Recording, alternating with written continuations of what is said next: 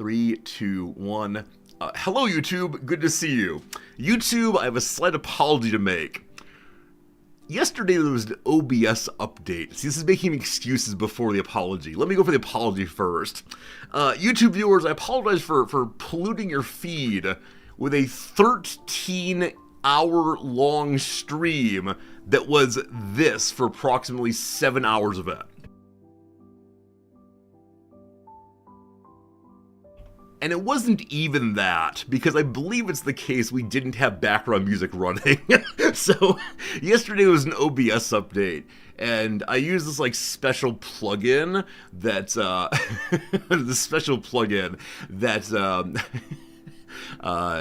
causes YouTube to go off at the exact same time that the stream goes off on Twitch.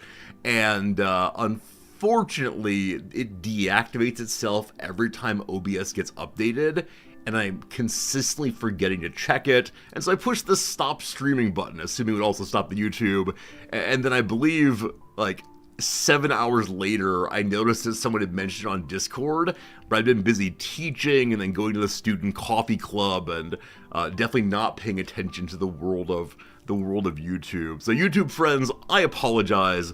Most especially because it actually means that the first few hours of the stream are lost to history, as I think YouTube videos can only be a certain length before they cut off, unfortunately. And now I could go ahead and upload the Twitch stream live. I could say, okay, here's what the stream was, and upload it instead of having it live on YouTube. But right now I want to be very, very careful that I keep my streams separated. So there are live streams on YouTube, and there are curated content videos. And so I only upload intentionally videos that I want to be seen in perpetuity, that I've worked on, and so on. So tomorrow, or yesterday's early stream, lost forever. Except it's on Twitch right now, so there you go, team. Yesterday, super secret stream. Nobody knows it exists anymore, etc., etc. Alright, what do I got? Here's the thing. As you might know, I have an appointment for barbering on Saturday afternoon.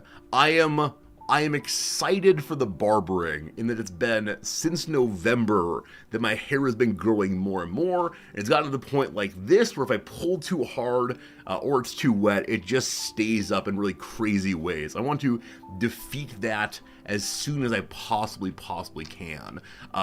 But, as part of our visiting the barber, I've requested something other than I normally request.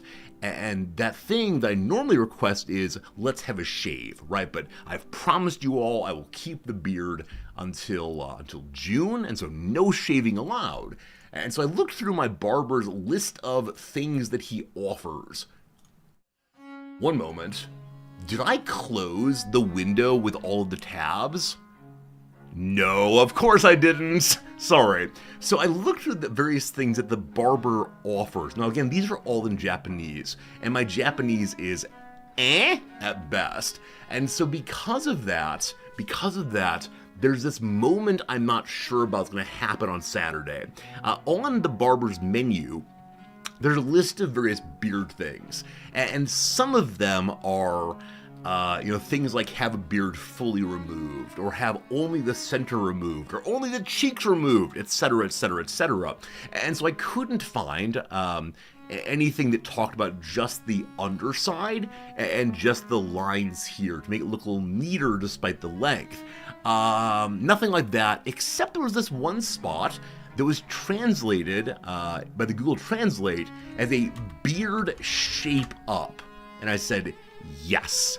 This is what I need. I need a beard shape up.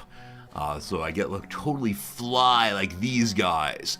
And so I requested this, and it was, 550 yen, which is almost nothing, but sure, what's it take? A couple quick cuts, without too much work, to make me look reasonable, and then I can do the actual work of making it look just how I want to once that's done. But Noms came home, and I said, hey, sweetie, is this translation good? Is it the case that this says beard shape up? And she said, yeah, it does have the connotation of making your beard's form correct. Except I might translate it instead as beard makeup. This is apparently a thing that's done in some parts of Japan. Now, I'm not seeing as well as I want to, but yeah, no. It is taking mascara or the like and filling in parts that haven't grown in fully. Shen friends, thank you for the generous raid. How's it going, Shen? Welcome back to another exciting day of talking about this and that and then playing Civ 7. Shen friends, how on earth is the Civ 7 going? Are you having a good time? Are you looting ruins and relics from here and there? Is the museum building up? Hello, cats. Hello to you, Kaylee. Kale YX Red and Black. The Red and Black part's easier to say. Welcome, welcome, welcome. So yeah, it's possible that instead of getting a shaping up with a razor, that I will be having beard mascara applied to the thinner spots of my beard. Secret, I actually have a semi-bald spot underneath my chin. And so I worry his brother's gonna go for that thing. So what I need to do between now and Saturday is find a way to have this conversation. Yeah, it's exactly this product here. I need to find a way to tell the barber, no, I do not want you to apply mascara to my beard. Yes, I want you to cut some lines instead. I need to find a way to tell him, like, I'm willing to pay more money if need be, but, yeah. I didn't know that was a thing. Can I print a picture and bring it in and say, this? I mean, yes, except this barber and I have a relationship, right? This barber and I have been spending time together for 2.5 years. And so if I just give him the old pointing and core, I think he'll be disappointed in me. And partially because, I did order this service. It's just not clear what this service actually is. It's based on an ambiguity in Japanese that I cannot figure out, and my wife's not sure about either. I've considered bringing it in to one of my native-speaking Japanese colleagues, but I recognize that this is perhaps a service that only those with beards would know about, and I actually don't know anyone here who has a beard. Is that true? Yeah, I don't know anyone here who is native Japanese and has a beard. So, who knows? 2.5 years already. In fact, it's been 3 years. Coming up on 3 years here in Japan. And with that said, my friends, I'd like to offer an advancement in one of the important stories going on in the background right now. You'll recall that in May, my visa expires. Out you go. You're not welcome here anymore. How dare you use the Emperor's health insurance? And so I've been applying for a new visa and sending in all of my paperwork and saying, gosh, I'd like to stay in Japan because this is where I live and I'd like to live with my wife, please. And yesterday we got the notification that yes, indeed, it's been approved. Woo! Assuming I fill out some more paperwork correctly, they're going to let me stay for more years, and that's a very, very, very substantial weight off my shoulders lifted. And the greatest part about it is I've heard that for some people, when they apply for a visa extension for the first time, they're given 1 year, and then you get to apply again. But it appears to be the case they have approved a 5-year extension for me. And so, yeah, if we want to stay here for the next 5 years, no more paperwork. All good, all good. Thank you for the encouragement. Thank you for the joy. This was a big source of stress that was happening in the background, but it's good. Slivers, thank you for the big resorty in chat. Very kind of you. Very good of you, and I appreciate it. As always, see myself dancing there is pretty cool. What more to say about this? Yeah, the one challenge now, the one weird thing now is you may have heard before that if you're a foreign resident here, you have to carry around your resident card always. At any point, a police officer might stop you and ask to show me your papers, this kind of thing. And like, I feel weird about it, but fine, whatever, I'm a guest. But in order to have my new visa approved, I have to send in my foreign resident card. I have to send it in with a bunch of paperwork, and they will then send me a new one. And so for the next few weeks, I will not have a foreign resident card. So instead, I'm supposed to print out this 5-page document and carry it around with me at all times because the police might stop me, and if I don't have my residence card, I'm in big trouble. So 5 pages of paper will be in my pocket, I guess. I don't know. Maybe I'll carry around a bag more often. When I go to work, I carry a bag regularly. But when I go to like the grocery store, usually my reusable bag is all pictured up, all packed up. So it'll be fine. We do these things. Reduce the font size, make it a single page. In Japan, we do not do malicious compliance. we don't say, LOL, I've technically followed the rule. Take that, bureaucracy. No, you do the expected thing in the expected way unless you want trouble. And do we want trouble in a country we're not a citizen of? No, we don't. So we'll definitely just carry 5 pages with us, and I doubt the police will stop me. Apparently, there's a lot of like foreigner profiling in big tourist areas, and then at the airport. Because apparently part of the training for junior police officers is that you must have this interaction with a foreigner to see their card and to speak with them in English about what they're doing here and like fill out paperwork and so on. But legally, you're only supposed to do this in cases where there's a suspicion about the person. But they need to have the training, and so often junior police officers will be taken to major train stations and airports and told, be on the lookout for people you might want to ask for the cards. And what's the best way to make sure they're the right kind of person? You grab a random non-Japanese person and say, this person seems suspicious, for no particular reason. But that's how it goes. It's not to be illegal in a lot of countries. So, formally speaking, racial profiling is illegal here. However, it's always very easy to tell a story about this person was looking strange, etc. How are they supposed to tell who's a foreigner at a glance?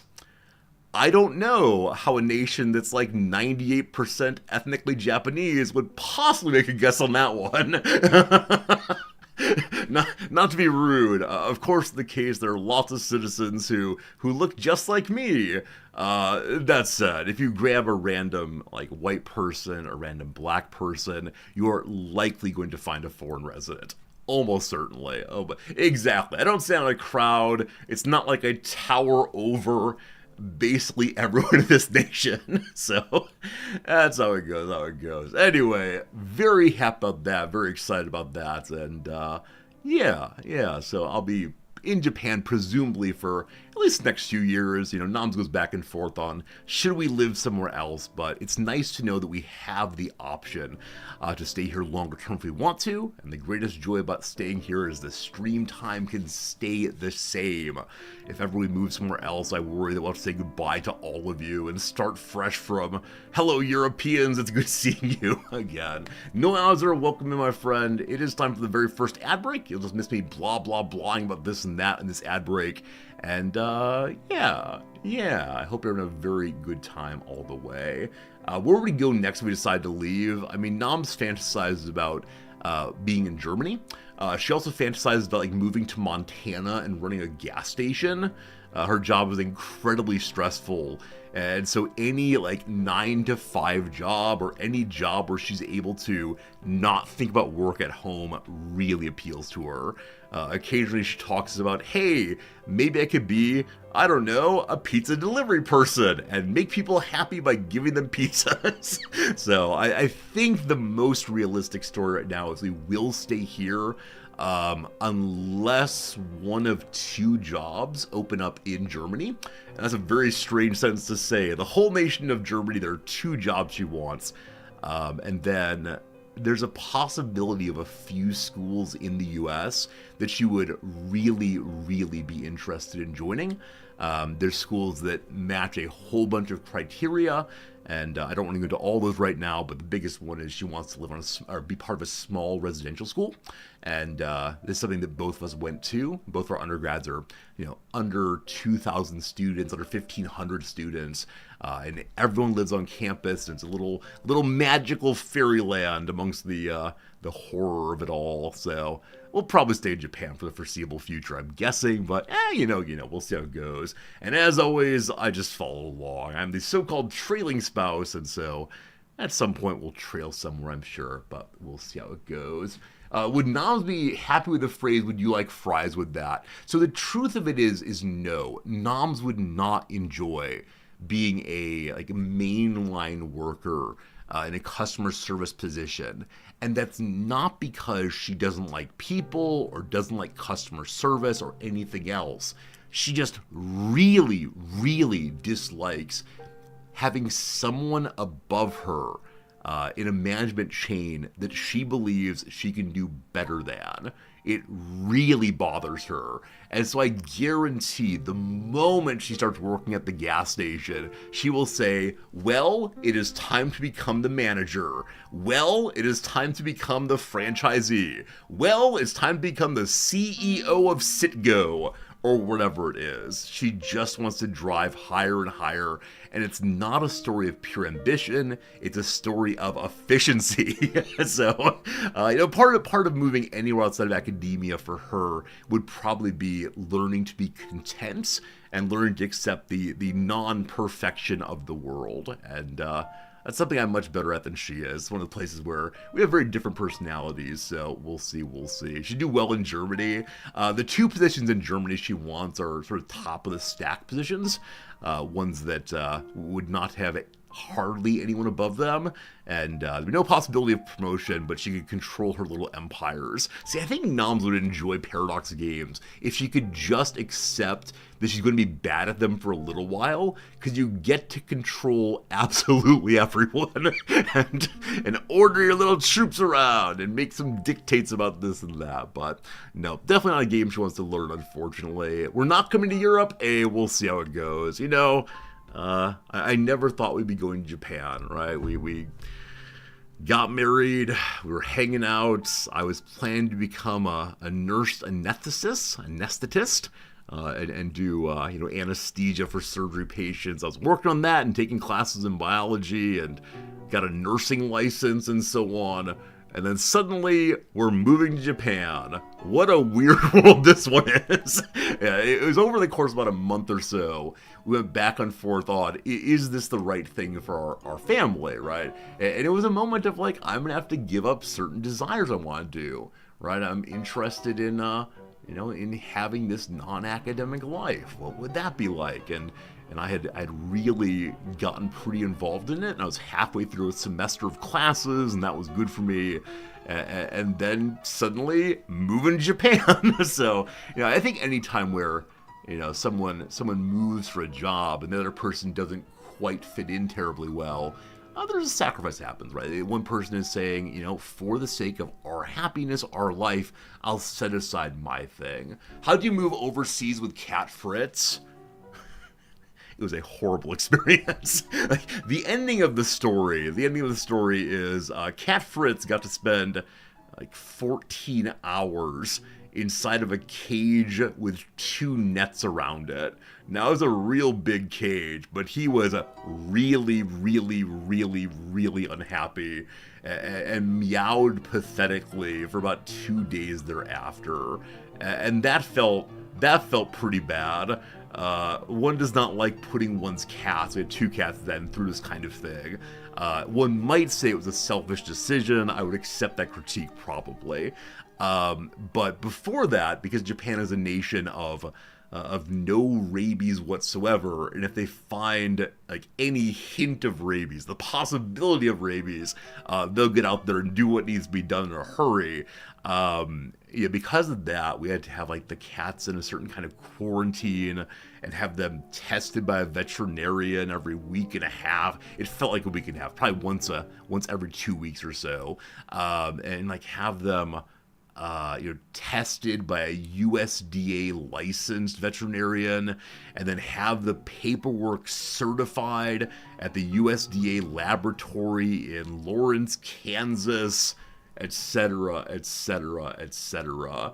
And it is a very, very, very strange process. A very strange process.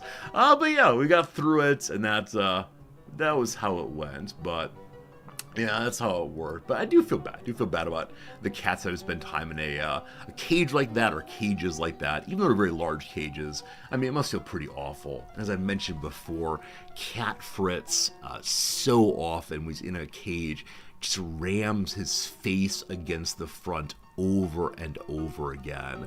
And I'm not sure if he thinks he'll eventually break it down, but we would put some padding on it initially. But unfortunately, you're not allowed to make any modifications to the cage to fly overseas, and so they remove the padding. Now, in prior times in the cage, he has split his nose, it's bled. This time it didn't. I'm not sure if he didn't do it as hard or gave up after a while, or if he has calluses on his nose now. But yeah, that's the story of the cats coming to Japan, and Noms and I have kind of promised him, in no way, of course, he can't understand, but kind of promised him that we will not leave Japan until he is no longer with us, because I think it was a kind of awful thing to do. Fahrenheit, hello, son. Welcome in New Hampshire's checking in for the first time in a month or 2. Well, welcome back. It's good to see you again. All you lovely followers, Joseph, etc., thank you for hanging out with us. We will be playing Civ 7 pretty soon, I promise, but we're in the middle of the opening blah, blah, blah. I don't have much else to share with you because it is the case that it's grading test time, and there's been a lot of grading of tests. I'm down to, 5 or 6 left to go, and I'll get them done today probably, because tomorrow I do have my dentist appointment after stream, and so I got to make sure that we get them done today, and they probably will. On the whole, as usual, the scores are kind of profoundly wide. Like, on the one hand, there are a bunch of students who have done exactly what they want to, right? The very, very good students who have studied hard and been thoughtful, etc. And there are a number of students who are going to need to shape up in the second half here, and it happens every year. I give them a lot of talks on day 1 about this class is fun, but please take notes. This class is fun, but stay along with the ideas we're working on. And I talk to them about note-taking, and for some of them, they say, oh, I just remember everything. Everything I hear goes right in here. And I ask them questions like, do you take notes in your science classes or mathematics classes when you're learning formulas? Nah, it's all in here, brother. And this is just not true. Hey, Kruger, I appreciate your enthusiasm, we'll call it. Let's please not be that way right now, though. I don't know how to purge a message. You seem fine. Just take 5 minutes if you would. Or 10 minutes, I guess. Well, my apologies. We'll see you in 10 minutes or so. That's not a great vibe for the old Resorty channel. Last question on the exam is, do you F with this class? Oh, friends. If you're on the Discord, you already know this, but yes, I had a student write on his feedback form, I really FW this class, and I did not know what that meant. I thought it meant forward, like you forward an email, and I had to go, I had to go look it up, and that was a strange moment. So, there we go, and, you know. So, thanks to the youth for enjoying my classes, but that's a weird thing to write. You can look up if you want to. Kids these days, if you know, you know. That's right, that's how it goes. They keep me young, they keep me joyful, they keep me having stories for you all. Don't have any stories today, frankly, though. Like I said, I went to Coffee Makers Club last night, hanging out with the coffee students who just want to give coffee away. So I want to give coffee away. I want to invite people into, just enjoy community, and it's such a cool place, because you can, on one table they're playing Magic the Gathering, and another table they're, hanging out and debating politics. Another table, students are sitting and doing their homework, and it's been nice. It's been nice to go there for, every week for, I guess, 2 months now or so, and when I walk in, it's like the Cheers bar. Everyone yells out, "Norm!" as I sidle over to my normal spot, and it's really sweet. Many of the students, some of whom I've had previously in my classes, will come and sit with me for 5 or 10 minutes, and we chat about this and that, and so many of them, I think, just want reassurance. They just want reassurance that things are going to work out, and, if they work hard, they'll do well in school, and they'll find a job someday, and all the standard, undergrad fears about the world, and, or not even undergrads, that period of life, right, the period between childhood and adulthood, it's kind of awkward, halfway grown-up period. They just want reassurance, and so I worry I'm becoming, like, a part of the campus's uncle, maybe, which is a role I feel a little weird about, but I'd prefer if they want to talk about class ideas, but yeah, I mean, if it's just a moment of, the same words I'd say to anybody, which is, it'll work out, believe in yourself, the line I often pull out, and this is mean, and I shouldn't say it this way, but it finally gets through, which is something like, hey, do you know people who have graduated from college? Do you know people who have found jobs? Do you know people who have done the thing you want to do? Oh yeah, absolutely. Do you work harder than any of them? Not all of them, any of them, right? Are you smarter than any of them? Are you nicer? Whatever positive descriptor they need. And they'll say, yeah, there's this one guy who didn't work very hard, but he got through, or he figured it out. And I say, okay, if that one person pulled that off, then ... And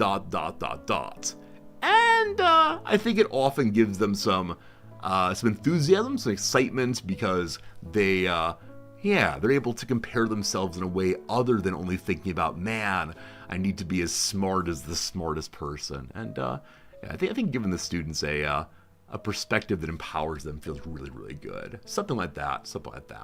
All right, let me grab a jacket. Let's play some little video games, and then get ourselves over to ye olde Civ 7. C's get degrees, am I right? Yeah. What do you call the lowest rated physician who makes it through med school? Doctor, like all the rest of them, right? This kind of thing, of course. That said, this is terrible. That said, I do have a colleague from grad school who was she earned her PhD if she promised that she would never, ever, ever, ever seek a teaching position, which is a very strange thing to get someone to agree to. And academia is fun sometimes. And indeed, she is not sought a teaching position. She works in an archive in which she talks with the papers and helps people use papers and old books and so on. And that's a good place for her school set, or her skill set rather. But yes. Yeah. But she got through. Hooray. Yeah, I've never heard that kind of thing before. A kind of bargain, I suppose. She was also like I don't know, not terribly nice person. I think the faculty were glad to be rid of her, frankly. But oh well, oh well. Think of all the questions. Think of all the story. Was she that bad of a teacher? Yes. So most grad students, because they're kind of young and close in age to the undergrads, are able to get fairly good reviews, even if they're sort of incompetent, right? Because all of us, when we first start doing something, aren't great at it. So your first time out teaching, it's usually awkward. It doesn't go great. But like I said, because there's a commonality of age, or it's very close, a lot of grad students get fairly good reviews on the strength of like, hey, I like hanging out with this person. Hey, I enjoy their company. They make jokes about things I know, that sort of thing, right? She, as I understand it, had some of the lowest rankings in the department because she didn't make any effort to help the students. She would just present her lectures. There were no moments of connection, no moments of explanation beyond she'd explain it once and then say, go study on your own. And she was talked to about this, and she refused to take instruction and said, this is the way I teach. And so she was not assigned any more teaching, and again, they made her promise never to teach. It was rough. It was a rough one for sure, so it's how it goes. Hello, Warlow! How's the footy going? I mean, Wrexham are still in third place in the league, now 4 points behind automatic promotion. They lost the match the other night in a way that was, just kind of frustrating. A fair number of shots on goals that were stopped in a really good way, but Wrexham continue to struggle with getting second balls. They're very, very good at long kicking or heading directly to the opposition defense, and they just won't play on the ground for whatever reason. So, Wrexham update with no tie. Yeah. So wrong way.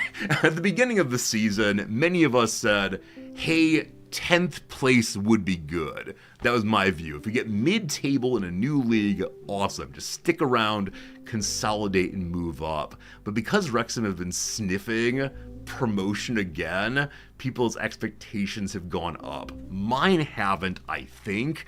But it is cool to imagine having 3 promotions in 3 consecutive seasons. Unfortunately, it seems that our manager is so locked in on one particular strategy. It's not clear if it's the only strategy he knows how to coach, or if he really believes it's the right one out of all the ones he knows. But it's a strategy that it seems the opposition have figured out how to play against, and it's just not being as effective as the season goes on. And so it is the case that over the past, month or so, as Wrexham had some kind of unfortunate losses, not good matches, people on the big Welsh forum are going on about time to sack the manager. Let's forget that he's gotten us 2 consecutive promotions and we're in 3rd place in a new league. Time to get rid of him because he is a dinosaur. Is it Phil Guy? The man's name is Phil Parkinson. They call him Phil Parkinsaur, like an old dinosaur. So, yeah, again, they want to sack him and bring in someone who has like new strategies. They'll do a better job. And I think when a person has done such a good job at anything, right? Anyone who's help people achieve their goals, or someone who is largely like Firaxis, right? Someone who, or a group that have done a good job of updating their games, you give them time to get it figured out. So that's how it goes. Am I taking questions right now about where do I fall in the hard problem of consciousness? Yeah, consider asking that one over on Discord. There's a Discord serious discussion channel or a book club channel. If you put any philosophical question in there, I promise I will respond to it. It's just too big of a topic for me to address right here. I'll say in short, I agree with Owen Flanagan's response to these, I believe. And I could say more on that in another context, but I think Owen Flanagan, who has done so much work on understanding human brain stuff, anatomy, function, etc., along with doing philosophy, is probably a good person to go with. Because he refuses the Numisterian position that we can never understand it, but he accepts that the immediate reductive solution, that is, it just is the case that consciousness is an output of physical and chemical processes, is also unhelpful in understanding ourselves. It was meant in jest. If you don't put "this is a joke" or "kappa" or "LOL," I think that literally anything put in chat is sincere. And so, I don't know. Like, what am I doing here? I'm not responding to people's comments in chat. I think that some streamers are good at knowing which chat to ignore. But yeah, if you come in and ask me a philosophical question, like, I'm a philosopher. I like talking that stuff. But again, it needs a longer, thoughtful conversation. But Owen Flanagan's the dude. And he has some really good writing on Buddhism also, and the application of Buddhism to American thought. But you like that I answer all the questions? I appreciate that. I can't really answer all the questions. Sometimes people do come in and ask things I just don't want to talk about. So when people come in and say, "Hey, Resorty, how long are you keeping the beard?" And it's been the 4th or 5th times talking about the beard today. I'm just kind of over it, but I do try to take up the questions I think add to the stream. And surely me ranting about about different ways of thinking about where consciousness comes from while wearing a Welsh tie is compelling content. Oh, goodness. Putharoo, you're having a heart ablation tomorrow. I know what those words mean separately. What is that as a procedure? I hope it goes very well. I hope that goes very, very well indeed. And yeah, best of luck to you, friend. Hope you're in good shape, etc. Grubzilla, ignore most of your comments and questions. You know. I think the longer you're here and the more things you put in chat, the more likely I'll miss some of them. Miss some indeed. Did I answer the hard question of consciousness? Yes, I got it all figured out, thank you.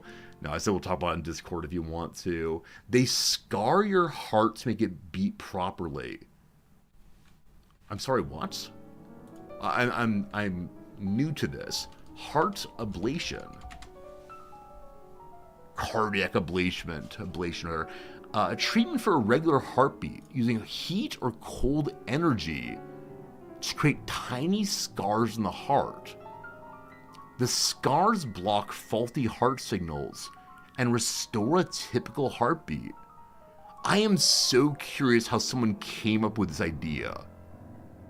Block things with scars. Now, I don't understand how the heart works. Something electricity, something pressure. But past that, I just don't know. But yeah, seriously, good luck. Seriously, I hope it goes well. Please, when you're feeling a little better, come by, let us know how you're feeling. And, you know, thoughts and prayers is the line. Which, I mean, I wish you well. And, yeah, seriously, you know, any surgery is a concern for sure. Depends how to have a regular heartbeat. Ablation's a first treatment. Huh. Well, interesting. Things to learn about. I'm reading on Mayo Clinic, not WebMD, but yeah. Interesting. Worked wonders for you. Cool Ace King. So when one has kind of a regular heartbeat, is it something that lowers quality of life? Is it something that one feels like something is wrong here? This is heart. Oh, this is heart, right? Yeah, how does that work exactly? They do surgery through catheters. Yeah, tell them, isn't that crazy? They don't have to open the chest to work on the heart anymore. They can instead like put a line through your groin often and go up through the groin and like follow the magic tunnels and then use tiny little tools inside to modify things. Yeah, I often say medicine's absolutely crazy when you think about it. As we find more and more technologies that make it safer and less invasive and all the rest. Having that kind of rhythm makes you sweat and almost faint. Okay, so like lower blood pressure probably. Brutal, absolutely brutal. But yeah, I mean, I'm one of these cases, right? I was born with a stomach problem that required me to have a surgery when I was like 2 weeks old. And what would happen if I didn't have that surgery? I would be dead. Right? This is a fact about the world and my life, I believe, and that is not great. And so I'm very, very grateful for modern medicine for a bunch of reasons. But man, when it's personalized that way, I'm glad that people are curious about the world. I'm glad that I had the opportunity to live at a time when it's possible to repair the issues I had and so on. Maybe make an LLM from heart surgery. I love the idea. I mean, I think the idea of like robot doctors, I really like for one particular reason, probably for many reasons, but one that comes to mind is there are areas of the world, I'm thinking here the rural Midwest, in which there just aren't enough surgeons, right? There are areas in the rural Midwest in which you got one doctor, and that one doctor knows how to do a lot of stuff, but it's possible that if you come in a rough enough shape, they cannot physically get you to a surgeon or a surgeon to you fast enough to resolve the problem. One of my friends had, don't worry, it's not a death story. One of my friends had some kind of lung issue, and he went to the local hospital where they had the one doctor, and the one doctor did his best for a while, and then actually set up a Zoom call with the local major university hospital. And on the Zoom call, it just showed the various signs and symptoms and said, "What do you think, boss?" And they were able to get feedback, which is really, really useful and really interesting. But no, I think the moment of having like an actual machine that could give it a shot, right? Even if we say the robot doctor is not as skillful as a human, which in the long run I think is not going to be true, it's nice to see an attempt at least. So, I don't know. I mean, the issue of rural healthcare is one of the things that just breaks my heart. And of course, you can't have a hospital or physician everywhere. But you know, when you hear about hospitals shutting down for lack of funding, and there are areas of the Midwest in which, I don't know, you got to drive for an hour plus to get to a hospital, and you know, if someone's seriously harmed, you call 911 and they say, "Okay, we'll be there in 45 minutes." Like, brutal, brutal, brutal sad. So, I don't know. Sometimes LLMs are better at detecting patterns than human. Yeah, I mean, there's a really interesting study. Let's see if I can find it. So, there was some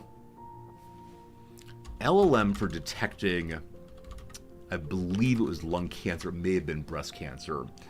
And so it's so cool, right? You have the not LLM, but whatever you want to call it, is able to see really, really, really small modifications in ordinary radiography that perhaps a human couldn't do. And that's really cool. However, they also get false positives or unfair positives. It's breast cancer? All right. There was a can I find the Reddit post? Obviously, everything I know is Reddit. Let's see if we can find the one. I don't want to say it wrong. No. All right. So apparently, there was some LLM that was getting near 100% correct diagnoses. And the way in which it was doing so was not that it had like developed superpowers of finding early stage cancer, but instead the X-rays were marked with what clinic they came from. And the clinic that treated people who were more likely to have breast cancer would come up as positive.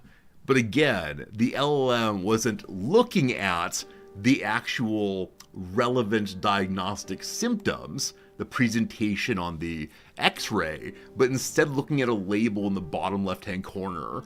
And so there's a risk of getting positives through like fuzzy data or corrupted data. And it was only after like looking through how the decisions were being made that they realized that. So, I mean, obviously with any of these new technologies, we gotta make sure they're doing things in the right direction. We gotta make sure the data is pure, or at least purer, etc. Therefore, a bias. Yeah, I mean, it's biasing the data. It's important, right? With standard line like garbage in, garbage out. And so, yeah, reminds me of Clever Hans. Yeah, this is a great point. Oh man, we're never getting to the game today. Civ 7 someday, right? Clever Hans, the counting horse that would, stomp on the ground to show that it could do mathematics.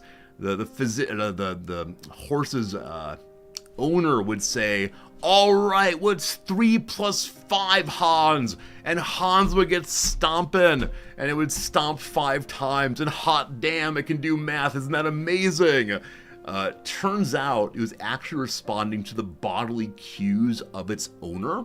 And so the owner would make like kind of a frowny face when the horse was stomping but not there yet, and then you go, ah, or something, when he hit the right number, and Hans would stop stomping. So apparently they did the test ultimately with someone else giving the math problems, or the owner being in a different room and calling them out. I don't recall which one, but such a fascinating look into animal intelligence, human intelligence, and the ways in which we send out signals without meaning to do so. So, super interesting, but no. Clever Hans was clever in a different way than expected. That's so cool. I expect that many of you already know these things, but there you go. Allegedly unaware of the operant conditioning. Well, I'm sure. I mean, I'm not sure, right? Obviously, there are lots of carnival tricks that are deceptive, and people know what they're doing, but you could easily imagine how someone would stumble into, oh my gosh, the horse can count, when it's actually, oh my gosh, the horse responds to me. I don't know.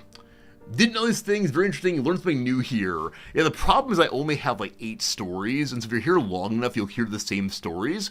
My hope is that people aren't here for long enough that they don't hear the same stories. Now, the people who are here every day all the way, boy howdy team, boy howdy, you hear the same stories over and over again.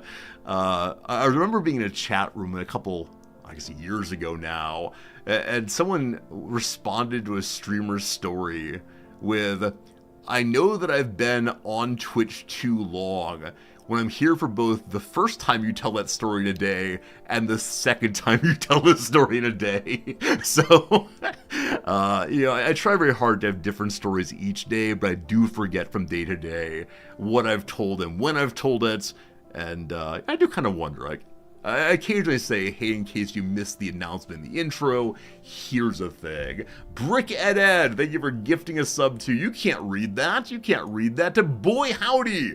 Boy Howdy, enjoy your emotes.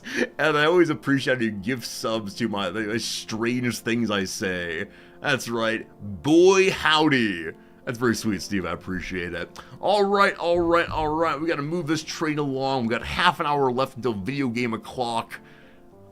I know pretty soon some of you are springing forward. And I know when that happens, you can't spend as much time with me. And so I'm thinking of possibly cutting the intro down even more so that that you all who are changing time zones can spend more time with me. I don't know how it works, so... Let's say like your dad, I'm sure you never heard this before, repeating a story for the 5th time. Oh, that's what I worry about. I mean, I know it's the case with a lot of older folks as they, I guess, get older, start telling the same stories over and over again. And one can say, I understand where it's coming from. I understand the person is just trying to make connection, and they're doing so by telling the stories that matter to them and that you might enjoy. But they do get forgetful about, have you heard again recently? I worry I'm getting old? Absolutely. It is the case that I do think, not a lot, but I think about, at some point, I'm not going to have a clear sense of, what kind of stories have been told even in a day. And I'm sure that some of you will be very kind and sweet to me and say, hey, it's just nice hanging out with Zordy or whatever. Old Zordy. Oh boy, old Zordy's coming. Of course, but we'll see how it goes. Alright, Klaus is a joke. I've decided to get some work done around the house, so I hired a handyman. Gave him a to-do list of things to do while I worked. I came back and only items 1, 3, 5, and 7 were done. Apparently, he only does odd jobs. Eh? Eh? One needs to know an idiom there that a handyman is a person who does odd jobs. Odd jobs meaning, jobs that aren't all regular, like a plumber only does plumbing, the electrician does electrician work. Odd jobs, that odd, of course, refers to mathematics. And that's the part where I explain the joke until it's not funny, but I always feel like I should explain jokes like that for non-native speakers. Because I can imagine someone saying, what on earth does that mean? This is not funny. It's confusing, but there you go. Joke explained to death, all good, all good, all good. Friends, let's go and play a quick round of what video game is this? 2 days in a row, I've gotten it absolutely correct on the first guess. On the very first guess. Can we make it 3 consecutive days?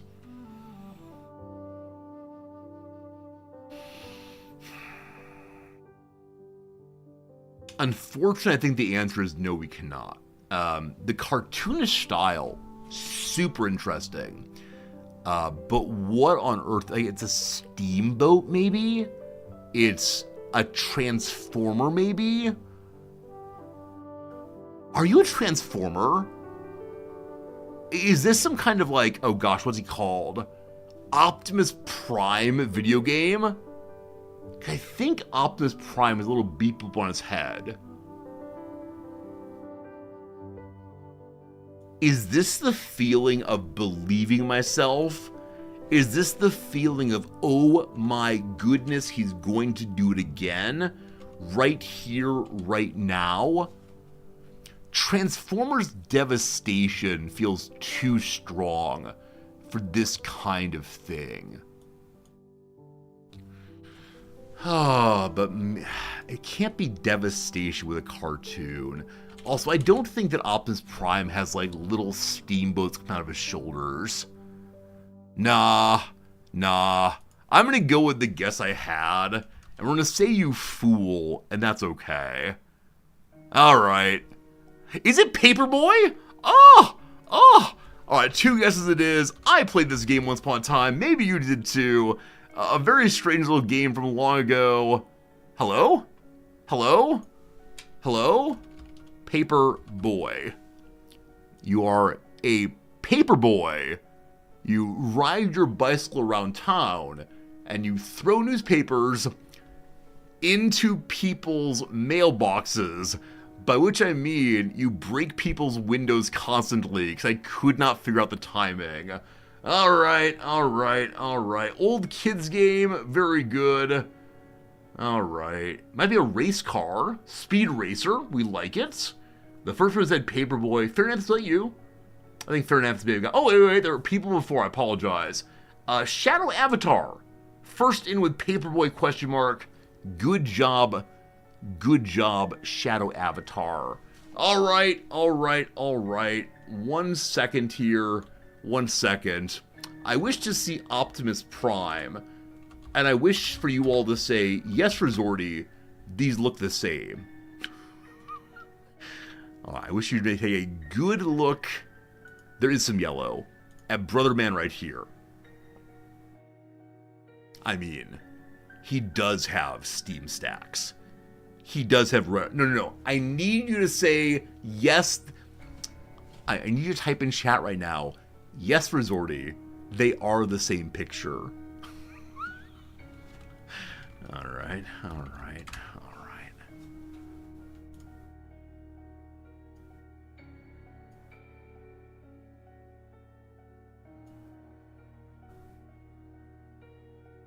I mean, that's pretty good. If you could only see this little corner part, if you'd only see what I could see. Maybe not today. Maybe. Clever Resorty. I like it. I stomped my foot incorrectly this time. Oh well. What did that remind me of? Something came to mind about that. Who knows? That's right. At a certain point of view, I'll take that 100%. Alright. Fine. Let's play. What should we play? I feel like playing one of those movie games, so I feel bad about myself. And when that's done, we'll play Redactyl so we feel good about ourselves. What's it called? Like Filmed or Framed? The daily movie guessing game. My friends, what movie is this? It's something involving like a charm bracelet. It is something involving young people doing things. Is this that one movie I've never seen in which like, hey, it's fun, we're having a great summer, oh, got a bee sting? I've never seen it, but is this My Girl? Is that what it's called? Not called My Girl. Is it called Macaulay Culkin's Weird Summer Adventure? Or Leonardo DiCaprio? Oh boy. What's it called? I thought it was called My Girl. Anyway, what are some other movies involving children that are not Disney films? I don't know. It's not The Breakfast Club. This is my favorite game to play because I recognize very early I will never get the right answer. I gotta put something in though. I'm going Breakfast Club. That involves young people doing young people stuff. The Breakfast Club. Occasionally I expect some kind of picture to come up and then we get this instead. Let me embiggen for our collective enjoyment. Okay. It is a movie involving attorneys. I think I'm seeing governmental insignias there. I know there's some movies about, like, the feds standing up for truth and justice against racist mobs in the South. I think one of them called, like, Mississippi Burning. I don't know if that's right here. It's not like an FBI movie a la Silence of the Lambs. Are you Mississippi Burning? Another movie I've never seen. Welp, no. Okay. I don't know who either of these people are. This might be our friend Denzel. I don't think it is Denzel Washington. I was thinking like a serious come to Jesus conversation after Denzel Washington drunkenly flew an airplane, and then lied about it. And the airplane may have had some trouble. What that movie's called, I have no idea. Who are you? This face feels vaguely familiar, but very blurry, obviously. Man, I wish I just knew who actors and actresses are. There was a serious conversation, though. You screwed up in some way, and you are the voice of reason. Over here, someone's cooking breakfast. Someone's cooking breakfast and listening in on this important conversation. Is it like flight some number here? Flight. It's called Flight. Nope. Okay, we suddenly wonder, is this actually an FBI movie? Now, that's not Hannibal Lecter. We know that. Now, unfortunately, Hannibal Lecter is the only character I know who's ever been in a prison cell. It's not the guy in The Rock either. Incidentally, best fan theory in all of movie history is that Sean Connery in The Rock is James Bond working under a pseudonym. I think that's glorious. And I think it's never been denied by the producers. I don't know who this are you... I don't know. It's... Okay, there's another movie with a person inside of a cage. It's Con Air. I don't believe it's Con Air. This is someone, though, trying to get a deal. I'll tell you what you need, copper, but you gotta let me go free. Copper, I know what you need to know. What you gonna do for me? Do I get to be queen for a day?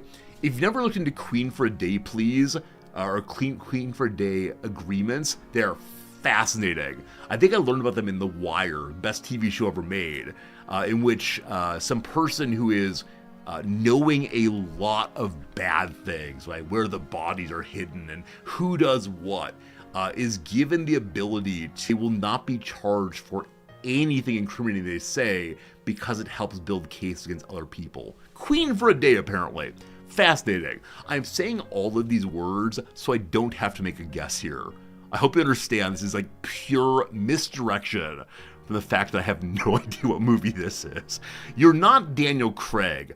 Maybe we can identify this character with the via negativa, the way of negation. So, you are not Tom Cruise.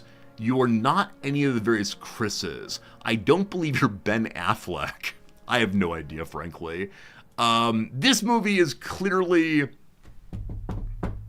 Prison Break. Is that not a movie? Well, okay. It's called Prisoners. Well, no, it's not. Very serious court time. Are you Law and Order on the big screen? I get one more guess, then you have to tell me what it is, team. I'm guessing by now you've all come to agreements. I don't recognize any of these actors or actresses, though I believe the fellow here is a character actor who shows up in many films. Okay. I hesitate. I would like to admit now, how do I say this in a way that's useful? I'm ready to be canceled. You know what I'm thinking, all right, which is right now, which is I have a very hard time. I'll just say it. Is this Jamie Foxx? I think this may be Jamie Foxx. Now again, I'm ready to be canceled. I'm ready to be told, resort to you terrible. I don't know. Chat's moving too fast, which means no, he's not. And I'm getting everyone leaving the channel immediately. I'm sorry. I shouldn't have said anything. I'm having a hard time. All right, this is clearly Law and Order on the big screen.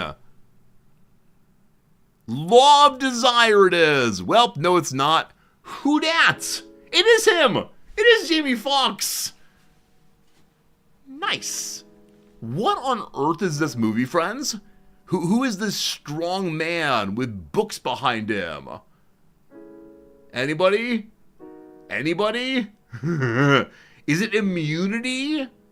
Is it Law-Abiding Citizen?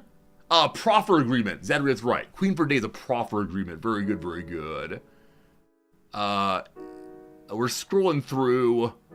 LAC, Law-Abiding Citizen, is what this one is. It's Gerard Butler. I don't know who that is. Hello? Did I get it? Big winner's me? You got it! I got it! I used the resources at my disposal to discover that, yes, indeed, this is Law-Abiding Citizen. See, Jim, you're absolutely right. When I typed in, like, Gerard Butler, I was thinking the only Gerard I know is Gerard Depardieu. I'm pretty sure it's not him. Hey, good job, team. What's this movie about? And why are the police arresting this law-abiding citizen? What's going on here? Oh, boy. So why is this man shirtless in all of these pictures? Like, I understand that Brother Man's been working out very hard to show off what he's got going. But let him put a shirt on. Let him, hide that nudity. I don't know. American vigilante action thriller film. Hey, it's Philadelphia. Everything good comes from Pennsylvania. Also, it is Jamie Foxx. I'm so proud of myself. Whew. All right. The story of a man driven to seek justice while targeting not only his family's killer, but also those who have supported a corrupt criminal justice system, intending to assassinate anyone supporting the system. Ah, I see now. The title is ironic. Or he's following the law of God, not the law of man. Goodness, goodness, goodness. Clarence Darby. That's a terrible name. Anyway. All right, we'll learn things. The first frame threw you off. I mean, I think it's often the case that the first frame is, are you an absolute stan for the movie. Can you memorize every single thing that ever happened in it? A lot going on there for sure. The opening scene in the movie, that's really, really impressive. Really impressive there.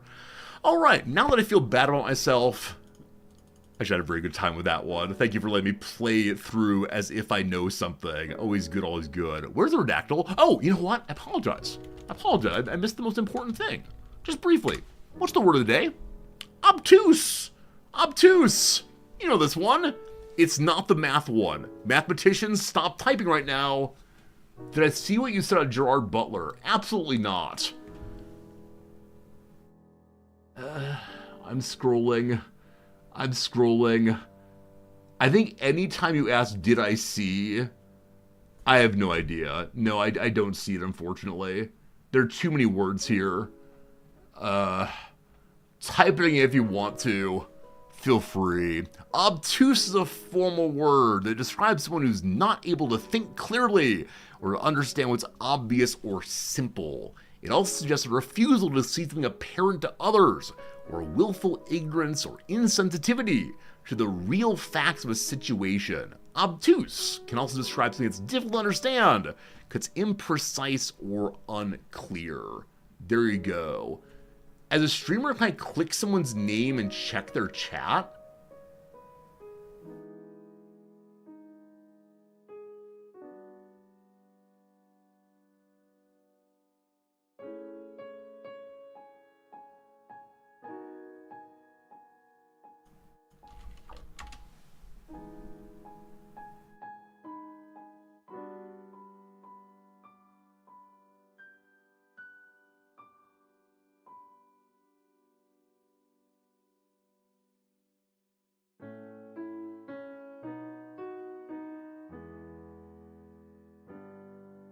Did you all know about this already? How did I not? I have been, oh my goodness. I had no idea this was a thing. Now, can only streamers do this and mods do this, or can the average viewer look back also? Welcome to Twitch, thank you. It is my 3rd day on Twitch. Lots to learn on the website. Maybe soon I'll understand this whole following thing. Mods can do it also. You found out from Shen yesterday. Okay. Oh, so I think I've seen some people, some chatters say like, please unban me. I don't want to be banned anymore. Please unban me. And the streamer will say, let's see how you've been in the past. Abernathy, let's see here. I don't know, you've said some pretty rude things. I don't know, you're constantly trolling. I thought they had some like special mod or plugin for this. Some streamers audit chatters live on stream. If I were to become a React streamer, which I'm surely not, I promise, I would do a lot. This is great. This is absolutely amazing.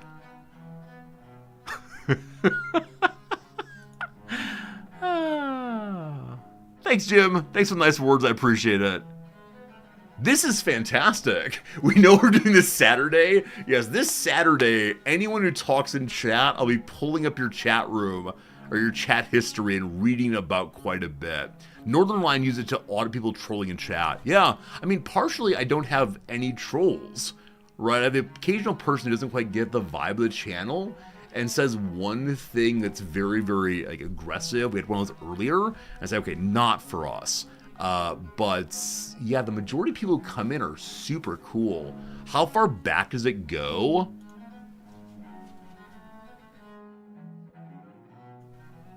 BBB, you've been on forever, so let's see. Let's see how far it goes. We're in 2024. We're in 2023. Where is this saved and why is it saved? 2022. 21. 20. This is when I played Football Manager for the first time. There's no way it's back to 2015. So how long have you been following? 2017. Does it seriously go back all the way? Can I just scroll up, possibly? 2018. Oh my goodness. It may go back forever. Can I copy and paste all of this? Oh god, okay. I don't want things in the background. I was intending to copy and paste. Let's see. Can I do this? One second. We got this. We got this. I'm sorry. This is not today's plan. But here we go. Alright. That's enough for right now. Okay. Now, we go to this website. There it is. Don't need a new tab. I am going to give you some messages, and I would like you to tell me what kind of Twitch chatter this person is. Are you ready? Okay. Here we go.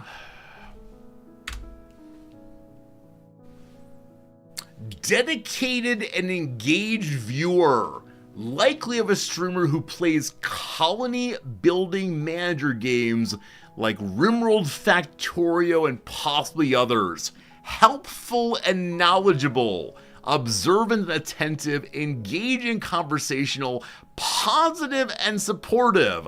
While they sometimes point out mistakes or offer criticism, their overall tone is positive and encouraging, consistent and long-term, technically savvy, inside jokes, like referencing waggly animals, occasionally humor and wits, and meta-aware, a valuable and active member of the community, providing helpful insights, engaging in conversation, and generally contributing to a positive, enjoyable viewing experience. Bad Beat Bill, you don't get banned today. This is the new best thing on the internet. Absolutely fantastic. Oh, I can see Klaus's messages from 10 minutes ago about Gerard Butler. That's where we started here. I apologize, Klaus. So now I could say, Gerard Butler is a phantom in the movie musical version of Phantom of the Opera. I've not seen that one, but good to know. Thank you for the commonality there. Not only can he act and have ripped abs, but he also can sing a Broadway show. In conclusion, he's a better man than I am in every possible respect. This is great. This is really great. I think it'd be fun to do a once-a-day chat audit with the help of our friend ChatGPT and see what kind of chatter you've been. That's fantastic. Anyway, did you know Lots Lab 2 means dull or blunt? Also geometry, it's not acute. Also obtuse related to apprehension of hard to comprehend. It's similar to abstruse, a great word there, and obscure. There you go, team. Word of the day, obtuse. Feel free to use it in a sentence you want to. There you go. I'm probably a better streamer than Gerard Butler. No, because when celebrities go live on Twitch and they post it on their little Instagram, suddenly people are like, oh my god, Gerard Butler, show me your abs. And then he does, and people say, oh my god, I just want to lick you. Never mind, it's not good, it's not good. Where's the redactyl? Bring me the redactyl, please. I just can't deal with this anymore. Oh, goodness. Oh, goodness. All right. Very good, very good. Friends, what's this? What's this Wikipedia page? What's going on here? What's happening here? Why is it all falling apart? I know, Cyber-Oracle, it got weird for a second. Friends, give us any word you want to, and we'll discover the true meaning of this Wikipedia page. There are most words blocked out. Together, though, we'll get it. You may guess once every 30 seconds, and boy, howdy, won't that be fun. Mongolia, no. A system, 19 systems, good job. Century, 2 of those. Civil, 2 of those. State, 18 of those. First, 20 of those. Science, 0 of those. Philosophy, none of those. Island, none of those. Use, no, there's no use. Together, 1 of those. Let me pause briefly and say, friends, because of that unfortunate brief detour down the chat well, we are going to be doing the ad break during the redactyl. You have my strongest apologies. Sorry. United. 16 United's language. We got 29 languages. Potato, 0 of those. Era, 1 of those. Solid, none of those. Technology, 10 of those. Physics, 0 of those. New, 25 of those. History, 2 of those. Species, none of those. System already done. Asia, 4 of those. History done also. Central, none of those. Potato, we did before. Math, 0 of those. Used, instead of use, already done. Not, 31 negations, good job. Body, 1 of those. Method, man, 2 of those. Indo, none of those. Device, 11 devices. Ooh, first paragraph word. It's coming together already. Elements, none of those. State, already done.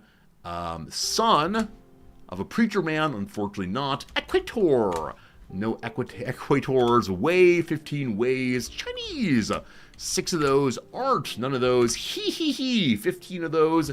Theory, 1 of those. Medical, 5 of those. Electronic, 6 of those, good job. Machine, 4 of those. The ad runs, we'll see who complains first, 2 of those. Technique, none of those. Network, 26 networks. Narrative, 0 of those. Mobile, 84 of those. 1, there's 44 ones. Sentry, I think we did Sentry, let's check and see. We did Sentry a while back. Message! Wow! From message, you got into messaging. What a generous moment for the old redactyl today. All right, instruments, none of those. Computer, 4 computers. Wi-Fi, none of those. Fiber, none of those. Wi-Fi, we did a moment ago. Sorry, burrito. No burritos, surprisingly. Taiwan, no Taiwans. Frequency, what's the frequency, Kenneth? 4 of those. First cellular, 3 of those, and then SMS. 120 SMSs, not quite right. Text, there you go, team. Text messaging, you did it. Well done. All right, let's go ahead and stop that slow mode so we may contribute to joy together. Text messaging. Text messaging, or texting, is the act of composing and sending electronic messages, typically consisting of alphabetic and numeric characters between 2 or more users of mobile devices, desktop laptops, or another type of compatible computer. Text messages may be sent over a cellular network or may also be sent via satellite or internet connection. This paragraph right here feels like it came straight out of the textbook I had in middle school, in which we learned about how computers work. Love it. Friends, it's time for us to text message together. Let's do hello, right parenthesis and channel. Text messages. We can do text messages too. Isn't that great? I think that's great. For some reason I don't actually know, here in Japan, we don't call it SMS. We call it SNS instead. And I have no idea why that is. Social networking service. social networking service we use instead of SMS. That's how it goes. That's how it goes, team. I thank you for text messages. Very, very kind. All right. Very good, very good. Time for one more of these. Time for absolute failure before your eyes. Let's go ahead and do number... What's a good number today? I'm feeling low. I got friends in low places. 62. 62 skidoo. 2 words. A lot of things. We got some numbers. Was. It's probably a person. Probably an author. It's probably a he, 2 letters. Something, something, the blank of the blank, which in blank was the etc., the etc. The name of the wind. Isn't that someone's book? All right. Do I have an author today? I do not. Do I have a painter today? I do not. Do I have a he today? All right, we got he, very good. The theory of the state. Do I have a writer generally? Only one writer. Art. None of those. Well, this is unfortunate. All right.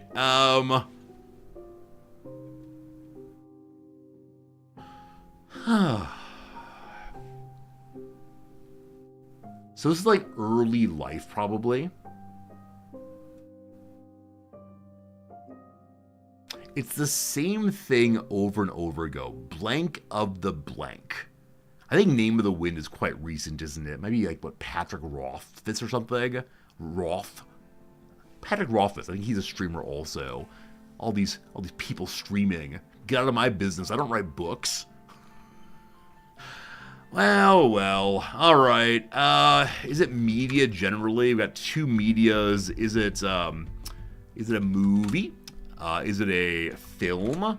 There are 8 films. All right. So, in the film blank. So I want to say the film It, but is it possible that it was not Stephen King? This is a very, very short name, like 2 letters, but longer names, like not I Am Pei or something. What else is italics? I mean, translations do. Music does. Okay. Maybe this is a composer. Maybe this is a... What do they call themselves over in, like, rock and roll land? Songwriter, I believe? Okay, we got 9 songs. Now, song is also a Korean name, I believe. Like, appeared as himself in the film. So it's someone who lives in the age of films. I know that Kurt Vonnegut appeared in many films himself. I know that Neil Postman did also. Those are too short for these, though.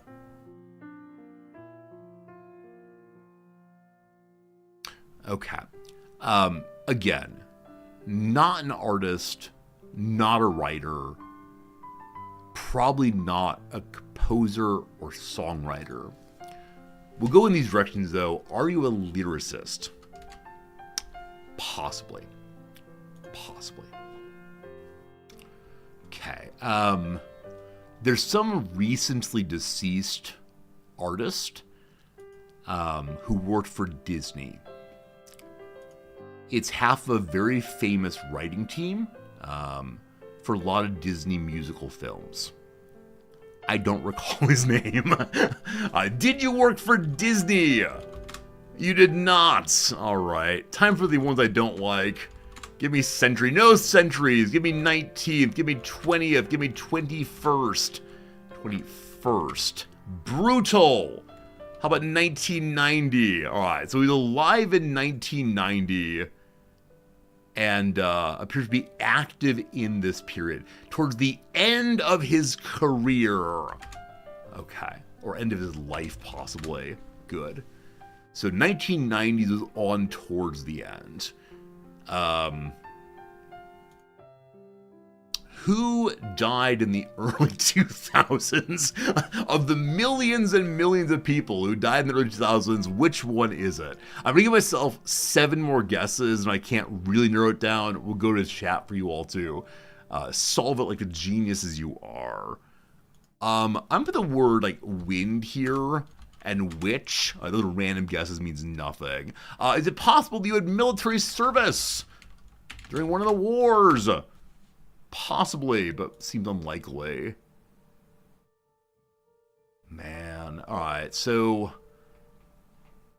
I must be missing something very important. I mean, are you an official?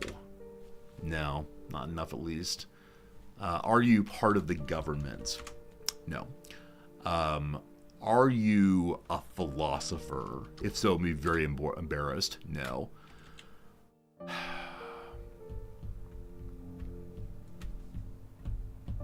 5 more guesses. Okay. Are you American? Yes. That does not help me at all. but what kind of American are you? So he may have been alive during like the McCarthy era. Are you a communist? You might have been brought up in the House Anti-American Committee. Maybe. Or it could be an anti-communist. Hard to say. But he's alive in that period and active in that period. Were you blacklisted?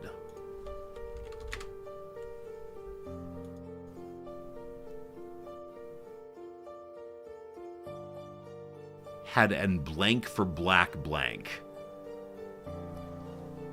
Is this gonna be black women or black people possibly?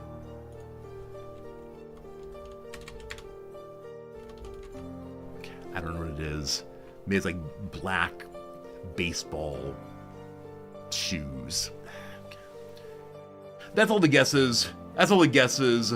Is it Eugene Debs? If only. Alright team, what do you think it is? What do you think it is? Gerard Depardieu. I did songwriter earlier. Athlete, maybe? Are you an athlete? Got 2 athletes, not so good. Is it a league? That's not league. Is it a league? No leagues. Sport? Oh, something involving sports is good. Are you a poet? No. Years. During the blank years of American something. What else we got? The Battle of the Bulge? I don't think so. A broadcaster. I like that idea very much. Unfortunately not. Is it Mongolia? Gosh, I don't think so. No, unfortunately not. Jazz. There is one jazz. There's one jazz. A rap person? No. Are you ska? No. Coffee. Seemed unlikely, but no.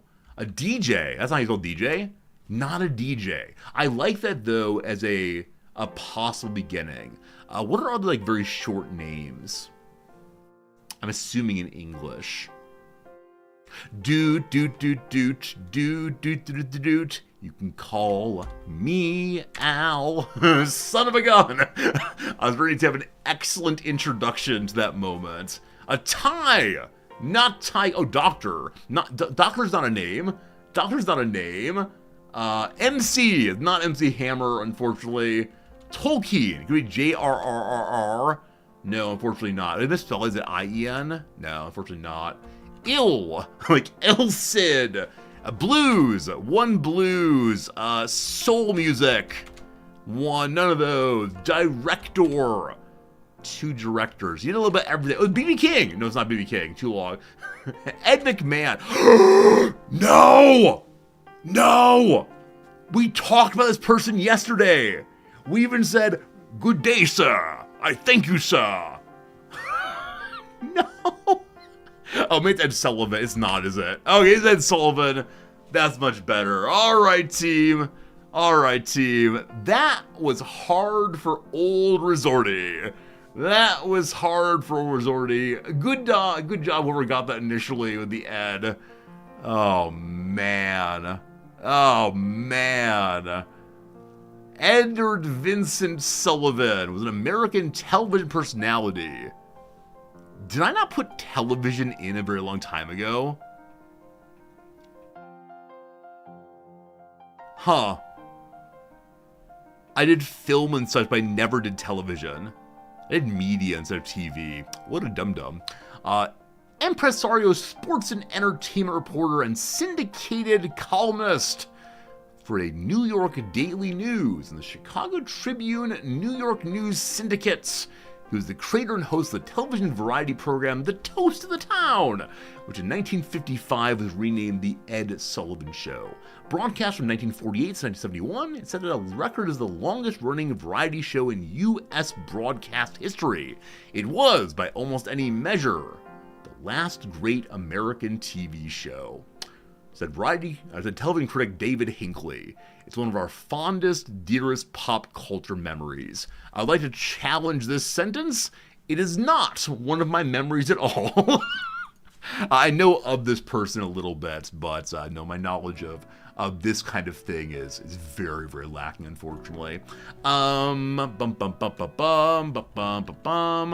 Okay, Black Talent. That's nice. Yeah, definitely a real big show. Isn't that his phrase? Real big shoe today for ya. Maybe not. Anyway, friends, a good job today. I'm proud of us. I'm proud of you. Hit a really big shoe. Something like that. Yeah, very good. All right, team. It is time for us to play a little game called Civilization VII. We had a very nice intro today. What score should we give today's intro? I mean, I think that I want to give today's intro a 9 out of 10. Maybe an 8 out of 10. It went a little long. That's one of the negatives. But the discovery of my ability to look at what chatters have said in the past is one of the best things that has ever happened on Twitch. There were some weird parts. You're not wrong. There were some weird parts today. But, man. Today was good. I will say, among the recent intros, today might be the tops. That was great. What a good day. What a good day. No intro allowed. No talking on my stream. Let me change directories now. That was great. You feel bad for Badbeat Billy got ChatGPT'd? Bill, did you actually respond to that? Like, do you mind that I chose yours to put into ChatGPT? It did say you were a very, very good chatter, and that's nice. There it is, Civ 7. What's today's title? First in Flight, France. Our intention for the remainder of the game is to build up our airplanes enough that people are afraid of attacking us. Because we keep being attacked by the Mexicans. Feels strange to say that. Oh, man. I sound like a father. All right, here we go. The title is Drops. I like it. Darby Cat, thank you for your generous 5 out of 10 score. Do I need emotes like that? That involve, what score we get? I guess we have the A+ yes, F- no, and C meh. But, I don't know. Before I get a military victory, I don't intend to, because one has to do projects to do the military victory, and I'm just not going to do the projects. France invaded Mexico IRL. Oh shit, I knew about that, because Santa Anna had his leg blown off in a battle with the French. Why I know so much about Santa Anna's leg? I once wrote a very, very long article about the essay about the disposition of Santa Anna's leg and the relationship between it and tradition. And, man, I cannot find an ending for the article. I've tried so many different endings, and none of them work. And so one of these days, this thing's gonna get published, and I'll be seen as the world's foremost expert on Santa Anna's legs. Strange story. I feel I'm from Texas, exactly right. Yeah, the Texas family story is how we get to Santa Anna, and the story of his legs.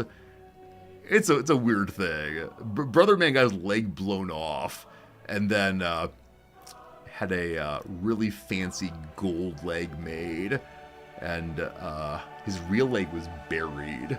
His leg was buried in some, like, monument in Mexico City. And at one point he has his legs stolen by a brigade of Illinois soldiers. And it still is in the Illinois Museum. And they won't let me see it. Oh, I've tried so hard. When I lived in the Midwest, I've tried so hard to let me see it and get near to it. I even talked to one of my friends who's like a deputy assistant assistant attorney general in the state of Illinois, and she was unable to let me go see the leg despite pulling all of her strings. Mexico wants the leg back, but Illinois will not give it up, saying we shed good blood to have this. Also, the ending of the Santa Anna leg story is Santa Anna became a fairly repressive president, and the citizens of Mexico launched a revolution against him, in which they went and dug up his leg and threw it into a garbage heap.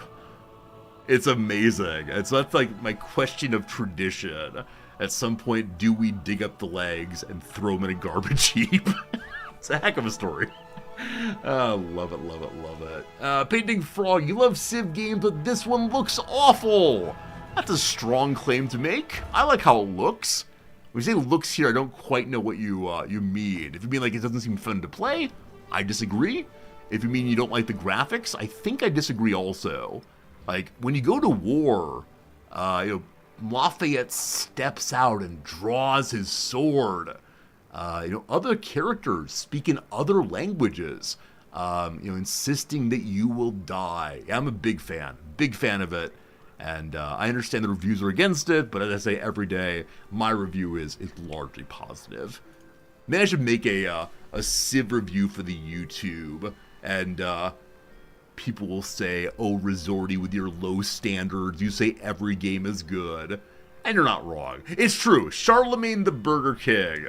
Got a little tum-tum there. So is it known that Charlemagne had a little tum-tum?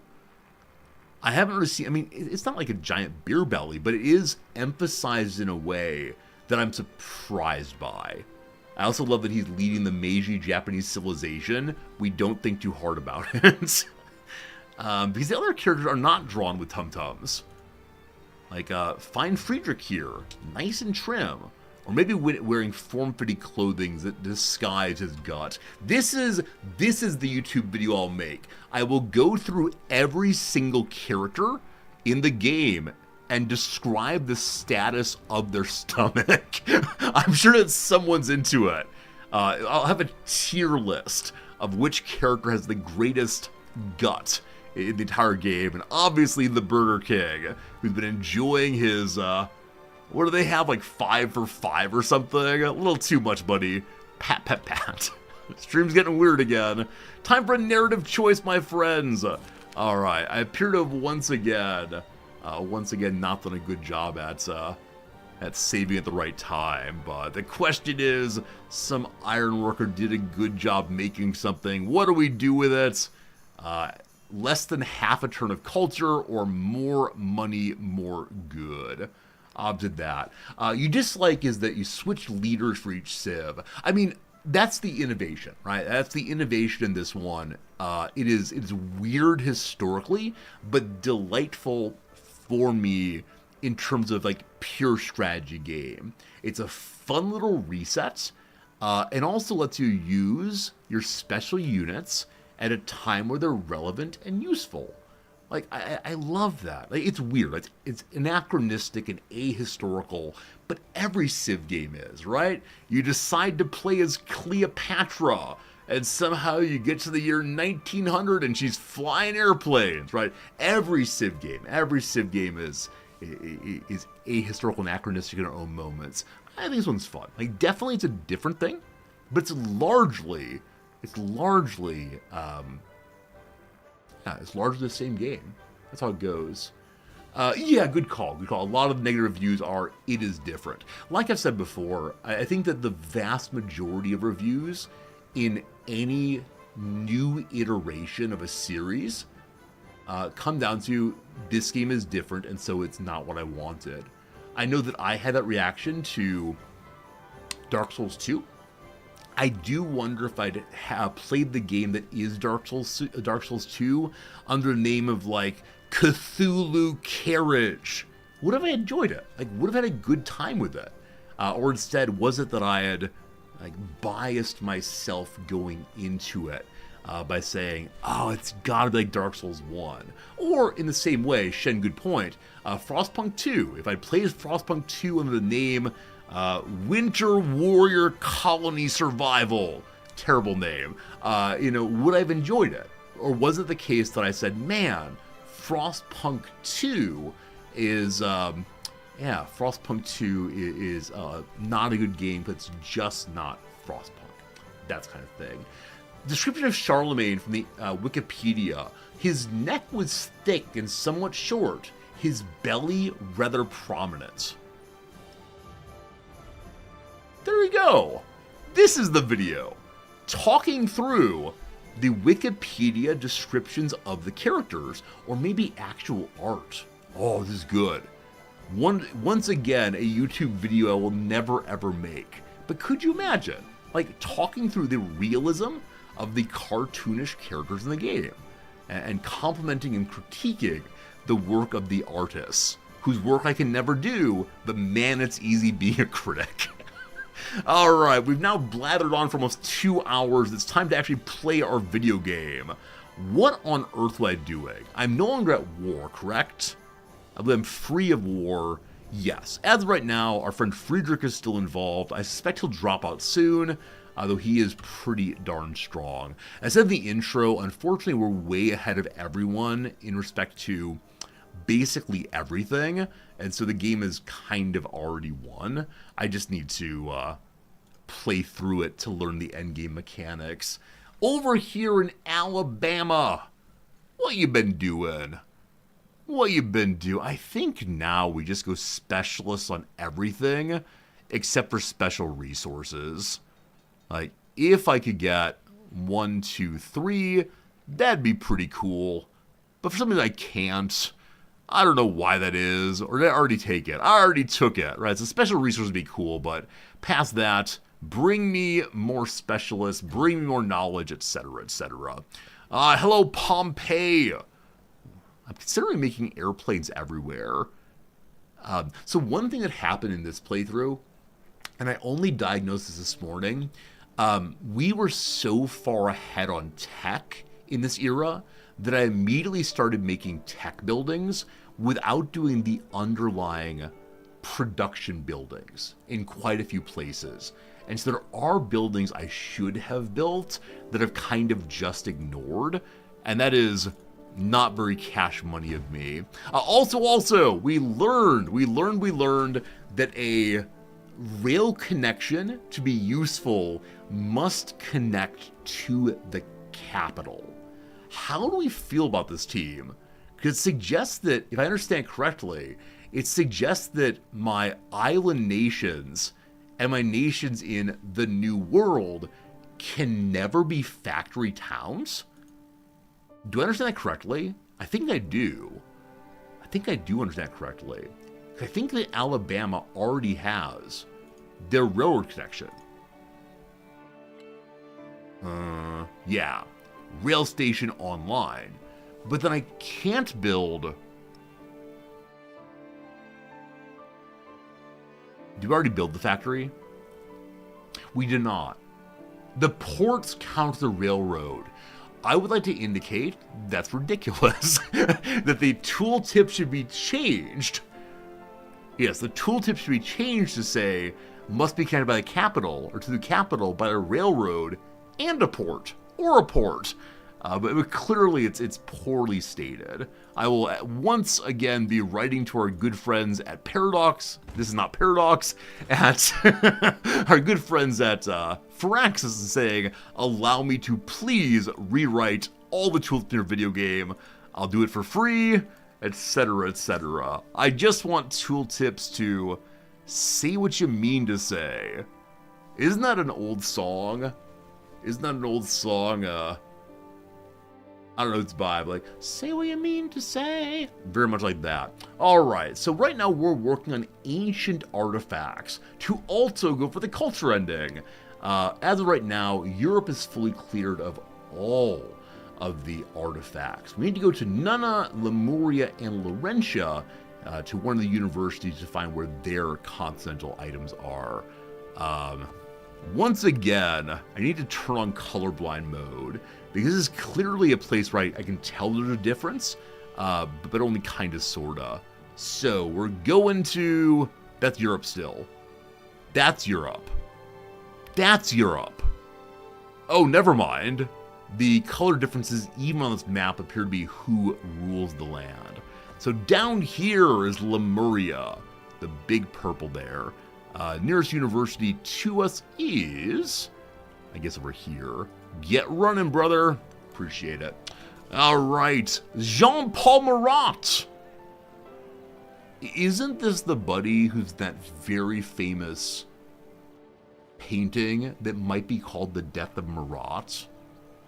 I once argued with a student about the death of Marat, and he said that it's very easy for a computer program to look through the painting and know what it really, know what it's about. It's a fellow who's dead in a bathtub.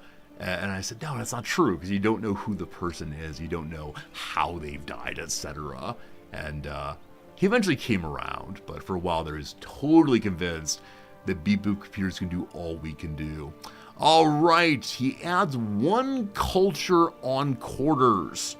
You might say again, Resorti, why are you not spawning these people at the capital? The answer is because someone screwed up his building, and that can't be fixed. So all of our Jacobins go on a little run around the world to make sure that they have seen the future. They've seen other places before they help us with our quote-unquote reforms. The Irrawaddy River has flooded. Wadi? What, wadi? Something like that. Once again, not a place I know of. I think I don't feel exactly bad about not knowing all the rivers of the world. There are just too many of them. But that it's included in the game makes me think that it must be a major-ish river. I don't know. Yeah, we're about to turn behind our last save. I would be so happy if when you save in the game, it saves to the point at which you saved. Like, I know autosaves happen at the start or end of the turn. But if I save right now, it will not reload right now. And that's very confusing for me. A good time to rebuild. So Fatfish, if you mean repair my missed building at Rome, this is not possible.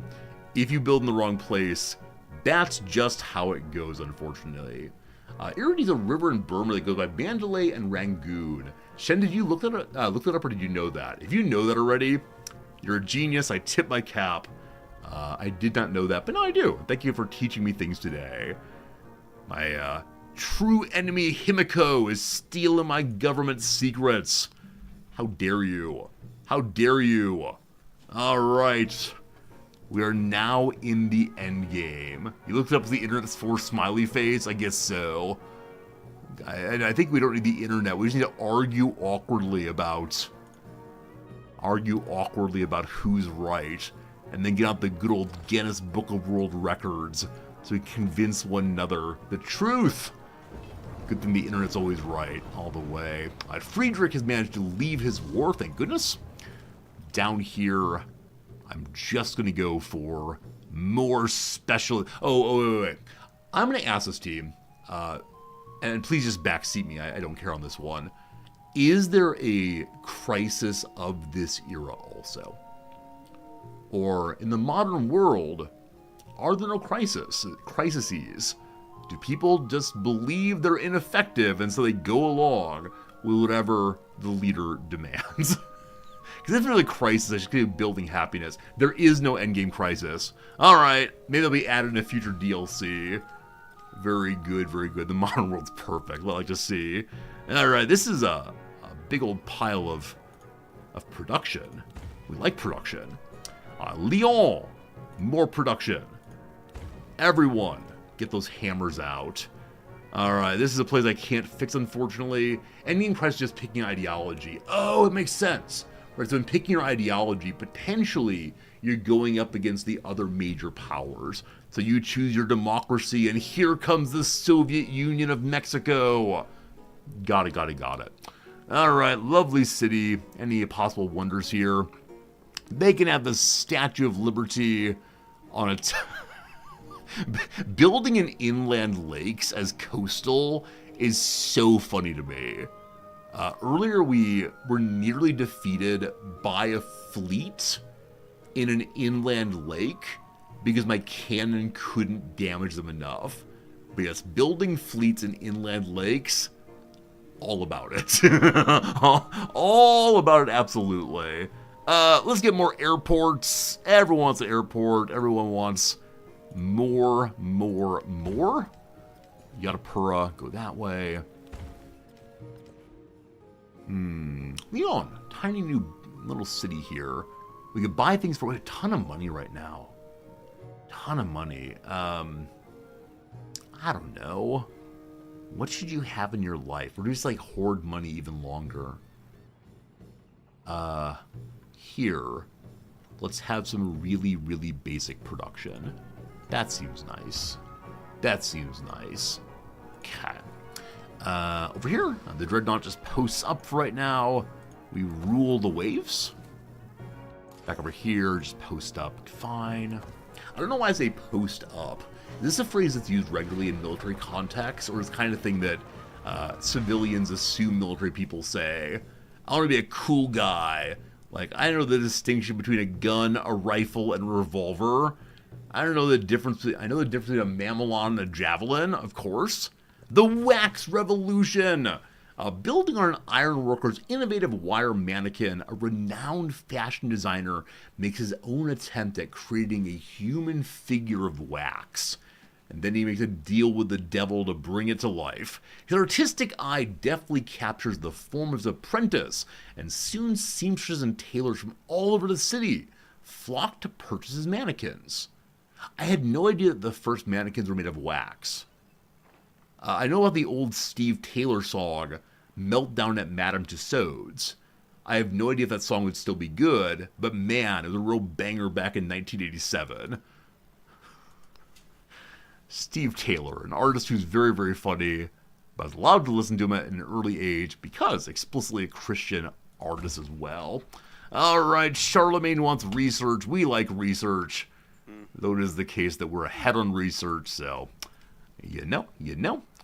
This city right here. This city may be able to take a salon. I may have built in the correct place. Where did I build the other half of the avenue? Boom, there. Yeah, I need to get better at zooming on in and saying, that's the Jardin à la Française. As of right now, the buildings, while distinct, are not distinct in a way that's obvious to me. Now, that might just be a matter of I need to learn as time goes by and zoom in each time. Also, it feels very strange to have a beautiful temple here, and across the street, we're digging things up. I've gotten tired of resources I mentioned earlier. I'm just not doing much with them right now, except to make sure we have culture in any of the cities we can. We need a railroad in Rome. I've listed that a number of times. Unfortunately, Rome is currently pushing out the transatlantic flight. Now, what the Atlantic is a very interesting question. I have no idea what it even means. Alright, Bayou City, what do you want? Here, have some happiness. Ain't that sweet? Anyone call this city gets pearls. Some of these people don't know what they're getting, though. It's throwing pearls before swine. Good. Hello, little town of Marseille. Oh, little town of Marseille, you've barely begun. Let's get your stone cutter. That'd be nice. All right. I mean, I haven't seen the oceans be named, so maybe it is the case that, oh no! maybe it is the case that they are named Atlantic and Pacific, despite the fact that they are in a fantasy world where Europe's in a weird place and so on. What other Civ games have I played? One, quite a bit. 3, a fair amount. 4, I don't think I played. 5, I've streamed for, I think, a couple hundred hours. Did not play 6. Here we are. I think 6 came out at a time when I was not doing terribly well with myself, so no video gaming for me. Alright. There are so many more Civics. And Stream 4, I did not stream 4. The only Civ I've ever streamed was 5. How do I compare 5 to 7? 5 is your most played. What I've said a few times is, like, Civ has a really clear thread. You play the Civ game, you know how Civ works. In terms of military movement, in terms of building things, in terms of getting adjacencies. Like, this is Civ!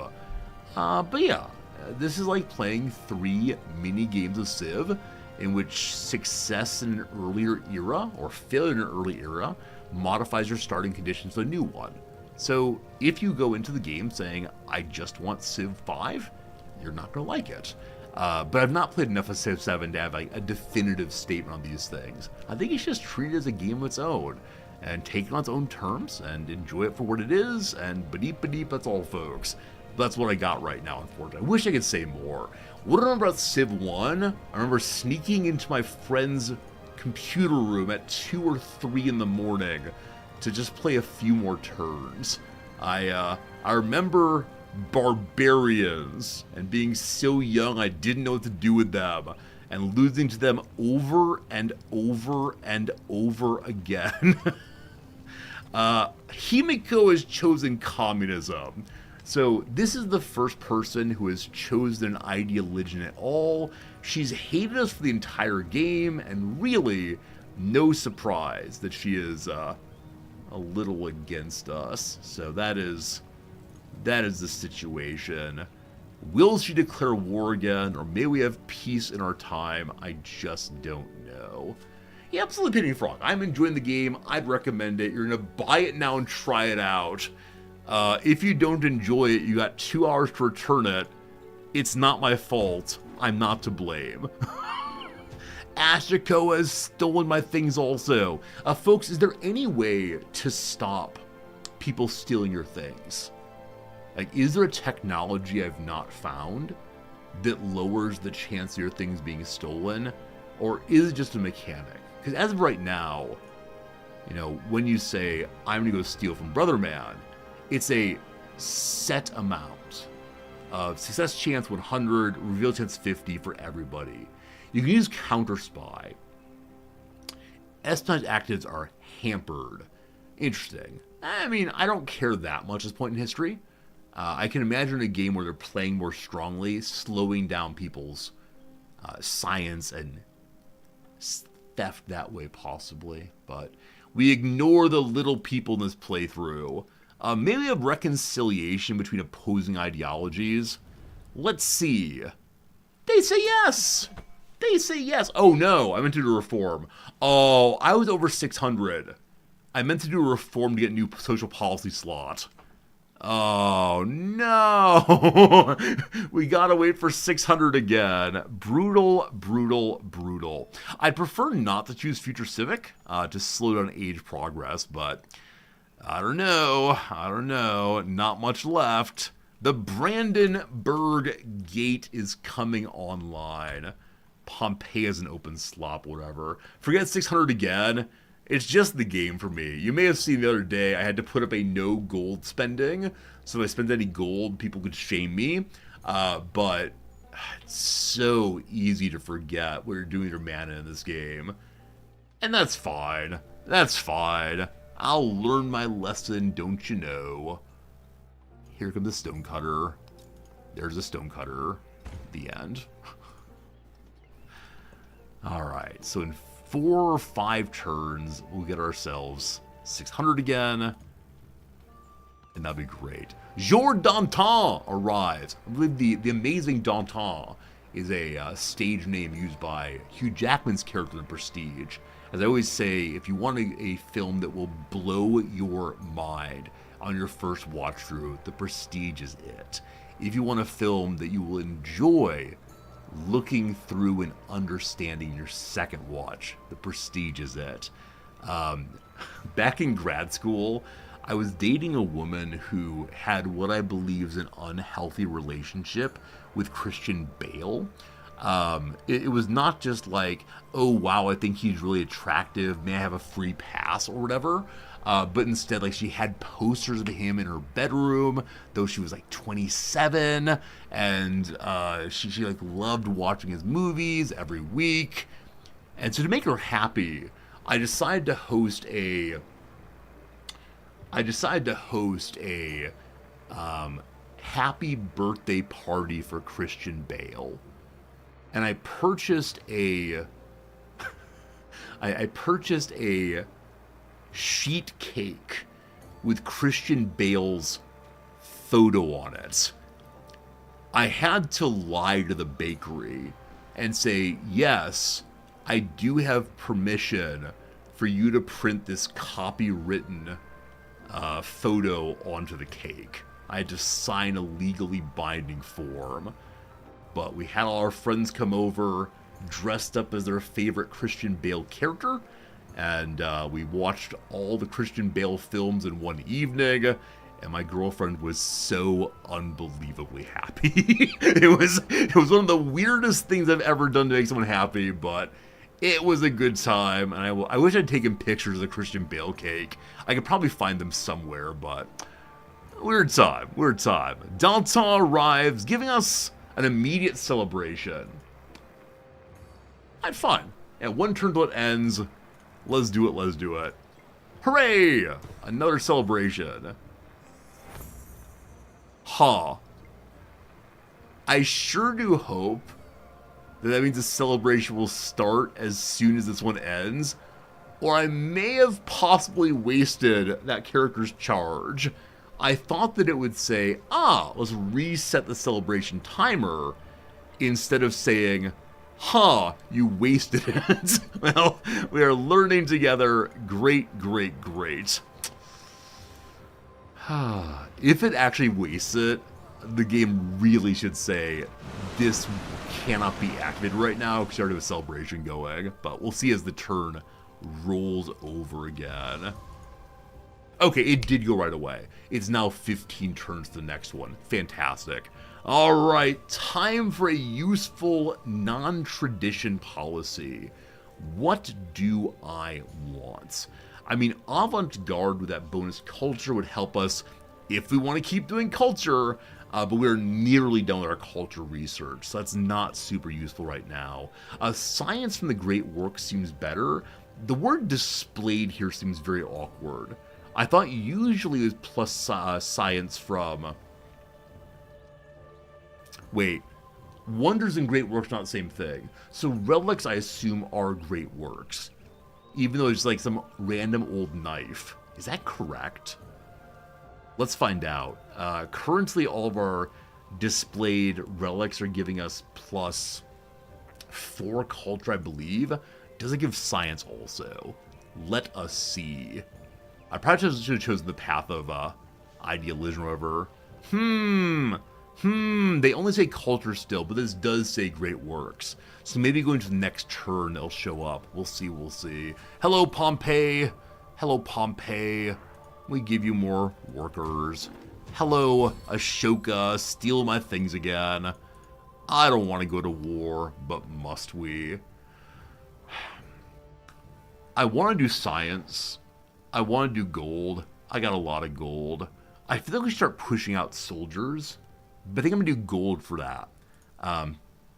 Soldiers, airplanes, all the way. So, why did I get another policy?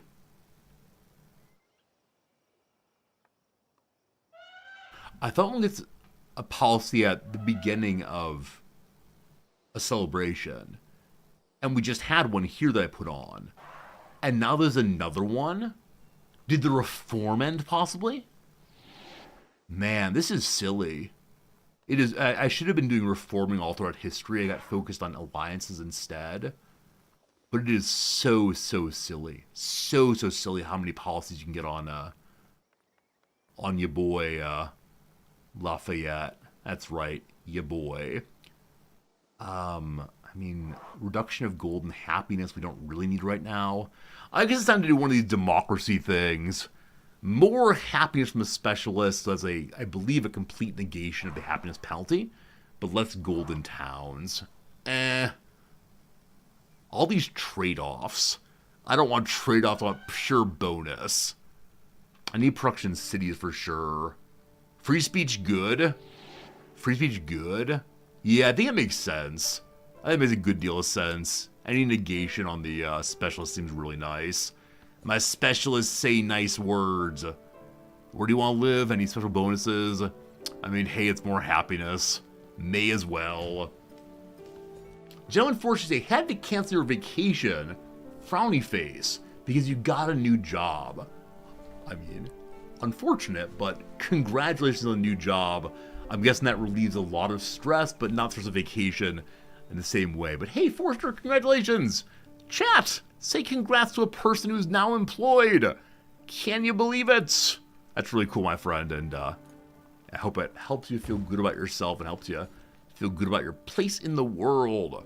I know unemployment can feel really bad, and frankly, really scary. And it's a hard thing, but congrats for sure. Congrats for sure.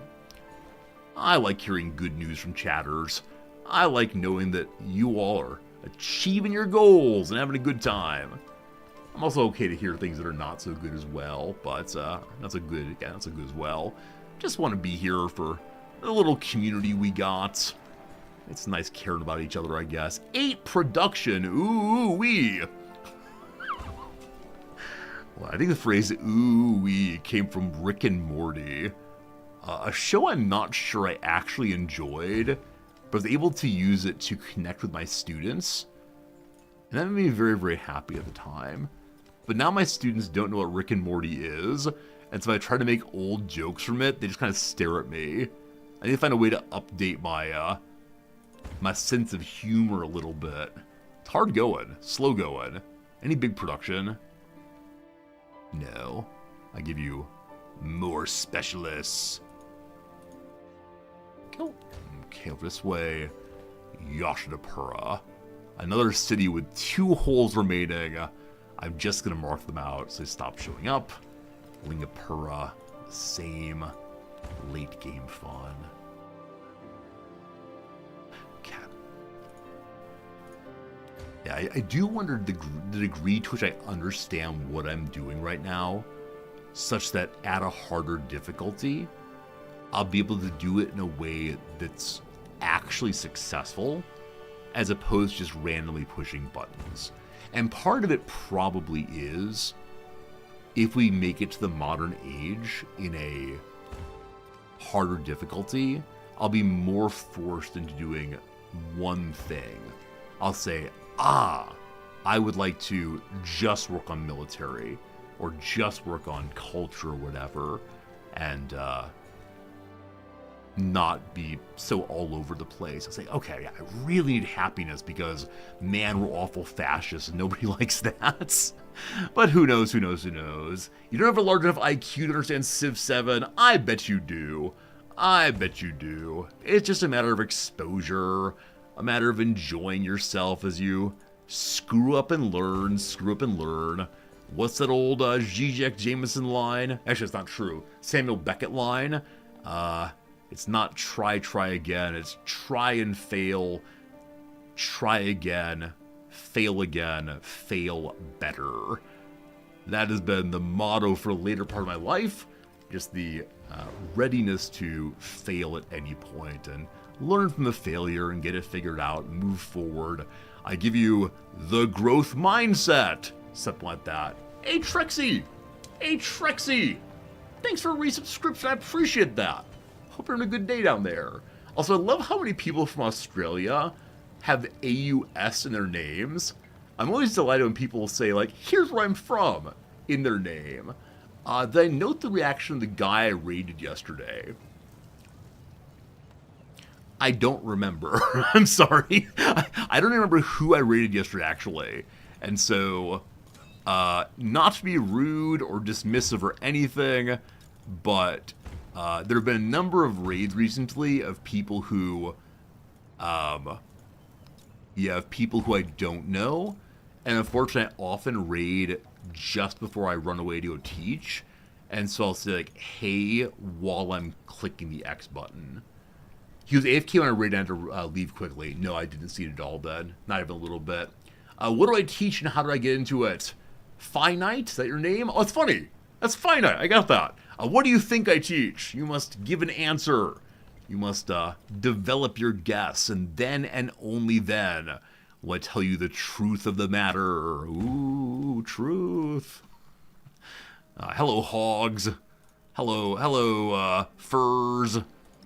Oh, I lost a silk. Actually, we don't need culture anymore. We mean uncultured swine. They gotta teach history given the stream category. Unfortunately, that would imply that when I play Auction Not Included, I'm actually a professor of chemistry. Unfortunately, no. I'm a mere philosopher. How did I get into philosophy professing? I don't know. It's the only thing I'm good at. That's not quite true. My first philosophy class was the first place I ever was in the entire world where people could talk seriously about difficult ideas without getting angry at each other. I was used to talking about big ideas and it leading to harsh words and crying, and I thought that's what it was to talk seriously about the world. And took a philosophy class. I needed some kind of general education class, and something just clicked. I said, wow, I love thinking with people. I love understanding other people's ideas and the meaning thereof and so on. And yeah, ever since then I've been doing the philosophy thing, and these days I get to be the one who leads the conversation as opposed to just contributes to it. So there you go. That's my little story.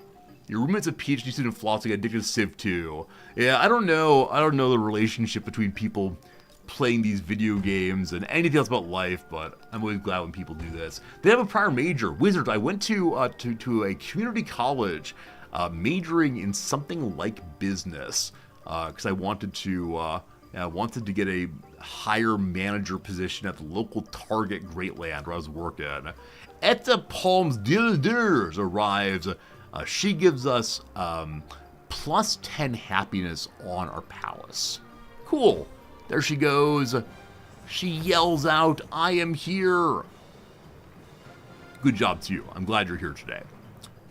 Jan Rome will be done with its first in flight business in 5 turns. I should have probably saved the money I had a bit ago and just built in Rome. I want my capital beautiful. Or, like I said, realistically, I probably should have bought... Yeah, I probably should have bought more units. So far, I don't have any squadron commanders, because we have the one aerodrome, I can't remember which one it is. Aerodrome! And that functions as a commander. We have one bomber and one trench fighter to defend the base here. Made a better career choice? I don't know. I often do wonder, how life would be different if I'd made a different choice at important moments. We often discuss this, like, what would it be if my wife and I had never gotten back together? Because we dated for a while, and then I moved away, and we didn't talk for, I don't know, like a year and a half, and then one night, I'm being honest, I had too much to drink, and I got feeling like I needed to reach out and express my love for the world, and I may have written my wife, now wife, a sentimental email about how much I missed her. And, yeah, what if I hadn't done that, right? What if I hadn't had too much to drink that night? What if I decided to become a Marine, or went to a different college, or stopped streaming, or? The wild contingency of life, of course. All pretty cool. Hello, Egotronic. Egotronic, thank you for the generous Prime sub. You're thinking about getting a second bachelor's in philosophy. You have a tattoo based on Bellum Hominum Contra Omnes. That's very cool. Very cool. I'm glad you're in the channel. And yeah, I think studying anything is so cool. I often say, like, what would it have been if I'd studied something else? You know, what if I'd found my way into, I don't know, studying anthropology? I would have been a very different person. Maybe a happier person? I don't know. It's impossible to think this thought. Like, what kind of person would I be if I were not me? Hard to say. All right, we can build the Brandenburg Gate. This settlement itself suffers no happiness penalties from war weariness, and conquered settlements get happier. This is clearly a case of, military ending big fun. And bombardment, the armor, barrage, shields curtain up. fire, mines. So with the armor, we get our third tier guns, of the Imperial Guard. grenades, We can't do words, infantry company words, here. but they hold But the horror of the what's the world. difference in wages between a teacher and a professor? It really depends, right? There's some lower division, secondary level teachers get paid tons of money. It's a question of region, what you teach. If you're a private school or public school, are you unionized or non-unionized? In general, professors are taught more than, or paid more than in general, the elementary, middle, and high school teachers, but not by a lot, especially when they first start it. That's how it goes. You don't get paid enough. Yeah, I don't want to get right now into like the question of how much people should be paid, but sure, professoring is not a lucrative job, but it's a job nonetheless. Friends, it's time for an ad break. It's time for a little bit of old crossword. You'll miss nothing while gone. Did I get the Founders Edition? Painting Frog, I'll be honest with you. I got the game key from the nice people at Firaxis. They very generously said, "Hey, Resorty, we'd like you to play our game." And I said, "Hey, Firaxis, I'd like to play your game." And that felt pretty good. Yeah, I don't recall which edition it is. I apologize. I think it is the big one, though. And I would have bought the big one anyway. This is one of the joys of streaming is I receive enough money in general to be able to buy like the best versions of games to show them off to you fine folks. And I like that. All right, the Wednesday puzzle list should go fast, like uppercase B Bashful. I believe Bashful is one of the 7 dwarves, and I believe he's shy. Bird that delivers babies in folklore. Man, the Wednesday puzzle's pretty easy. Are they swans? I think I might be wrong now. bringing up the rear. I mean, on the one hand, bringing up the rear could be twerking. It could also be like following, slogging. I'm not sure. I thought it was like pelicans. I can't remember now what brings babies. To blink, perchance to dream. I can't remember. Man, rough times. Typical Wes Craven flick, a horror film possibly. Spent that. Not just for a season or two, years and years maybe. A soothing botanicals aloe. To sleep, perchance to dream, I believe. Cat. Beauty industry metaphor for the optimism that cosmetics represent. I have no idea. Michael of Superbad, Michael Sarah, I believe. 24-hour markdown, like a flash sale, a super sale, a blue light special. University of Maryland athlete. Are these the Terrapins, possibly? I think it's the Terrapins. I know some of you are from Maryland, you're probably booing at me right now if it's wrong. Sends blue messages on the iPhone. I think the word blue can refer to lascivious conduct, and so I believe it's sex, probably. A person who might shout, "Goal!" or "Going! Gone!" Sportscaster, I assume. A marsupial pal of poo. It's Rue. A reason for some flight cancellations. I don't know, rain or something? Health potions of old. Tonics. It's the stork, not the swan. Ah! I tricked myself with the S word. Of course storks bring babies. Of course, of course, of course. Tonics there. Good. Reasons for flight cancellations, snow instead. Procedure done at 100 to 120 beats per minute. It's CPR.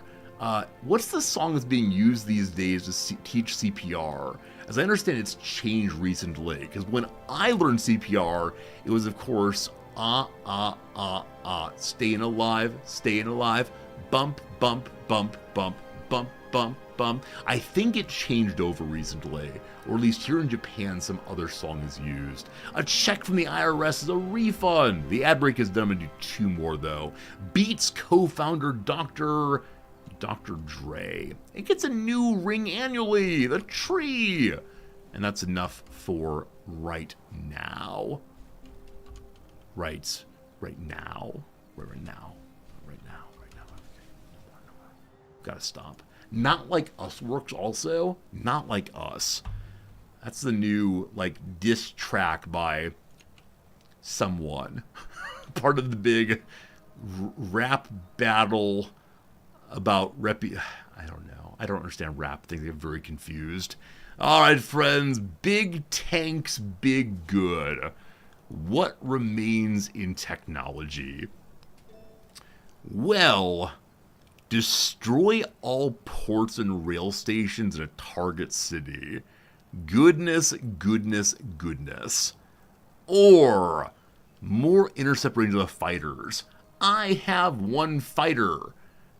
Or the aircraft carriers, let's truly rule the waves. That's on the path to aerodynamics, so yes, yes, yes. I assume I need rocketry in order to launch my spacecraft. And like I said, that's probably the goal here. Hegemony 2, that's the end of it. Can I refuse to choose a culture upgrade? Or will I be forced into pushing the age ahead because of my culture? If so, that would be very sad. I would feel sad. Sadness would happen. What do we need? What do we need? I don't know. We're almost to 600 friendship points. There's a forced turn end with shift enter. Fun out, thanks for that. Thank you for knowing things. I appreciate it. That's very nice of you.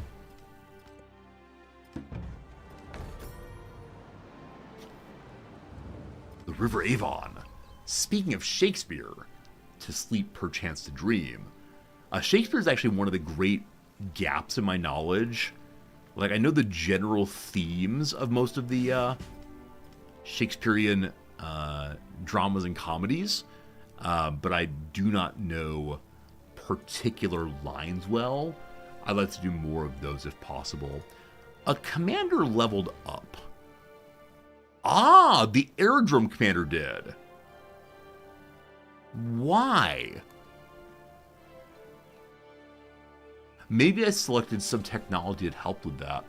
Alright. Dogfighting. Fighters who live here do better. Rage, the bombers the same. Or more unit slots. Yes, yes, yes, yes. Oh, this is a new airdrome. Got it. When it gets built, it pops up that way. Now, with that in mind, I don't know why I built this here.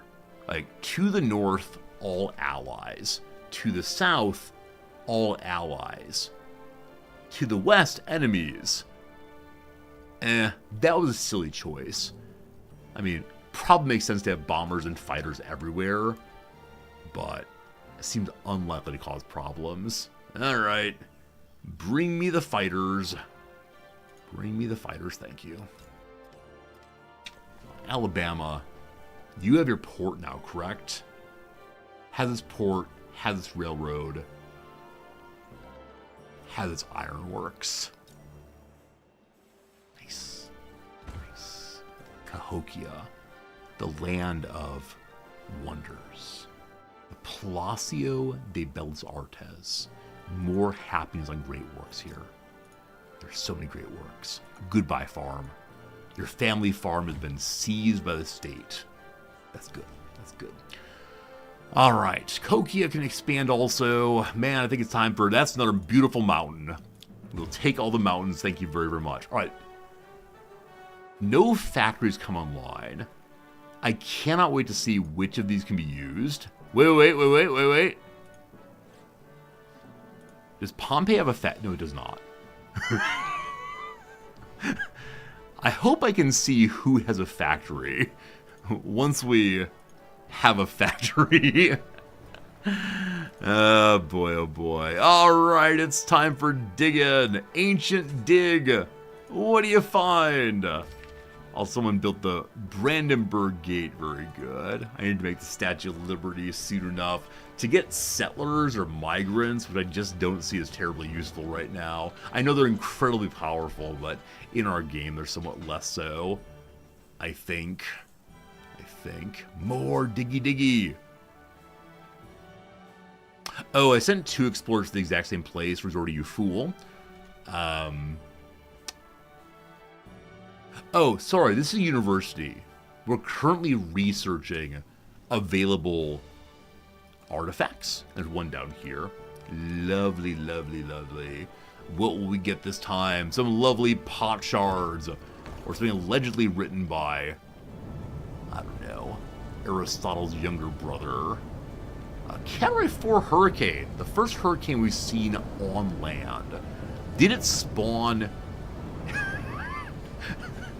We absolutely need a change to how coastal lakes work. I was about to say, don't hurricanes need to start over bodies of water? Do any of you know of an instance at which a hurricane started over an inland lake? Someone got the Taj Mahal first. Or just me, I can't remember. Alright, as you might know, the Taj Mahal is a mausoleum, or a memorial building, I can't remember which one. Built to honor some Indian prince's dead wife, I believe. Such a beautiful building for probably a very beautiful person. My wife has been there. She went to India recently to negotiate a good deal with another university for exchanging students back and forth. And as part of their shtick to get her to give agreeable terms for the transition between the students, study abroad terms.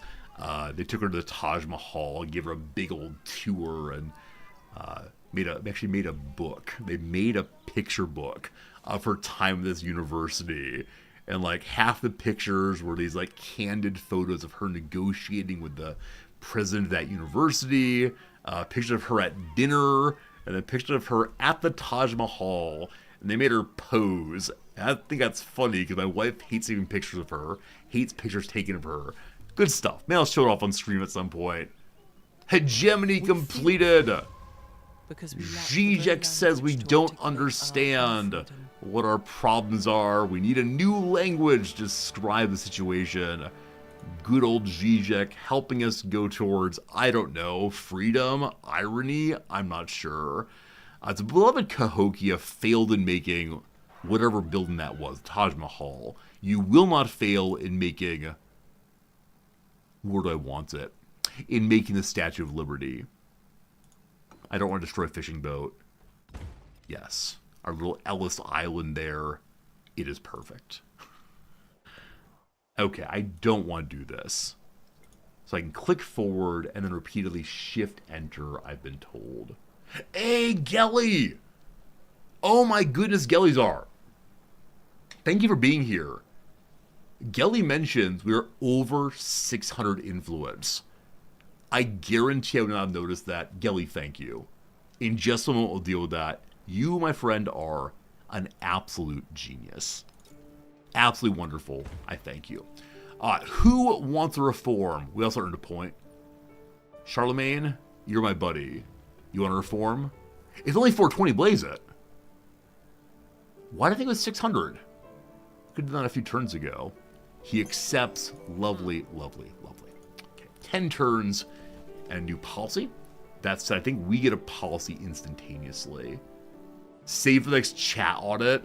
If you missed the chat audit earlier today, it was the greatest thing we've ever done.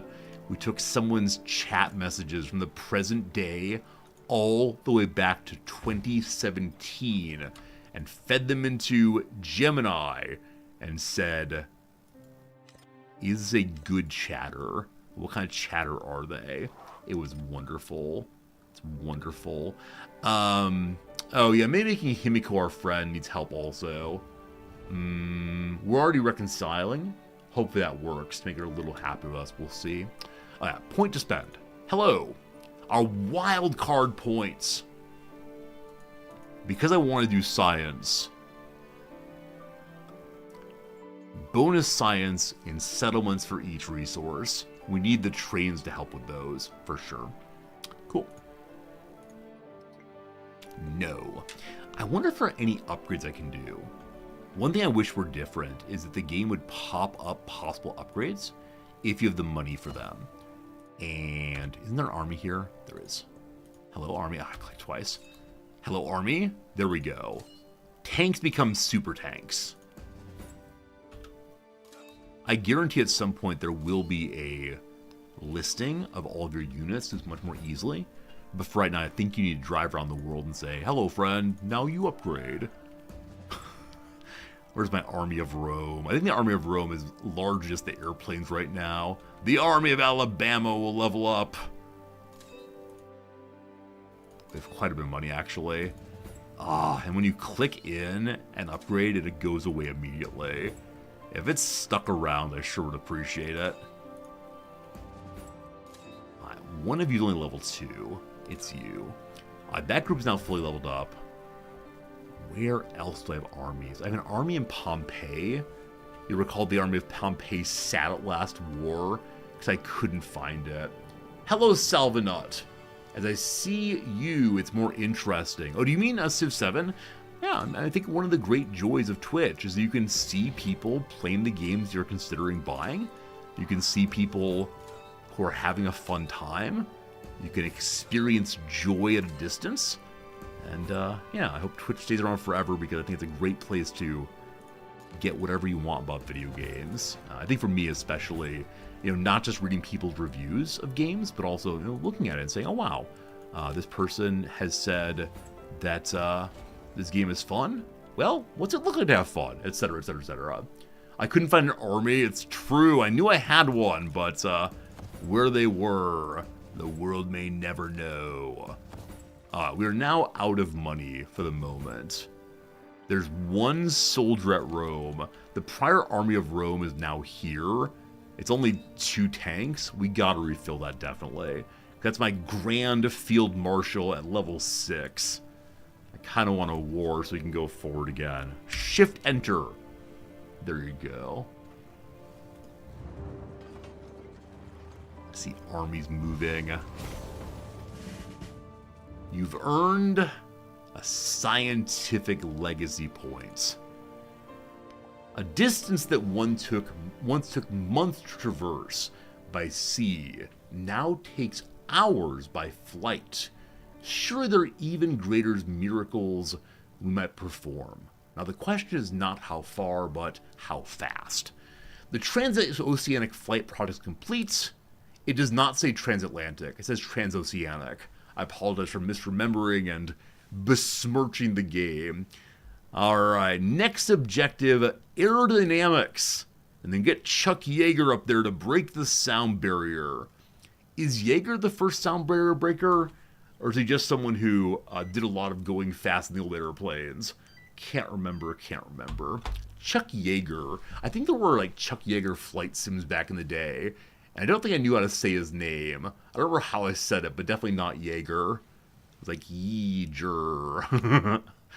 Alright, time for a choice. A recent barrage of storms triggers a wide-scale movement to better understand such awesome phenomena, and new groups form to help cope with future disasters. A cluster of researchers argue that weather must be studied scientifically to protect people and infrastructure.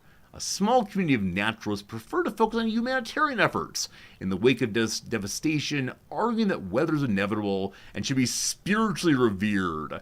So until the last clause there, I was saying, oh, let's do both of these. Let's prepare for the future and understand the past all at once. But spiritually revering in this age of French atheism, I don't think so. Go science, go. Jaeger was a friend of your father. How was he as a human, if you knew him at all? Not that I'm like really into celebrities, I don't know that much about Jaeger, but it's always cool when you learn that someone's actually a human in the world, as opposed to being, you know, just some name on a video game box. Something like that. Alright. Up you go.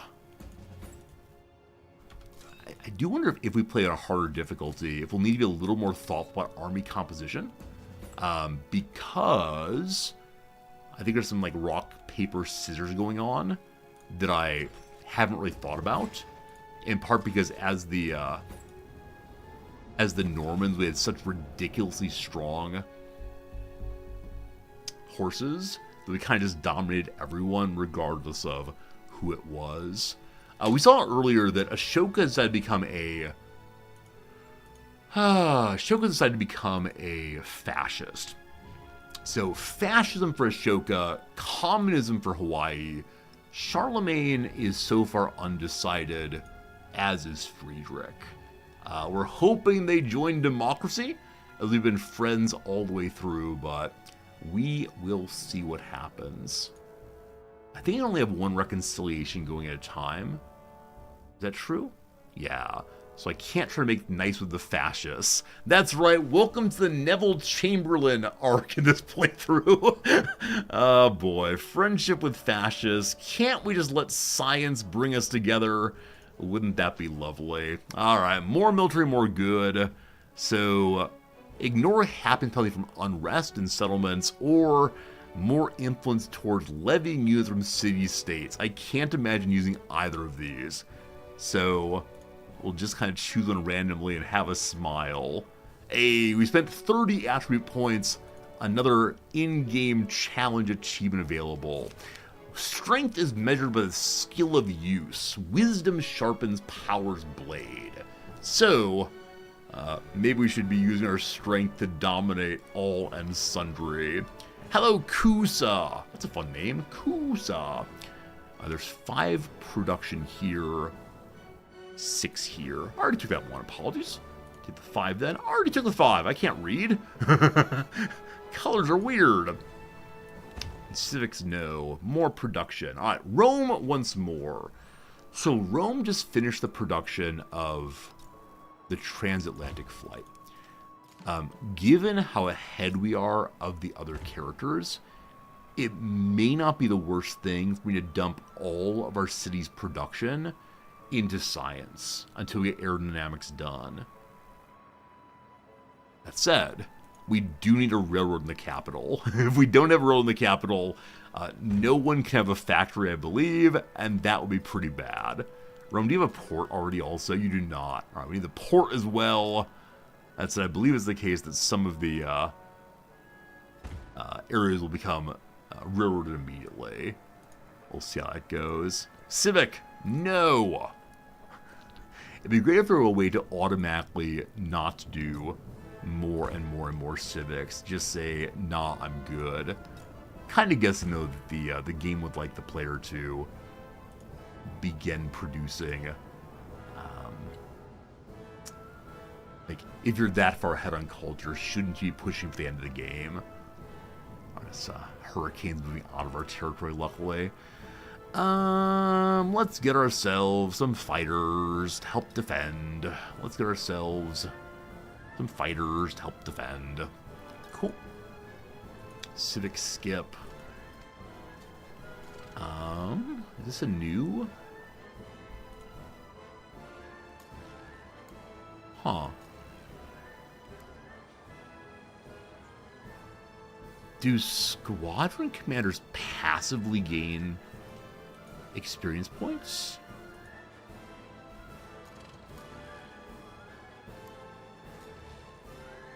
Oh, there's a squadron commander and an aerodrome commander. So squadron commander, I believe, can take flights out with the boys. So they can move from the aerodrome to the squadron commander, take off and check things out. Got it. From airbase to airbase. Cool. So do you have the same abilities as the aerodrome does/do? Believe you do.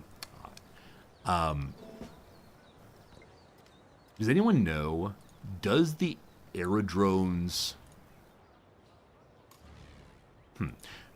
The aerodrome has certain bonuses for keeping vehicles inside of it.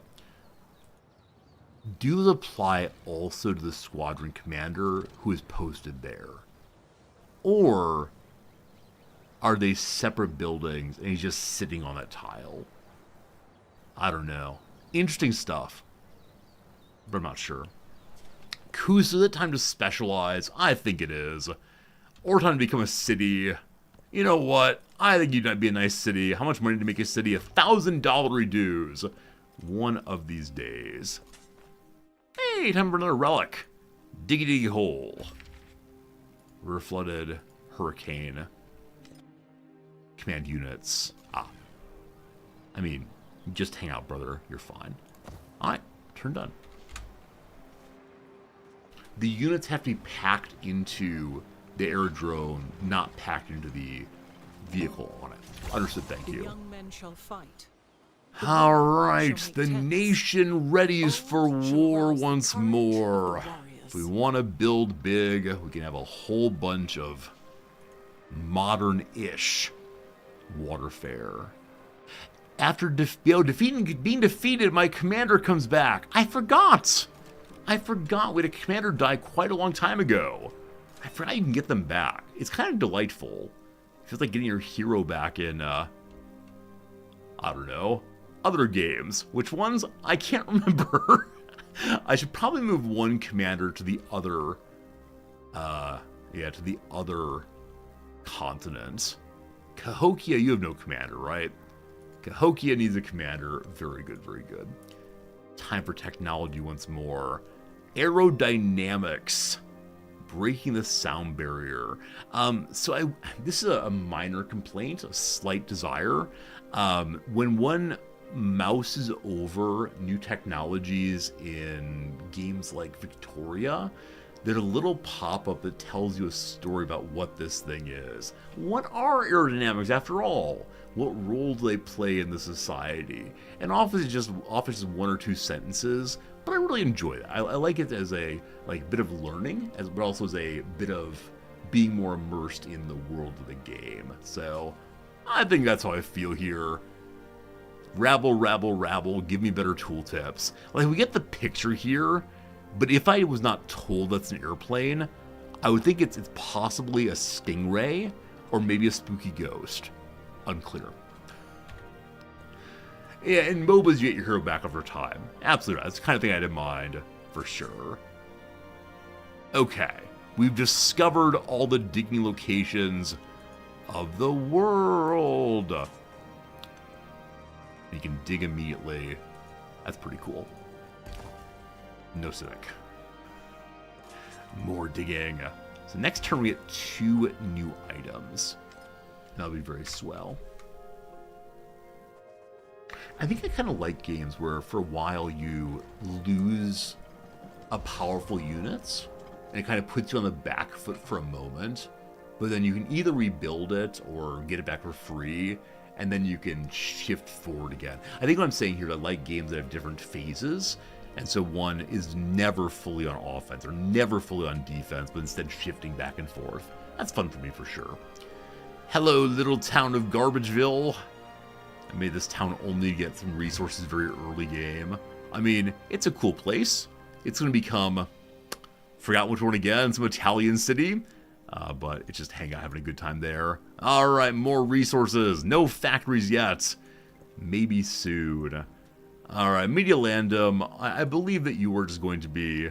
What do you have here? I think there's a lot of fishing. All of my poor towns. I mean, this place is really a little bit of everything.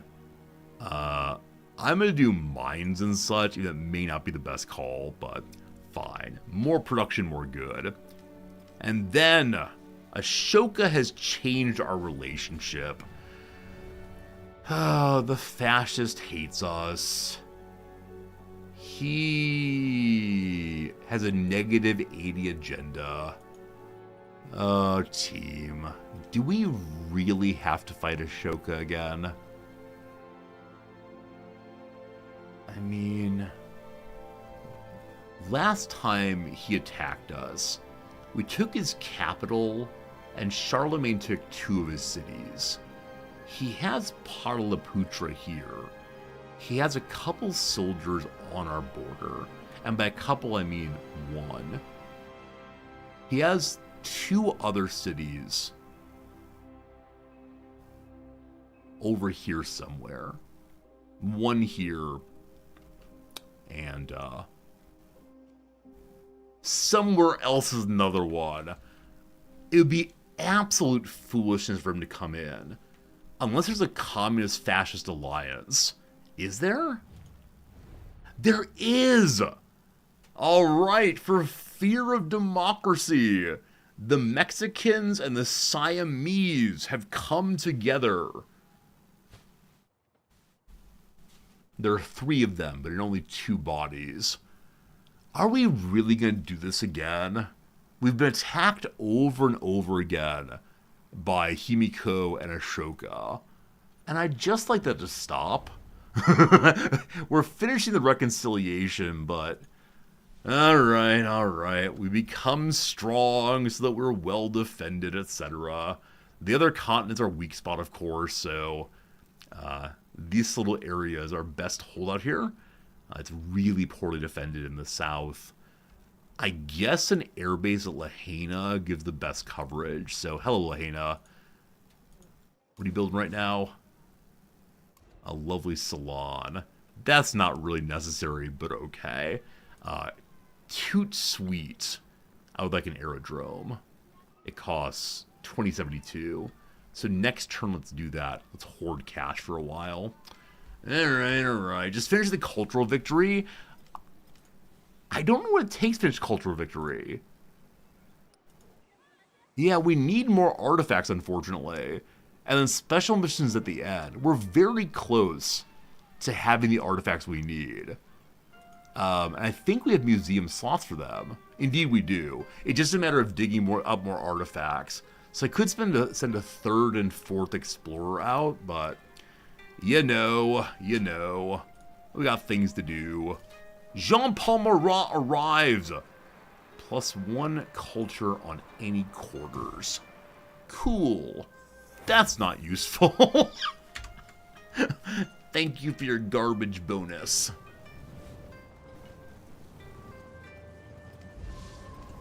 I wonder what's the fastest way for us to get to endgame now. I mean, we could just do culture over and over again until the age ends.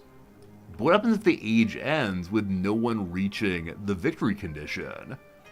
Like, is that a matter then of no one wins the game? The era ends in an awkward tie? I mean, I could get the military ending. If there's a score victory instead. Score victory sounds lame. Isn't score a brand of, what's it called? Chewing tobacco? Or is that Skull? One of these two. One's a candy bar and one's a brand of chewing tobacco. And I don't want either one anywhere near my playthrough. Goodness. Skull is the chewing tobacco. Score is the candy bar. Alright, thank you much. Every time I think of candy bars, I think of John Candy's insistence in The Great Outdoors, possibly. It's about that, about how he, like, bears love Zagnuts. I believe that's the line. I believe bears love Zagnuts. It's a way of distracting bears from eating them. Okay, so I believe it's the case that we're currently building a salon. I don't remember where we're building that.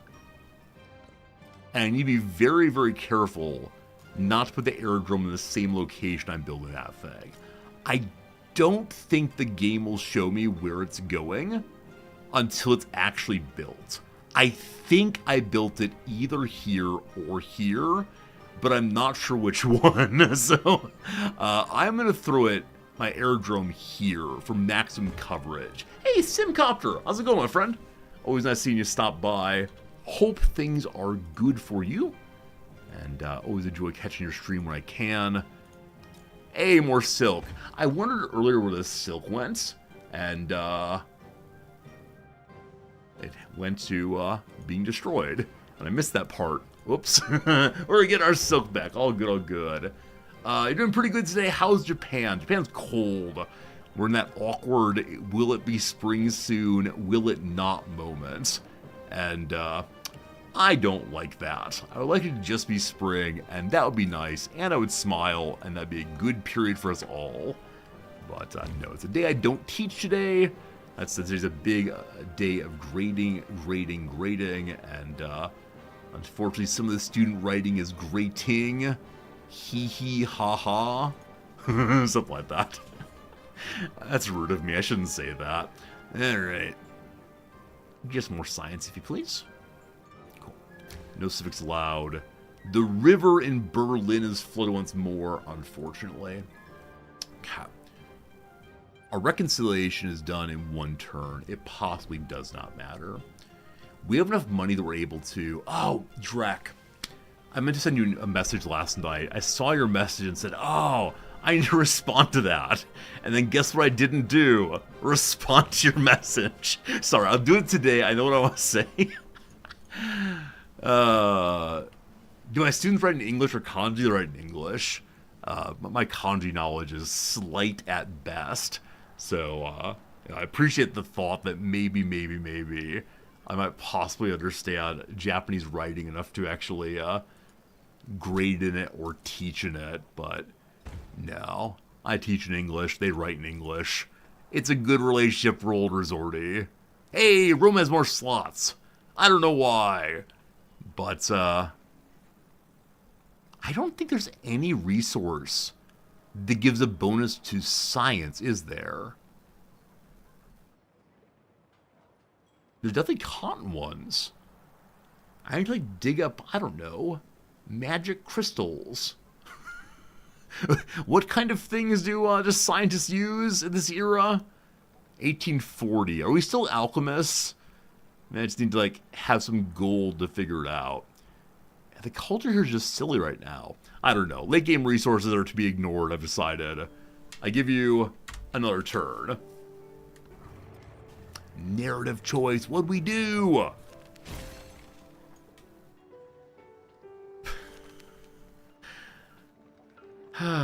So once again, the land is soaked in blood. We found a cache of precious stones. I sure do wish they said a cache of precious stones is, you know, a sign of people having economic thought or finding beauty, not just it's soaked with blood. All right, we got ourselves our 10th relic, I believe. And so, what's next? Get 15 of them. The culture ending's a little bit lame, I think, compared to the other ones. That's very rude of me, I'm sorry. I'm less impressed by the culture ending than others, because it does seem to be, let's just dig up relics. And if there were more storyline on what the relic is, or what they find in the ruin, or there's some like mini game involving diggy hole, I'd be all about that. But just gain more and more of these items that are gained automatically by walking around and pushing a button, a little less engaging than the others. IMO. T gives a science bonus. Thank you for that. But it's a nationwide bonus, correct? It's not a Oh, it's actually applied. It is actually applied. Is it possible we don't have any tea?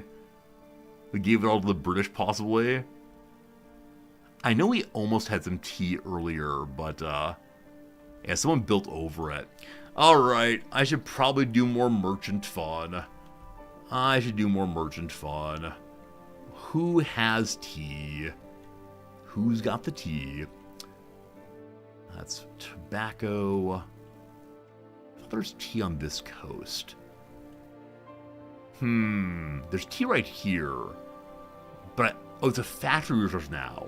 Previously had to be coastal. Alright, I know you hate me. You have to be unfriendly to get the trade relations. So our reconciliation is finished.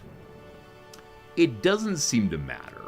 That said, her agenda is plus 70, so it seems like maybe she doesn't want to fight anymore, despite the fact that her allied fascist friend here, agenda really is to destroy, destroy, destroy. We'll see how it goes. We can reconcile here if we want to. Let's try that. Still have 400 points. Anybody else want to reform? 420. I spent under it. Next turn. Reform's already going, actually. I apologize. 5 more turns on reform. And we get another policy slot. And that'll be swell. We have the money to get some airplanes now. So last turn in Lahina, we built a beautiful aerodrome, I believe. It's cute. I meant to buy it. My error there. I apologize. Can I not afford it, possibly? Did I already build it, possibly? A is for aerodrome. Did I confuse the game by having it in Q and then removing it from Q? Let's try again. I wish to buy 2072. Alright, next turn. Aerodrome, no reform, something, something, something. Good old something, something, something. My favorite way of saying I've got plans for the future. What they are, who knows, who knows. Alright, Silk back online. Hooray. Culture? Marseille can specialize. I don't know. You got a lot of mines and such. You're a mine in town. Okay. I could also buy railroad stations and ports. Right now it's more important, I think, defensively and buy/build additional military. Just to keep them out of my hair. Time for a real choice. An old spear is soaked with blood. That's not much of a narrative choice. I wish there were a little bit more narrative choice than the ones that pop up and say, this is a narrative choice. Oh well, oh well. Alright, show me my beautiful museum. This is my favorite one. Yeah, definitely the precious stones look best. I thought I also unlocked a special science trait that caused all of the museum pieces on display to give +2 science. None of them show as much. Maybe it's a hidden modifier, though. Not sure. Not sure.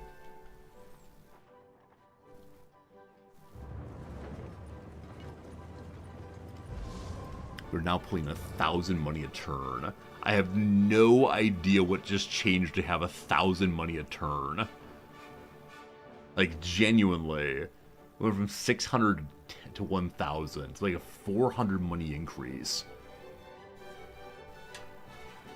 What on earth could that have been? What on earth? Yeah, maybe a town production increase. That town I asked to go to mines instead. I didn't change any policies. I have no idea. Alright. I give to you your aerodrome. Okay. Why is it queued? Did I not put it in cash money? Purchase. Aerodrome. Hey, I did it right finally. Buttons hard. Buttons confusing. Alright, next turn. Next turn I need to start building some bombers here. I will intend to bomb the capital city of the Mexicans if they attack me. Feels awful to say that, but it is in fact necessary to remind them of what they ought to be doing, how they're just stay in line, etc., etc. Hey, it's more silk! Hey, it's more silk! Cool. We like culture. More production in Hari Harla. This place is not needing to be defended. I mean, possibly boats, I guess, but hey, stuff is broken. That's the reminder that our recent flooding or hurricane or something caused some problems. And I don't know, you want a lab? Everyone likes labs. A choice. Alright. Well, taking the old blacksmith down to his foundation. Interesting. Overbuilding finds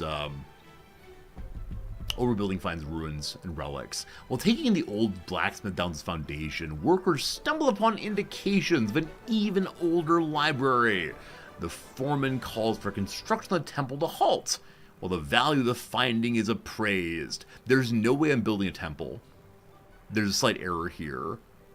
I can't build a temple in the modern age. That's strange. Give me the artifact. I spend culture. It belongs in a museum. It's a well-preserved Norman fresco. Have you seen these kinds of things? Where we're like in some ordinary house somewhere, someone pulls down a wall in order to like update the color, and then behind this random wall they find beautiful pieces of art that had been walled over to protect them from invaders, and then never freed again. So cool. Now, of course, as soon as I heard about that, as soon as I saw a news story of that, I immediately ripped down all of the walls in my home. Unfortunately, no frescoes. My house had been built 3 years earlier. Aerodrome Commander online. I want to give him maximum bombing ability. So, bombers, good. Bombers, good.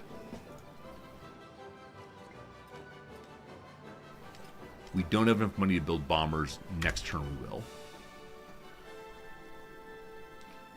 Uh-oh. Uh-oh. I see tanks moving. The Wadi Firan. This Wadi makes me imagine it's some kind of Middle Eastern river. But with that said, I don't know what rivers are in the Middle East. Absolutely ignorant. Maybe Northern Africa. This is me entirely just guessing, though. Alright, Pompeii. Alright, Pompeii. Are we really going to war again?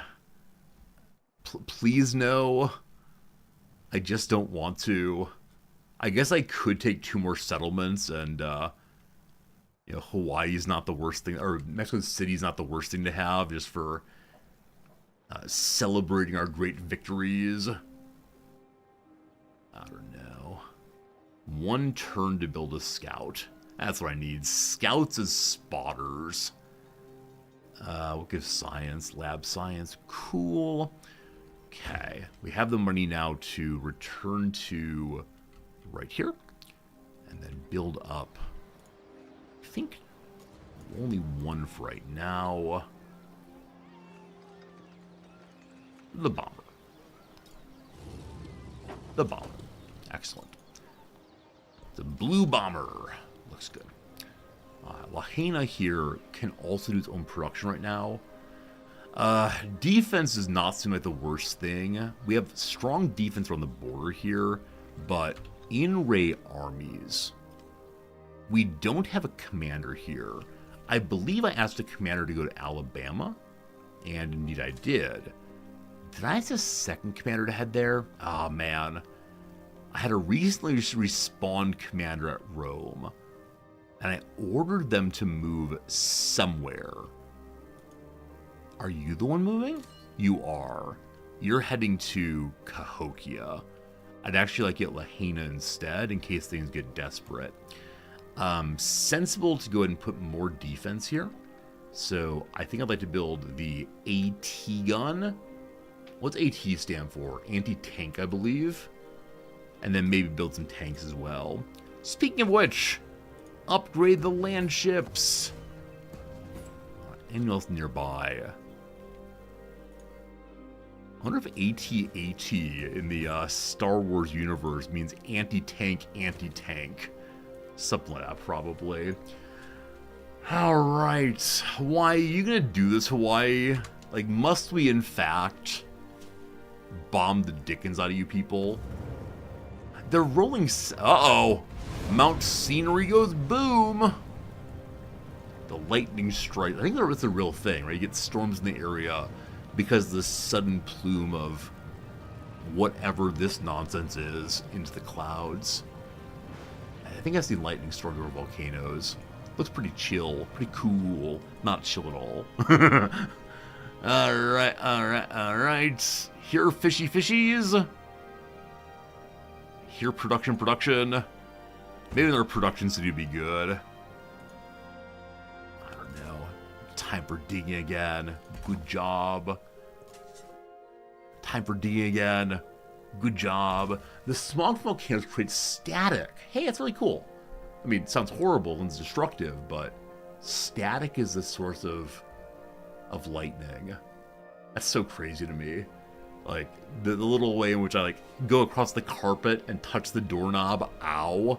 Or in the really dry months, touch my cat, and he gets shocked. I hate doing that. It's the same thing that makes lightning. It's a crazy thing. Crazy thing. Oh, Mr. Science, what do you not know? This is the former capital city of the fascists.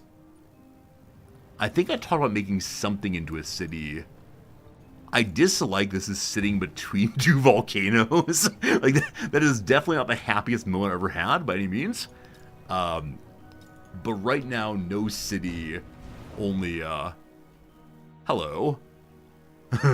Charlemagne is protecting my army here. Thanks, Chuck. I appreciate it.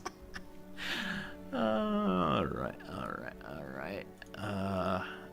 Yeah. I kind of want to just get more and more bombers to absolutely destroy their capital. But no, bombers are not as good against land units. And so I kind of want to put in some ground attack units also. I don't know what would be good here. I'll continue piling in bombers right now. A choice. In a shallow volcano, explorers found the bones of a Kala, I don't know, neighborhood laid to waste by the Great Mountain during the Exploration Age. Oh no! Some city-state died here. Yoink! We found another cache of precious stones. I love it. Alright, skip you. Lyon? You could be a resource town, but no. Also, I barely built anything for you. Here, have a saw pit. Cool. Akolo was in the previous Civ. But I've never seen that Civ, I think. Or is it considered to be a Civ before all the Civs? Now, maybe Tecumseh had become that. I don't recall what Tecumseh was in the earlier ages. Maybe he was Chola or otherwise. Can't recall. I suspect there's some levels up somewhere I've missed. Hello, Kusa. Who are you here? Where's your army? Nope, the level up tanks.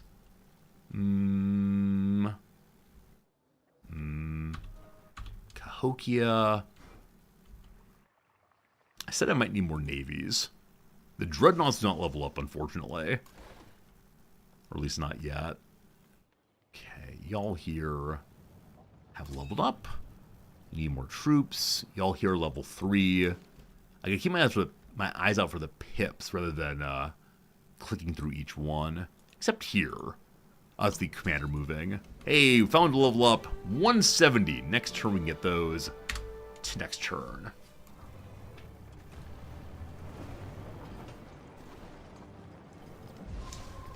Aerodynamics. Birds need to fly at the right The shape, birds have right wings. pressure. How about the And the right butterflies? Not butterflies. How about the bumblebees? Figure that one out. Science. Oh, I mean, I've heard... never mind. I don't want to go into that topic. The wonder of the bumblebee and the wonder of the banana. How are they so perfect and break the rules? Alright, Rome, what you got going? Literally nothing, right on time. I may now build factories. Unfortunately, what I actually need is breaking the sound barrier. Here it goes. I could throw it somewhere other than Rome, I suppose. Hey, Justin, welcome back. Good seeing you again. Hope things have been good for you in the past couple days. Pretty cool to see you. So presumably rocketry will be needed for finishing the first ship to space. Aerodynamics 2 is more combat training for air units. So I'm afraid of being attacked. And so stronger air units would help allay my fears. Rocketry 10 we probably don't need until after we have breaking the sound barrier more done. So I'm going to take bonus combat strength to all of my airplanes and then ready ourselves for rocketry after that. Cool. Scienceville. I guess just more science is pretty cool. Civics, no. Okay, we want to level up some tanks that were right here. You know what? I should take this tank across also. Like, if I want to harden this border, I should have done that. So, I'm going to leave you here for a turn. And I think I'm actually going to loan to him an additional tank. And I was thinking one of the Imperial Guards, but they need to be together to be effective. So let's not do that. I'm going to give him another tank. I cannot imagine the AI attacking Pompeii. It just doesn't seem like a worthwhile target, given where their territory is right now. We'll see what happens. Cool. I really am wondering, will we finish our playthrough today? It is noon. We got 2 hours of gameplay left. And it does feel kind of inevitable. This part where I make noises like Thanos and say, I am inevitable. Was that Thanos? I can't recall. As usual, I'd like to indicate that I did not want the last Avengers movie. What I wanted was simply, an ending. An ending that said, bad things happen. You don't get everyone back. Occasionally there is tragedy. And all the children go home and cry because Spider-Man is really, really, really dead. I'm a monster. Lower science, no.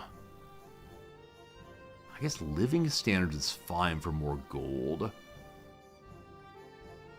Laissez-faire, we need to do more resources. We're not importing that much because the people who have key are keeping it from me. Units heal 10 points, more movement on the army. Sure.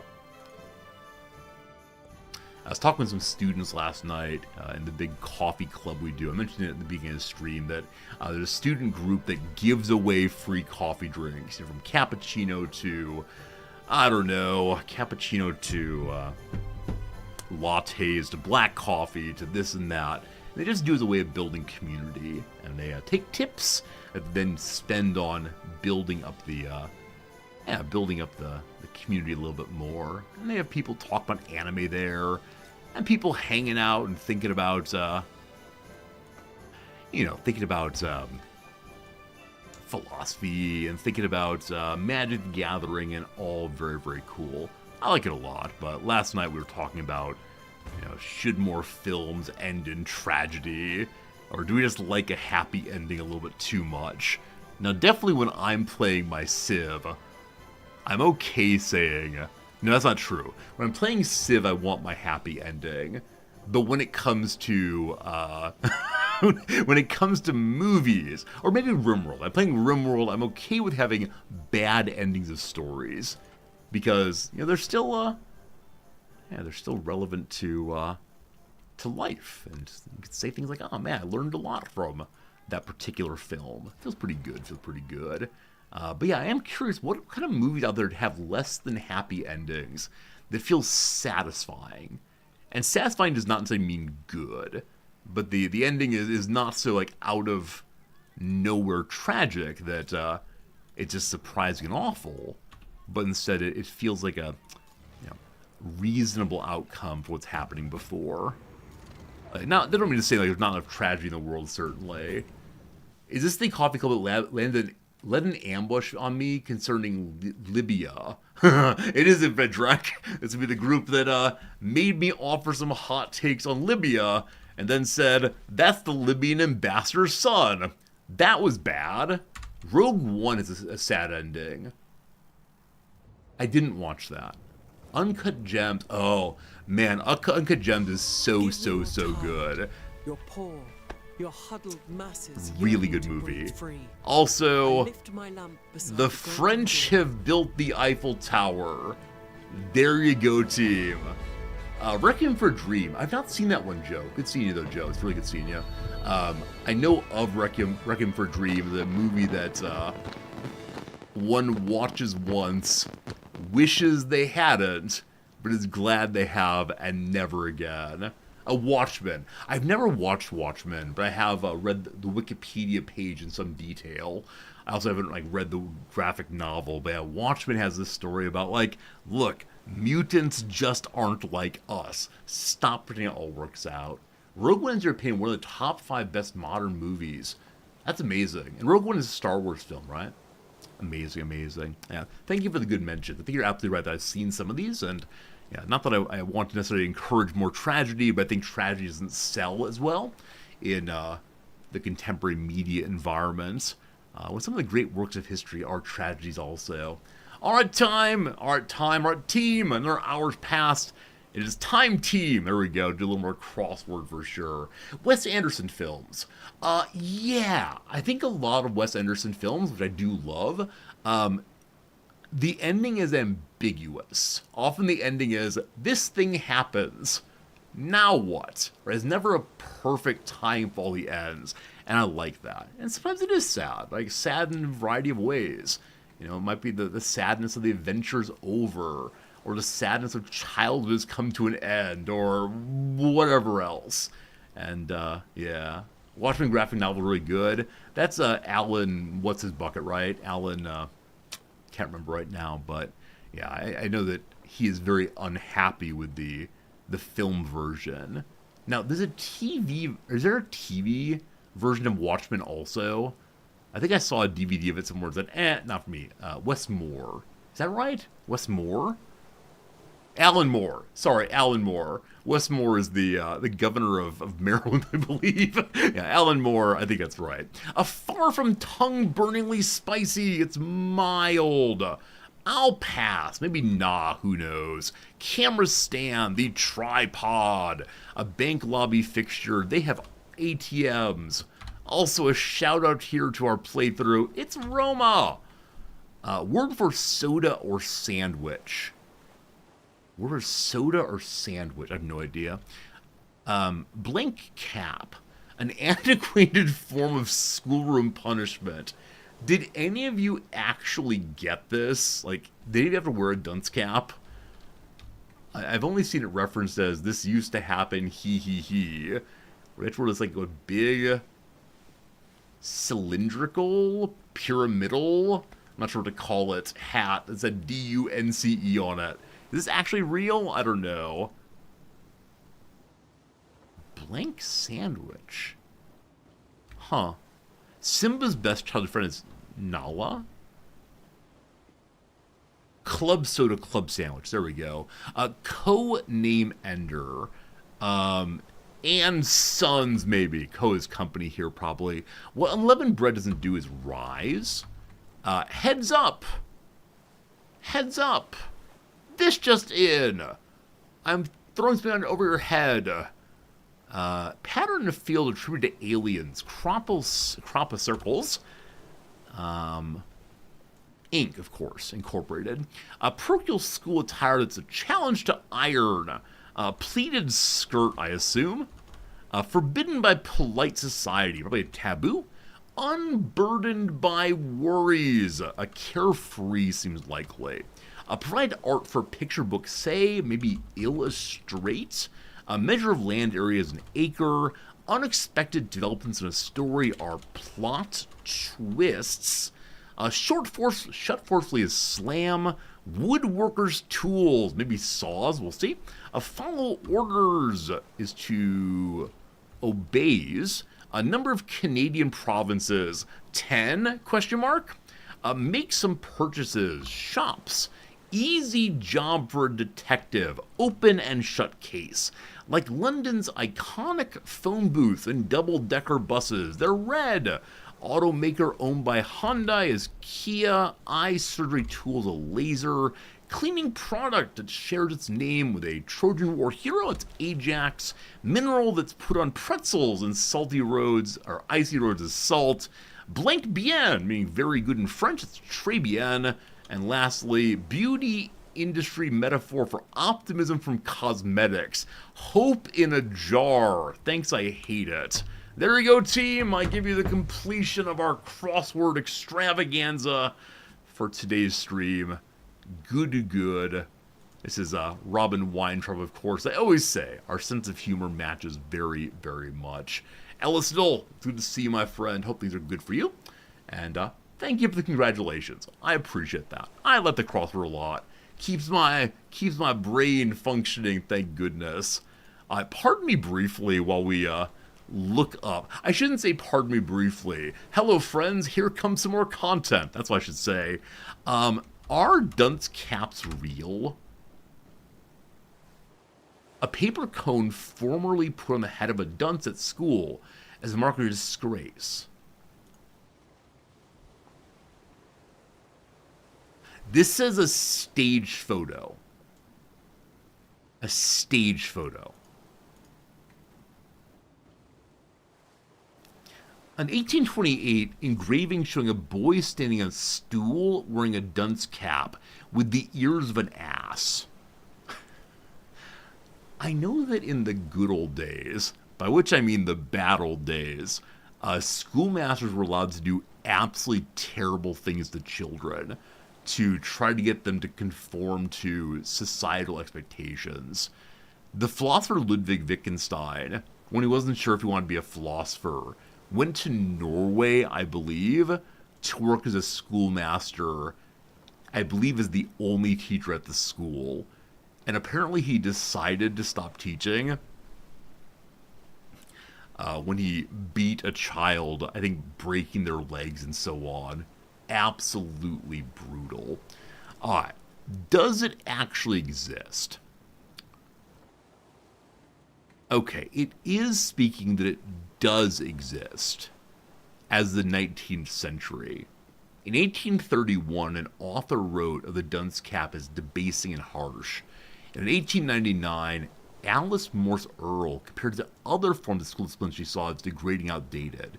It became unpopular in the early 20th century. Yeah, I mean, I think as a modern person, it's very easy to imagine, like, terrible corporal punishment, right? Like the strap and so on for students who are acting poorly. It's easy to imagine a kind of, like, abusive timeout of sending a child into, like, a closet all by themselves or whatever. But the dunce cap from this perspective just seems silly. But I get, like, if it's presented as you wear this because you're an idiot, right? What's between these two pieces of bread? An idiot sandwich. Like, I get this. But it feels very, very silly. It's very, very silly from perspective view, but terribly sad, of course. Terribly sad. Yeah, shame is painful. It's the moment of saying, look, you're different. You stand out because of how you acted. Amazing. Is that true about Wittgenstein? One moment. Wittgenstein, schoolmaster.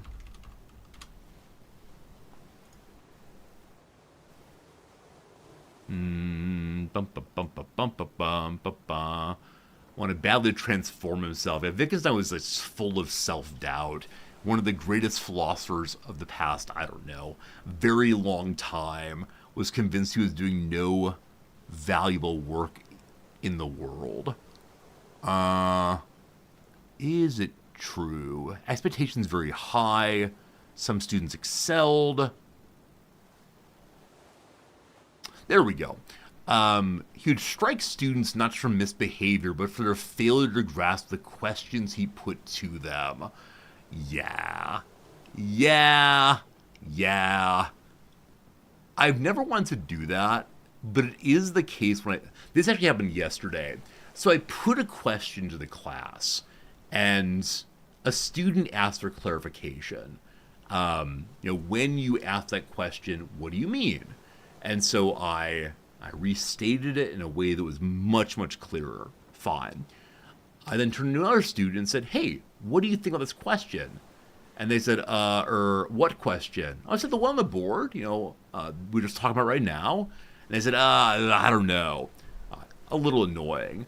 I then turned to a third student and said, what do you think? How do you respond to this? And they said, would you please say the question again? I'm able to think better when I have the question in mind. I don't want to do what Wittgenstein does here, but it is profoundly frustrating. Like, in this case, Wittgenstein's probably saying, the students are too dumb to get what I mean. In my case, they're at times too inattentive. And some of them are getting very, very, very bad exam scores. And that is perhaps deserved. Did I mention that there's a certain corporate punishment in Japan about isolated workers? Yeah, so in Japan there's the 5-year rule. If an employer keeps you employed for more than 5 years, there's an expectation the employer keeps you forever, unless there are major, major financial issues. It's kind of like tenure for everyone. And so because of that, if someone's very bad at their job, or becomes inattentive or changes in some way that doesn't make them good at their job, you can't fire them, but you can reassign their job duties. And they'll reassign their job duties to you sit by the window and look outside, or you sit by the wall and look at the wall. No, you don't get to have your cell phone. Nope, no duties right now. We'll put a different duty eventually. And you're isolated. You become the person who does not produce, does not contribute, except by sitting and looking at the window. And I think a lot of Americans often respond, heck yes, getting to hang out and get paid for doing nothing? Sign me up. But I think it's hard to imagine how boring that is day after day after day. How there's really nothing to fill your time other than whatever you're seeing out the window, which might be the same every day. And so the attempt here is to get the person to quit instead of being fired because they can't be fired. It's a way of dealing with a problem that's very, very dicey, of course. It's an unkind way of doing so, but that's how part of Japan works. Have I turned into a cantankerous old teacher? I don't think so. It's just harder to get the students to buy into what I'm doing. In the midterm participation reports, I asked my students to write a 2-paragraph thing on how they think their participation's been in the class, what they could do better. I had one student write to me very directly that participation is bad in the course. He's inattentive because he's always working on his science and mathematics and computer programming classes because their projects are very difficult and he needs the time for them. And he doesn't do his homework usually or do his reading. He's busy working on his science homework. And I'm like, dude, number one, I appreciate that you tell me that, I guess, as opposed to lying and saying, I deserve an A+, I'm the best student ever. But man, if you're able to say that and feel okay that you should pass the course, I'm not paying attention in class, I'm not doing the things that you asked me to do, I don't see how you pass. And I realize some of it is like, this is a required course that students don't exactly want to take. You gotta do a bare minimum. you gotta pretend you're interested. And I hate being the teacher that goes behind students say, you're not doing my work in the class. Like, on the one hand, it's the student's call, but I don't know. I had a professor back in grad school would say that if we're going to accept the student as customer model of education, students are the customers in the world who want the least bang for their buck. What they want, in some cases, is just that sheet of paper, not the learning that might be involved. Anyway, with that in mind, we built the Statue of Liberty.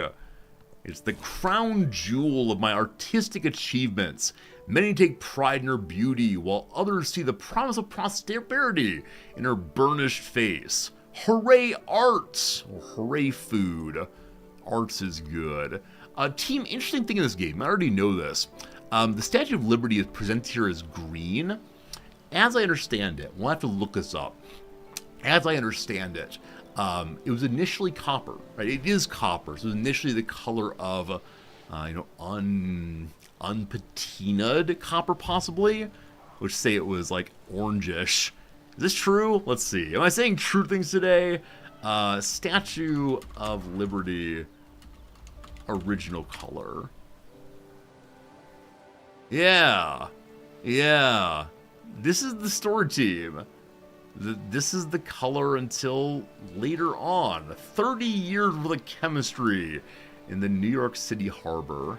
Copper is copper oxide. Thank you for knowing chemistry. What I say is green, brown. Yeah, there you go. A pretty cool thing. And so I'm a little bit surprised that the devs in this game decided to just make it green right away. It'd be an interesting moment for people to say, hey, that's wrong. And then for people to learn something new about the game. Hey, Flamira, hope I'm saying your name correctly. Thank you for the generous Prime sub. I'm glad you're enjoying hanging out. It's cool having you with us for sure. It's your field? Yes, we need more science people in this channel to make up for my heavy humanities experience. Hello, Lingapura. What's going on, Lingapura?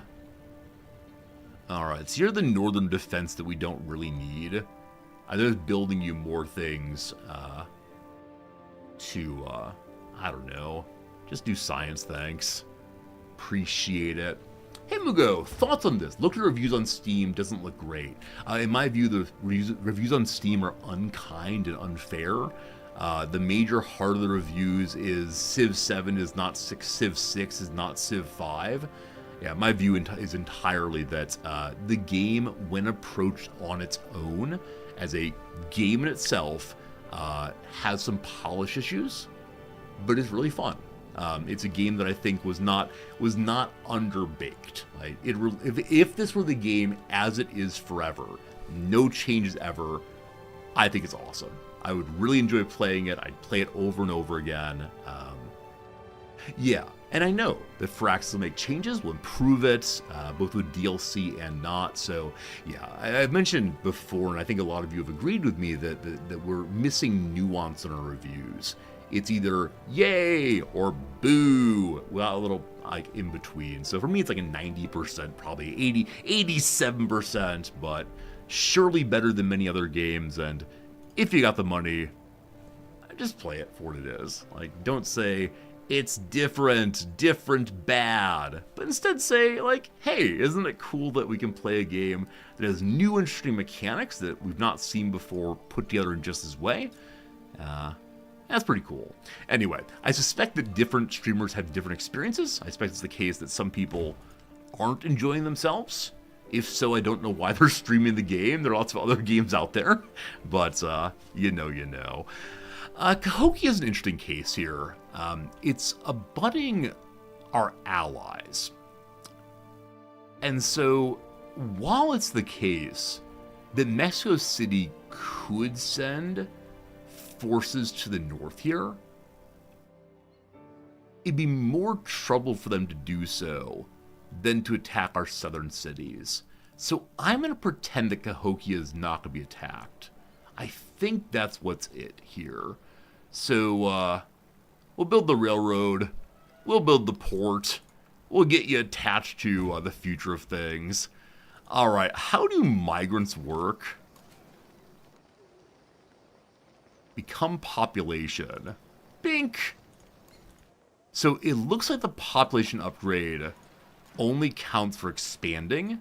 Oh no, it does give a worker also, or a specialist also. I can't expand right now. Huh. It looked like they were giving specialists until I took the last green spot. Not sure.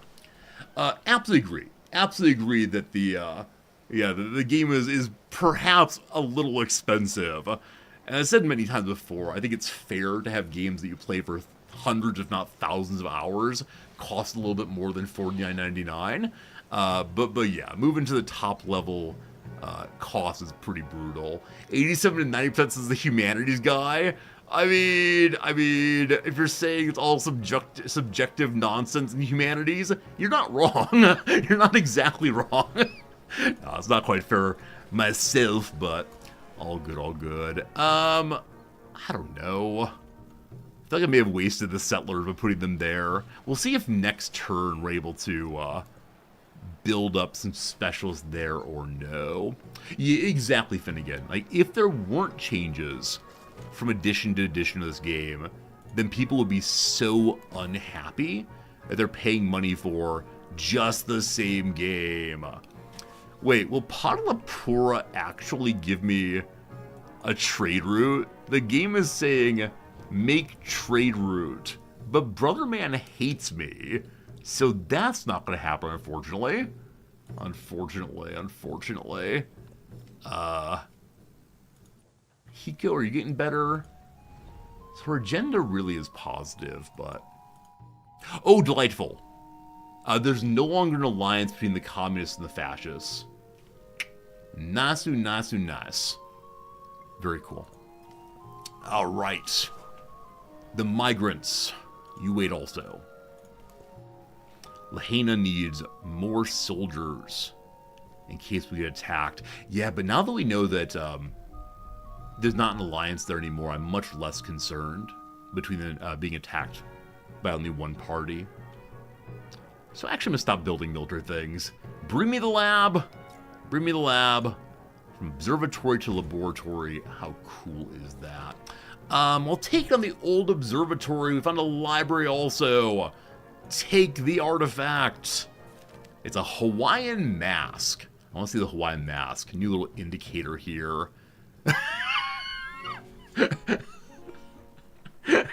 For the fresco, they used the Jesus. Oh, this is such a sad story. It has a moment of ha ha he he. I'm guessing many of you know it, but... Oh, goodness. How do we find it? I mean, there's a sad part here. Painting of Jesus. Oops. Will that do it? Oh, incidentally, have any of you seen this painting of Jesus before? Okay. This one right here, called The Head of Christ. There's a podcast episode on this that argues that for Americans at least, this is what they think of when they think of Christ. Because this is the most widely distributed picture of Christ in the 20th century. They apparently sent little photos of this over to various soldiers here and there. It was hanging up in so many houses. It was hanging up in so many churches. It is an incredibly popular picture of Jesus. But as some of you were saying, yes, it's not in any sense what he looked like, because surely he was Semitic, he was a brown person, etc. But yeah, for Americans, if you ask them to say, what does Jesus look like, they'll start describing this one in particular. And that is fascinating to me. Absolutely fascinating. The podcast episode was so good. I don't recall which podcast company it was. It may have been the Atlantic. Let's see. Oh, yeah, 90% Invisible a week or so ago. 99% Invisible is about, like, design and the way in which, architecture and social strategies and so on build a world around us that we know, but we're ignorant of all at once. So there you go. Absolutely fascinating stuff. Very, very cool stuff. And worth the time, I think. Please don't listen to it now, because we're busy, of course, but still. All right, so Potato Jesus will do it. Thank you for the help. Yeah.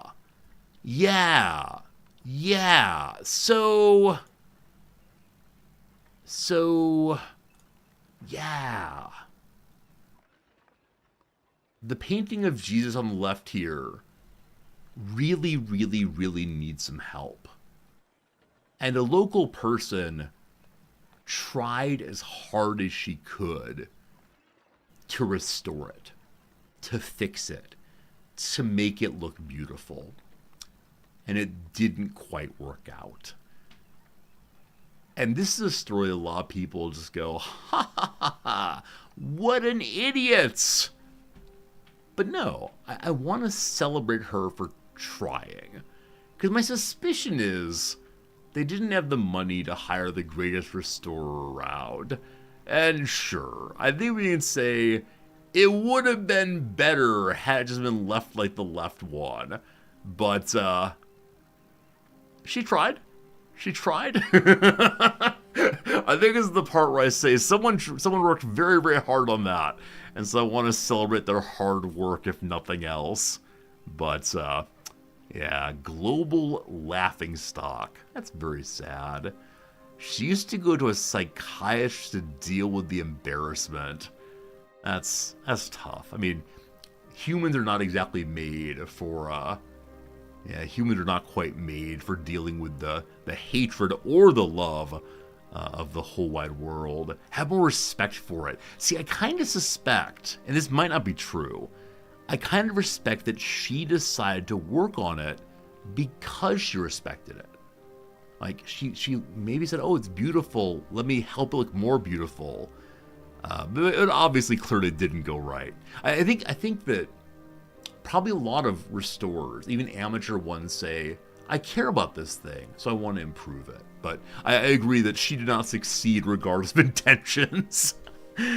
Yes, but as I was saying, they've actually used that image as the museum piece there. Alright, someone here needs another museum, it seems. We got some production somewhere? Not really. How much does the museum cost? I'm absolutely okay with just rushing these out. We'll see. You care about your roof, you're not going to replace it yourself. Fair enough. I think you are right. Like, I do not mean to say that she, necessarily did the greatest thing. But, wrong button. Purchase. But I don't know. I appreciate that she tried. And this is probably just like the teacher inside of me that insists, man, it sure is hard sometimes to do the things we want to do. However, you gave it a good shot, and that's worth something, maybe. I'm not sure if it is. I'm not sure. Yeah. I mean, I think like, wanting someone else to do your roof, that's fair. I definitely get it. I hate this. This is definitely an error. But there are lots of people who say, like, okay, I don't know how to, fix the electricity in my house, but by the power of YouTube, I'm going to do so. And it works out. Like, I think, part of learning is trying stuff. Now, should you do that with artwork and artifacts? Probably not. But I like the growth mindset that says, okay, I could hire someone to do this, but I can also learn how to do it myself. I'm not sure. Now, of course, with saying that, I do hire people to do things around the house because I'm not very good at it, and that's how it goes, maybe. I don't know. Aegir Druid! Should be a point where someone stops saying this is not working. I imagine. Ikov Lycos, thank you for the resub. It's been a while. So good seeing you, though. Always a really good time seeing you. What was I going to say? I can imagine like a cartoonish moment at which she recognized, oh no, I've begun to ruin this.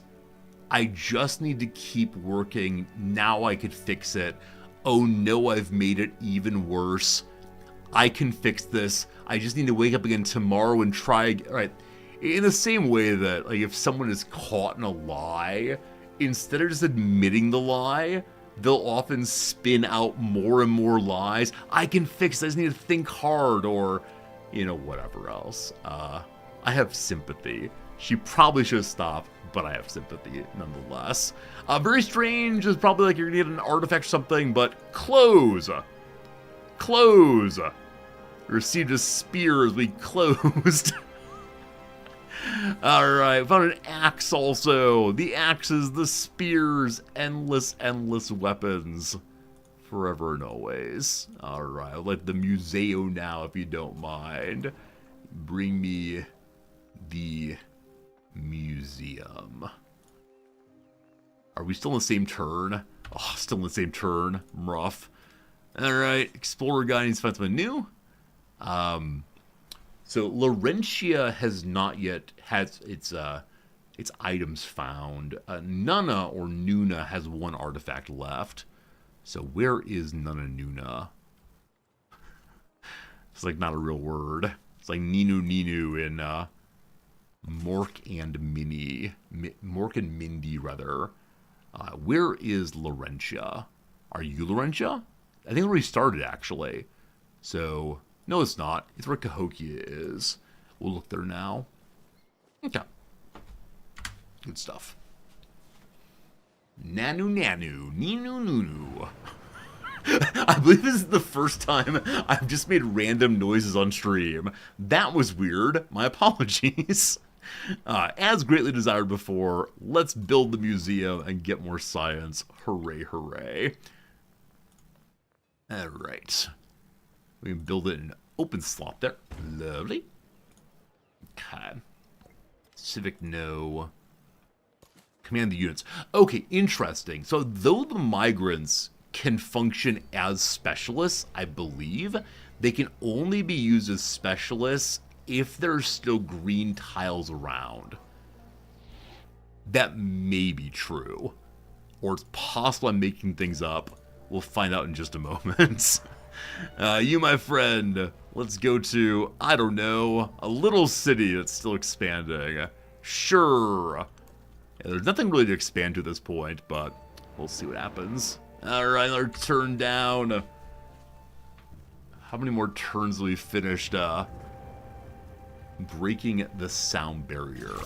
All birds Well, need to fly at the right shape air winds, units right stronger. pressure.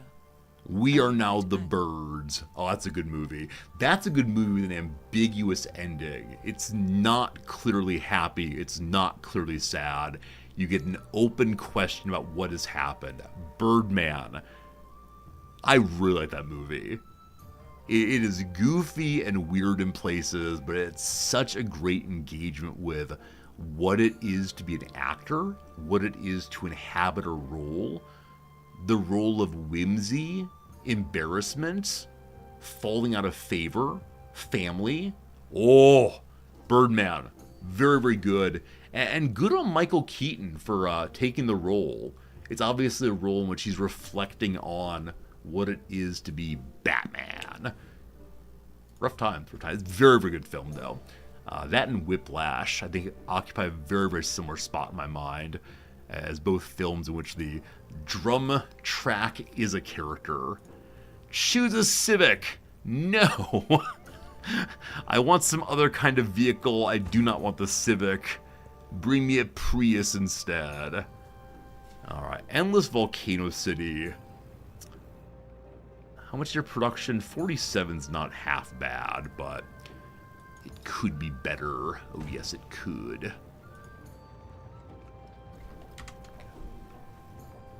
Alright, I want to look and see how many more turns on Rome.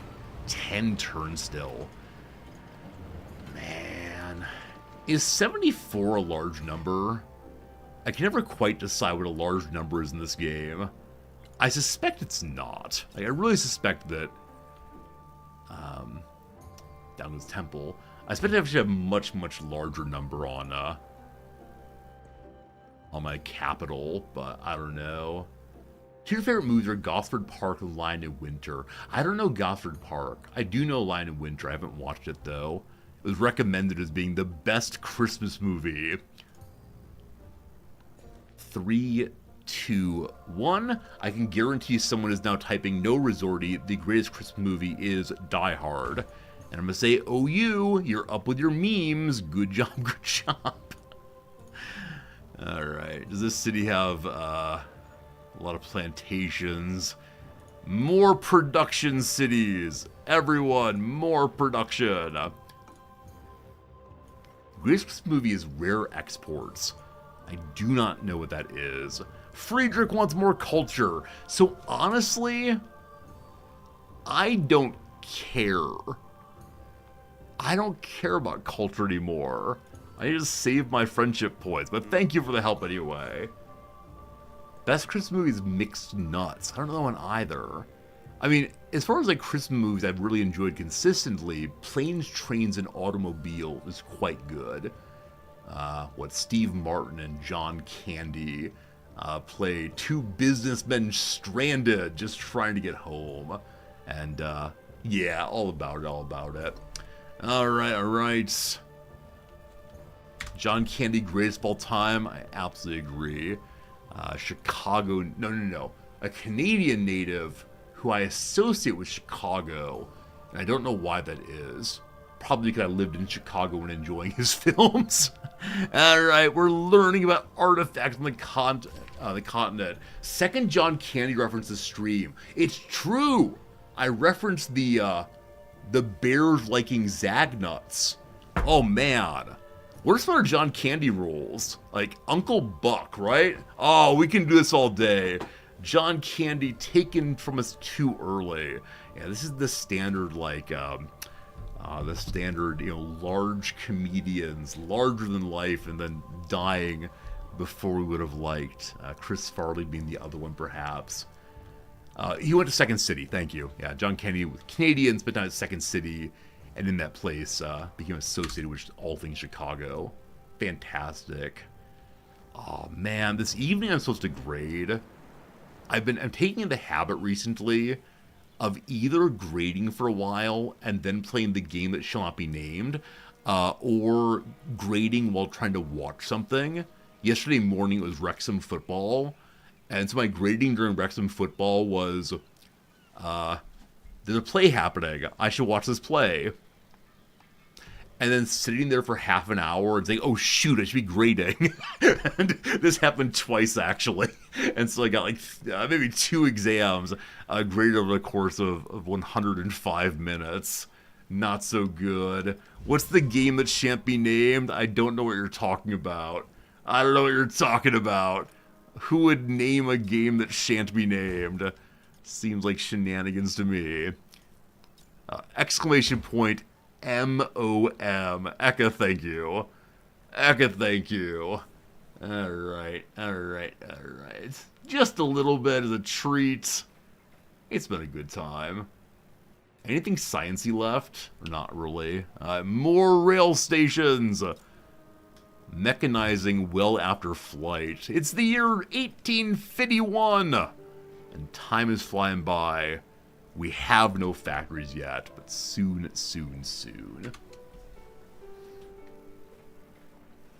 I have now played the beginning of the Gnome Mage 5 times in the past month.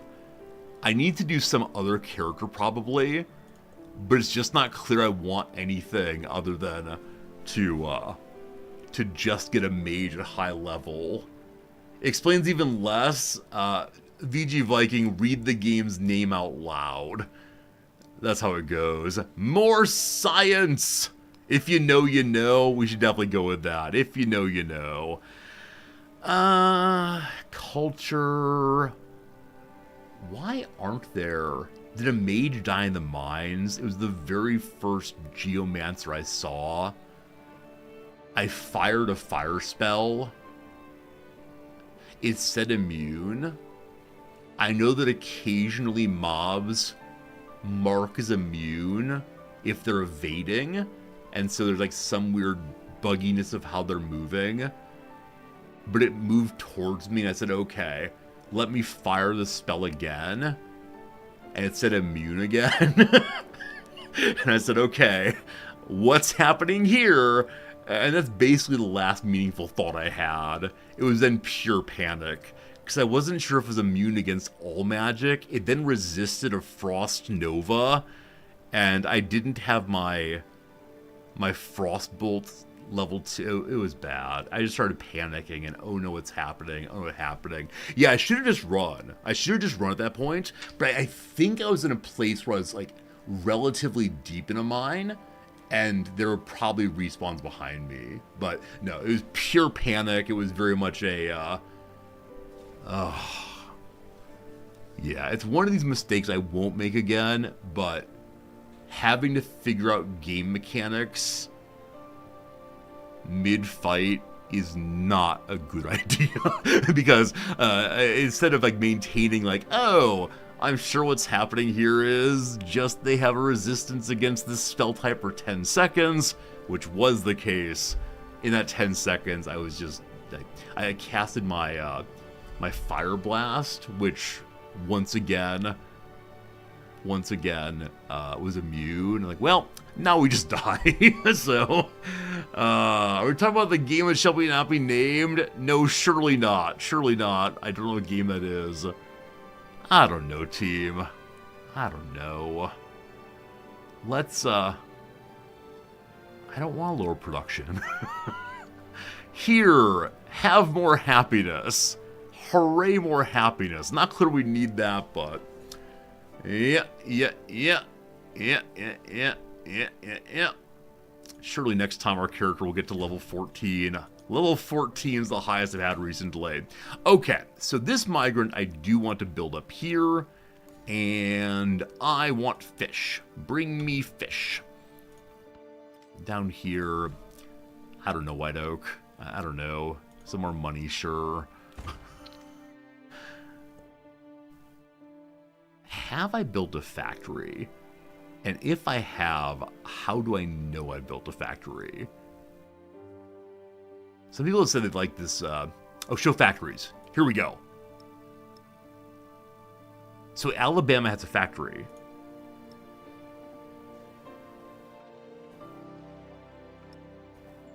Or these show places where there could be a factory, maybe.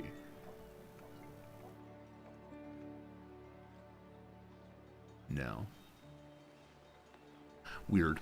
Lingapura, I'm going to build you a port so I can build you a factory. Everyone gets factories now if I can. All right.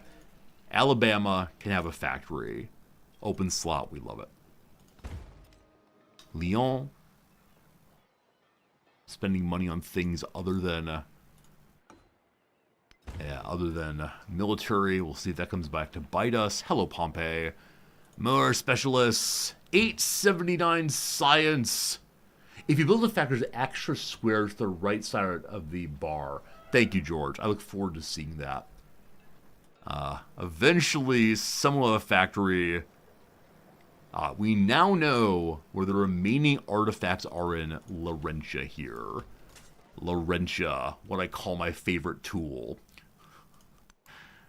Kusa. Very little build here right now. That's fine.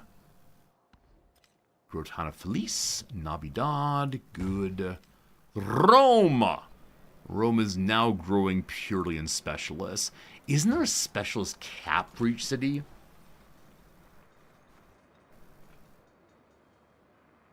Six specialists per tile. We can jam a whole bunch more in there. In fact, probably more than is reasonable to have. Also, there are many buildings I like to build, but I have just been rushing events right now. It's almost 1 p.m. Will we finish this playthrough today? If I just click much faster, the answer is probably yes. But, do I want just to click through faster? Like, we could ignore any possible kinds of Diplomacy. Reconciliation, yes. Chuck, let's have another reform. We're already doing a reform on you. 5 more turns, good. Reconciliation here. No, you only have 1, unfortunately. Not opening borders, fine. No civics. Maybe I should just like shift enter over and over and over again. And in that way, get through the game as fast as possible so we can do a new playthrough next week. Or possibly even tomorrow, we can start a new playthrough. Only problem is that tomorrow is the last real day of the stream week, and so we didn't have to wait until Monday to play more. Okay. This army commander's arrived. It's taken them a very, very long time, like 12 years to make it to Lahaina, but at least we now have a defense against the awful, awful Mexicans. My apologies to any Mexican viewers. I don't mean you. I just mean the ones in the game. It's all good. Don't you worry, team. Cahokia has production. You are Mexican. I don't mean you, I promise. I mean everyone except for you. Looking forward to Variety Stream on Saturday. Haven't decided what to do yet for Variety Stream. This is the sub-Saturday in some sense, in which people who are subscribers suggest games I ought to play, and I, attempt to play them, even if they're games that are not part of the normal story. Hey, we can make Jacobins there! I should make more Jacobins. Cahokia, how many more are there, I wonder? At least one more! Up to the top you go. How much to buy them against? 2,000 to buy them, correct? I'm considering just pushing them out. 1260's all? 1260? Wow! Next turn, more little friends. That'd be good. Yeah, so if you have suggestions for our Saturday, do consider joining the Discord, subscribing, and then putting ideas into the channel. I'm willing to play basically any kind of game. We'll probably do a little bit more of a game about digging a hole. It's a fun one. So Charlemagne and Friedrich have both finished the first level of airplaning. We're close to finishing the second level, so we are ahead. We're ahead in everything, and no one does any railroads. Slow going, slow going. I wonder if the economic one is the hardest to get going, or if instead it's just a matter of which direction you research. So, yeah, we should be fine. It'd be a heck of a thing if our playing the way we're playing actually leaves us open to being overtaken by one of the AIs. You made an awful clip out of context, that's fine. I realize that anything I say on stream might get clipped. As I've mentioned before, years ago, someone took something I said on stream and sent it to my wife. That felt bad. But as long as this clips are just being used for haha he he, Resorty says weird words, haha he he, I mean, fine, whatever. It's all good. It's all when people get weird about it, and again, tattle on me to my wife, that I feel pretty bad pretty fast. Alright, another turn down. Which town wants things? I think it's time to become a little city of production. You already are a production city. Fantastic. It'd be really nice if in this view it showed... Oh, maybe it does. Maybe it does show what kind of town it is. It does not. It does not. So it says town growth. Right here. If it said, I'm this kind of town, it'd be awesome. It's a food town, so, which 7 food do you want? I choose that one. I should choose the one with production also. Hello, Bayou. You get specialists. You get specialists. Josh Pearl, much the same. I think at this point we're just growing cities while waiting for our boys down in research to get it all figured out. This feels like another case where I may have somehow unlocked a level up on every city. This happened once before. I don't know what I unlocked to cause this. Like, I don't think there was technology I unlocked. Maybe it was some kind of congratulations, you did something. I have no idea. But it's happened twice now, and I just end up pushing the buttons a lot, not thinking too much. But it's fun visiting every single town and seeing what needs building and where. Choosing basically based on what kind of mountains are around. Ah, it's all of them. The migrant arrives. Here, have a campfire. That's fun. Okay, Leon, we can change type if we want to. We're still expanding, so we'll hold off on that. Who's the same? I was going to make you a city, and so we do. With 72 production, we absolutely love that. And then we have ironworks going for even more production. And resource assignment, who knows? You're going to stay as you are. That is the turn. 4 turns to go. 3 turns to go.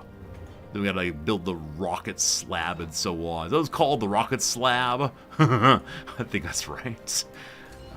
Commander posts up. I wish it were a little easier to get additional unit slots on your commanders. I understand you have to fight to get additional XP, but it just feels awkward. There would be no way to like train someone. I need a training button. This is like a train. Is that the training button? Ho ho ho ho ho. Sorry, incredibly dumb. Incredibly dumb. We can continue building science buildings. We're up to 1,000 on that already. Once again, Mexico is moving tanks on the border. Are we afeared of you? Have you reallied? Reallied? She's looking pretty angry. Wait, she's unfriendly with Ashoka. Ah, she's gone to war with Friedrich. Friedrich and we are allies. Do we immediately get drawn into the war then?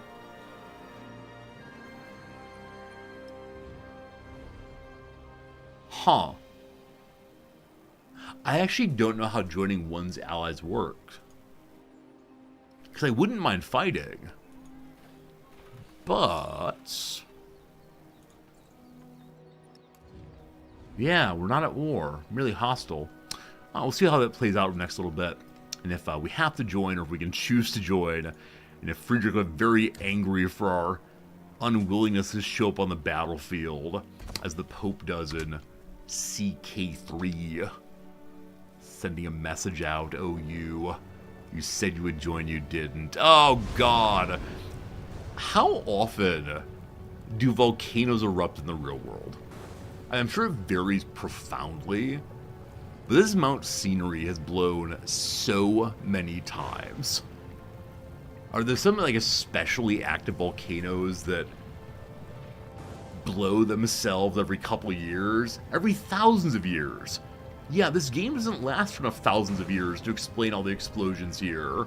Some like to erupt a lot. We can ask, Mount Scenery, are you enjoying yourself?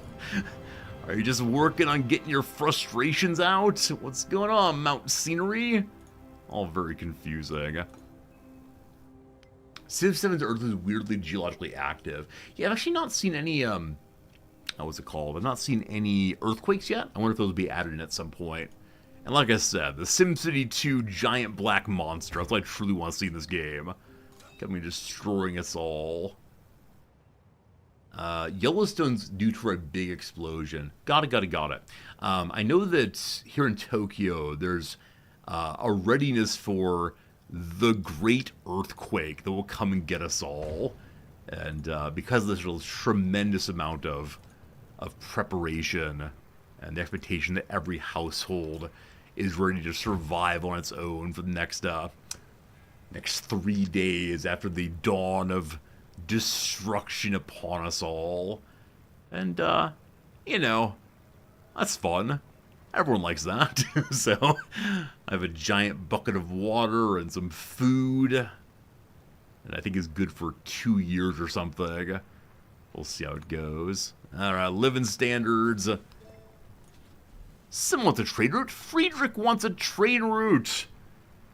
Become the world's first railroad tycoon. Alright. Friedrich has railroad factories working in 1857. One of the first things in the game that we did not get to first. We are almost there, though. Almost there. Friends, I've actually not filled up my water glass all stream. Not even before stream. So pardon me for about 30 seconds. We can be enjoying completing another milestone. Back in 30 seconds with some water. My throat's getting a little bit sore, so entertain yourself. Take a stretch. Take a quick break. Really, back in 30 seconds. 1, 2, 3.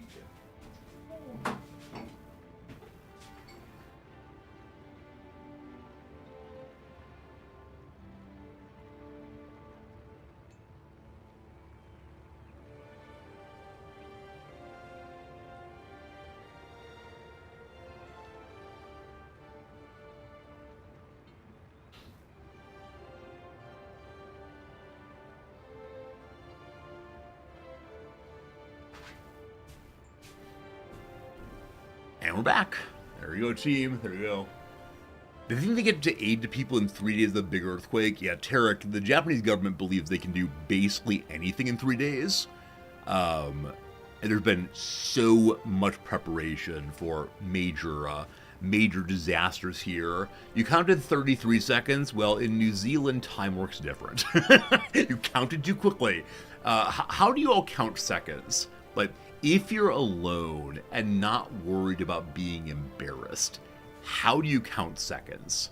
Are you a 1/1000, 2/1000? Are you a 1 alligator, 2 alligator? Or do you believe you can do 1, 2, 3 in a way that maintains the seconds? I know I can't do that last one by any means whatsoever. Absolutely not. I think there've actually been some studies on human perception of time, and the way in which if you ask someone, please tell me when 3 minutes have gone by, people have no idea how to do it.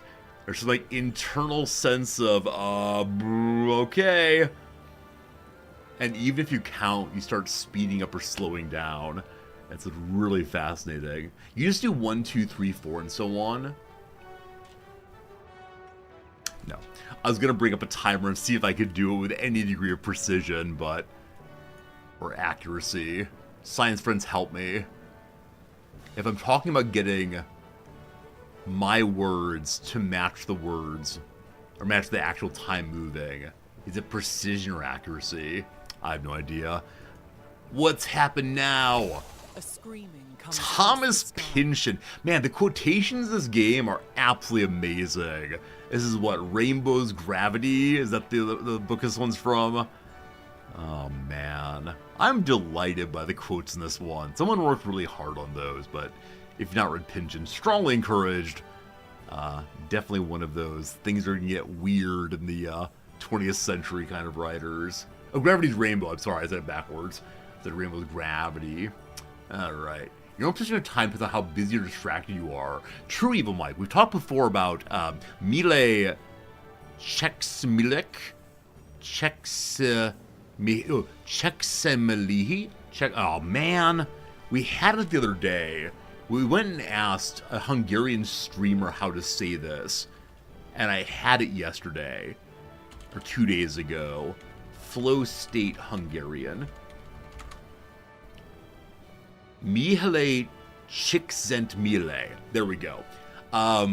Yes. Flow state. When everything is fitting together, you lose track of time. It's the one more turn moment.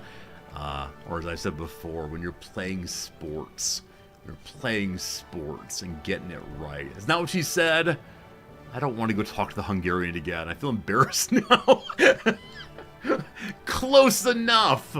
Close enough. I've said before, like, when you're playing sports, if you're someone who's somewhat competent at your job, you know, and the whistle blows or the quarterback says hike, there's this moment of time disappears, and you just go hard into it, and it's really amazing. It's not people have that when they're writing or doing work, or, you know, you're flowing, cutting the grass, whatever else, though. It's true, Munya. The first name and the end of the last name are the same word. I believe it's a patronymic, though I'm not sure on that. I believe it's one of the cases where the familial name changes based on who your father was, but I'm not sure. Anyway, incredible. We've proven that humanity is able to travel faster than sound. At last, the stars themselves are now within reach. The Break the Sound Barrier project complete, and you've achieved the second milestone along this space race project's other way, legacy path. Now, rocketry, launch pad, satellites. Here we go. No more looking up, just butcher it with confidence. Does anyone have a clip when the nice Hungarian taught me this? Good old nice Hungarian. So rocketry is now done. So we now just build the rocket pad, launch the satellite, and then send a person, I don't know, like, is one of those Kerbal straight up and straight back down situations? I think it is. I think we're gonna finish this playthrough today. No, Blue, please don't scour the VOD. I'll look it up again at some point. Friends, we have an ad break coming. One last ad break. And then we're going to the stars. I want to look real quick. How expensive is buying the rocket pad? The launch pad. I can buy it right now. We destroy a guild hall. I didn't build that at my capital. This is not my capital. That's not the capital. This is the capital. Oh, no. Luckily, we build more than one. Goodbye, library. The only library we need is in the stars. Friends, 3-minute ad break. A little bit more crossword. And there we go. There we go. Twitch is apparently deleting old VODs. Yes. I don't recall exactly what it was. I read this morning also. Yeah. So here you go. We're implementing a 100-hour storage limit for highlights and uploads. This is not VODs. Some people, in order to keep their VODs around forever on Twitch, will take every single stream they've done and select the very beginning and the very end of the VOD and clip that and have it saved forever and always. Twitch does not want people doing that. They want you to have your VODs for your 2 weeks or your month or however long that is. I have, I believe, like 2 stream highlights, and both of them are part of brand deals. So this is not VODs in the standard sense. Now, as many of you know, I'm also streaming on YouTube. Hello, YouTube. And so right now, YouTube is saving our VODs forever and always. So, yeah. It's not going to affect the channel in any measure. It's just people who use Twitch in a way it's not supposed to be used as permanent video repository as opposed to like one-and-done interactions. This thing is special because it can never happen again. Sorry, crossword time. Today's crossword is done. So let's get back to Tuesday. Wayne's World. I don't know which Wayne they want. There's Lil Wayne. He goes, what? Yeah, and so on. Sorry if I woke anyone up there. There's Wayne and Garth. There's Wayne New somebody. There's, I don't know. Worry. Stew over, huh? User-facing in programming, the front end.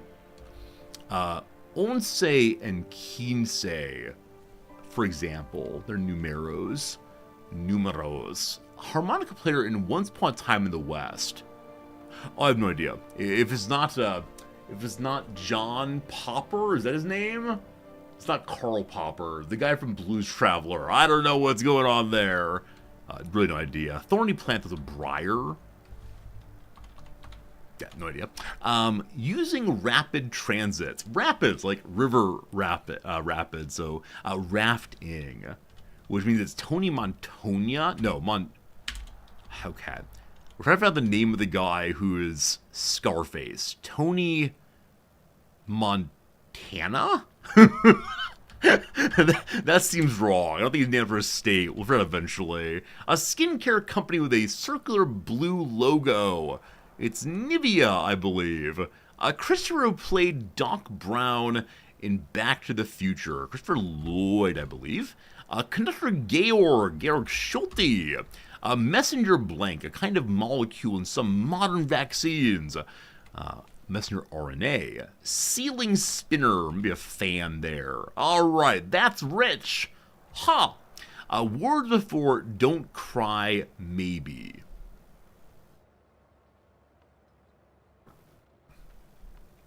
Don't cry, maybe. No woman, no cry. No woman, no cry. Something shaken in a trick. A pen. A pan. A par. A Pac-Man. Bought. Ate up. Like to buy someone's story. I eat up their story. Creatures that can move their eyes independently about each other. Chameleons.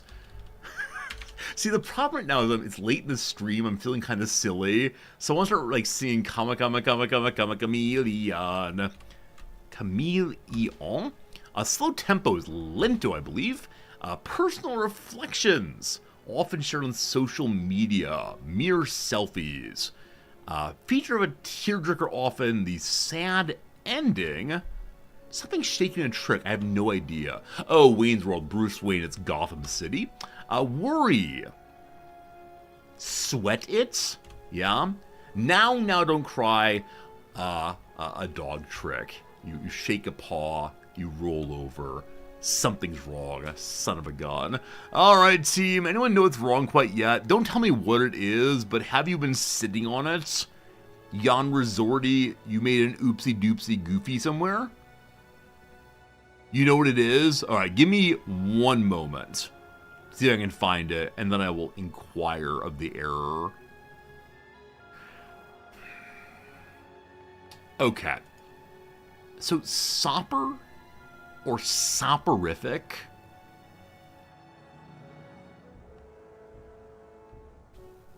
Is Jill Lepore. Her name's Jill Lepore, is the historian I couldn't think of before. Yeah, she's kind of taken over the role of Kearns Goodwin. As like the nation's historian of itself. Deep Sleep is a torpor or sopor, not a soper.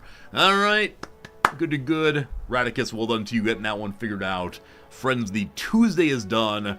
What that means is, well, we got a Monday. Luckily that one's barely started. We'll probably get to that tomorrow. We'll see. Alright, 1 hour remains. 1 hour to finish the playthrough.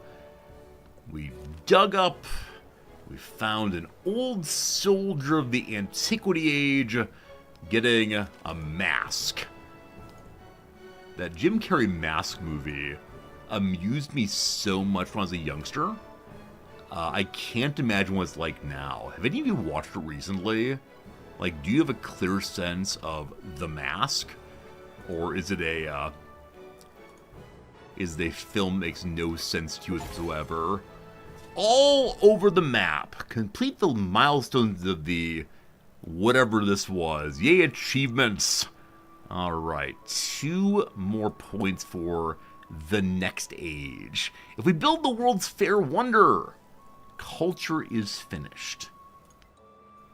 We don't want to finish culture though. Wow, look at that mask. It's like a toucan beak. I appreciate the care that was made in the different artifacts. I can easily imagine them just putting in like the letter A for artifact. These are cool to see. I'm guessing over multiple playthroughs they'll be just kind of ho-hum. But first time, I like it a lot. Okay. You know, the mask of 90s Jim Carrey vehicle? I mean, you're not wrong. But, for example, I like the movie Dumb and Dumber. Even though it truly is quite dumb. Like, I recognize it is not a artistically good movie, but man, how much I laugh each time. It is just really, really funny to me. And so, I think for me, of the Jim Carrey films, Dumb and Dumber is probably my favorite.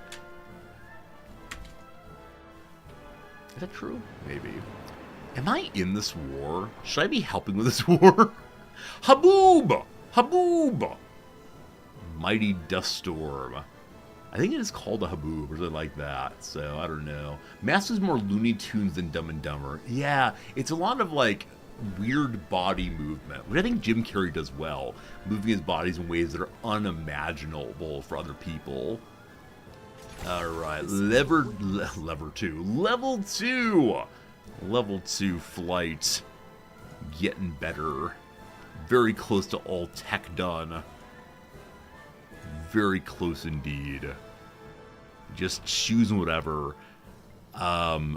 We're very close to mass production 2. Have I built a factory any? Oh my goodness. Wait. Is Hawaii in a war with Charlemagne also? Am I part of this thing? I'm not at war, but I guess I could join in. Do different generations have different senses of humor? I think so. Like, there's some things that probably... I mean, I want to believe there's some things that the human spirit finds funny in all moments. I think surprise, like unexpected outcomes, are seen as funny by most people. I think there was something involved, some kind of science that involved monkey humor, and I think it was things similar to like peekaboo. They found so funny, so funny. I don't know. That said, someone did a study at one point. We're never gonna finish the game today. Is like world's funniest joke, by which they meant it was the joke that the majority of people found funny.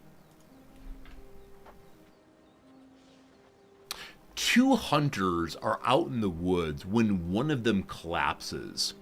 He doesn't seem to be breathing and his eyes are glazed. The other guy whips out his phone and calls the emergency services.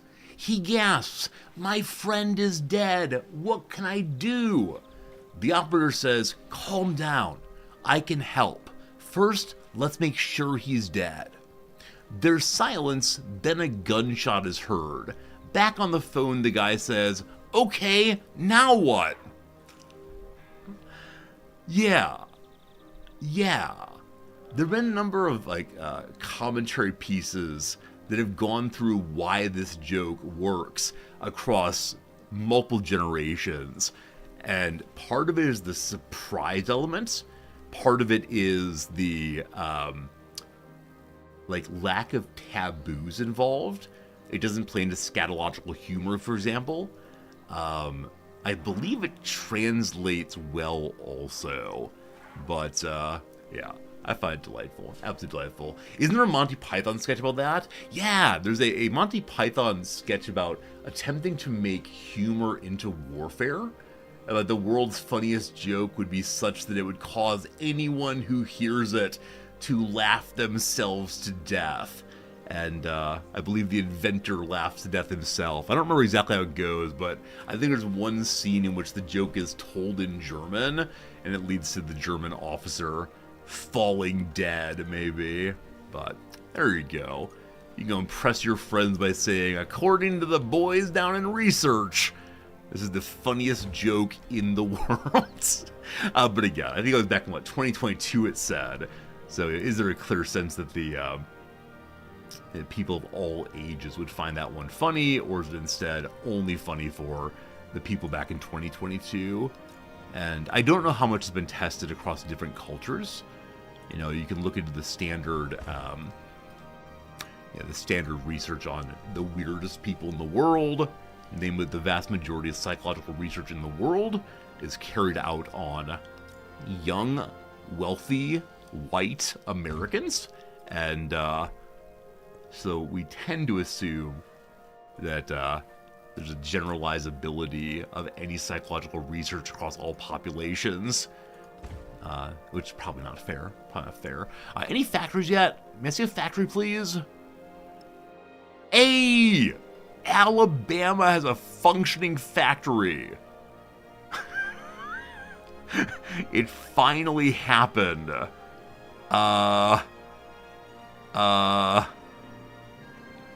So Navy, military, buildings, all kind of cool, but it does feel kind of late in the day for these. Here, have some coffee, stay up late and get to work. Now, is it only one per factory? Yes. Alright, so you can only have one factory resource hanging out. Got it. You don't think the Sentinelese would get the funniest joke? I mean, you could probably tell the joke in terms of, like, a Christian missionary came to visit. Something like that. Drum sets! I want to see the drum set, please.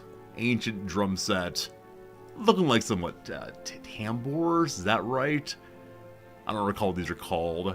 For some of you know right away. I think I've heard them called just like tribal drum, which seems unsporting. It's one type of item per factory. Got it. So you can load up lots of coffee there. Cool.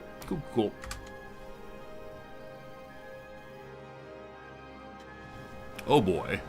Endless explorers coming to visit. Why did they make so many explorers? I understand the desire to dig up everything possible, but it seems possibly a bit excessive. I don't know. Beloved Rome, it is time for you to move to...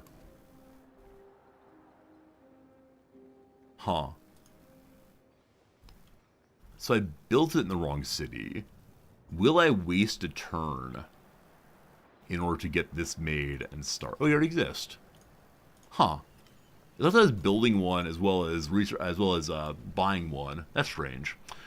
Okay, it's time to launch a satellite. Up you go. Take us 13 more turns. Is there any way to hurry that? I guess buying more science would do it. It's just so many turns. Too many turns, in fact.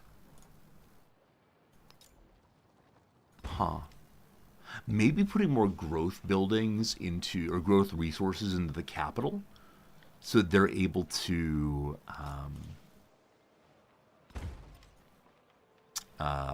get more specialists as time goes by. And then just using all possible cash on science buildings in the capital? I don't know. Oh, it's production, not science? Of course it is. Thank you for remembering how words work. Alright, someone has attacked my cannon. So I got the sense that we're involved in this war now. Is that true? It doesn't say I'm at war. It's only hostile.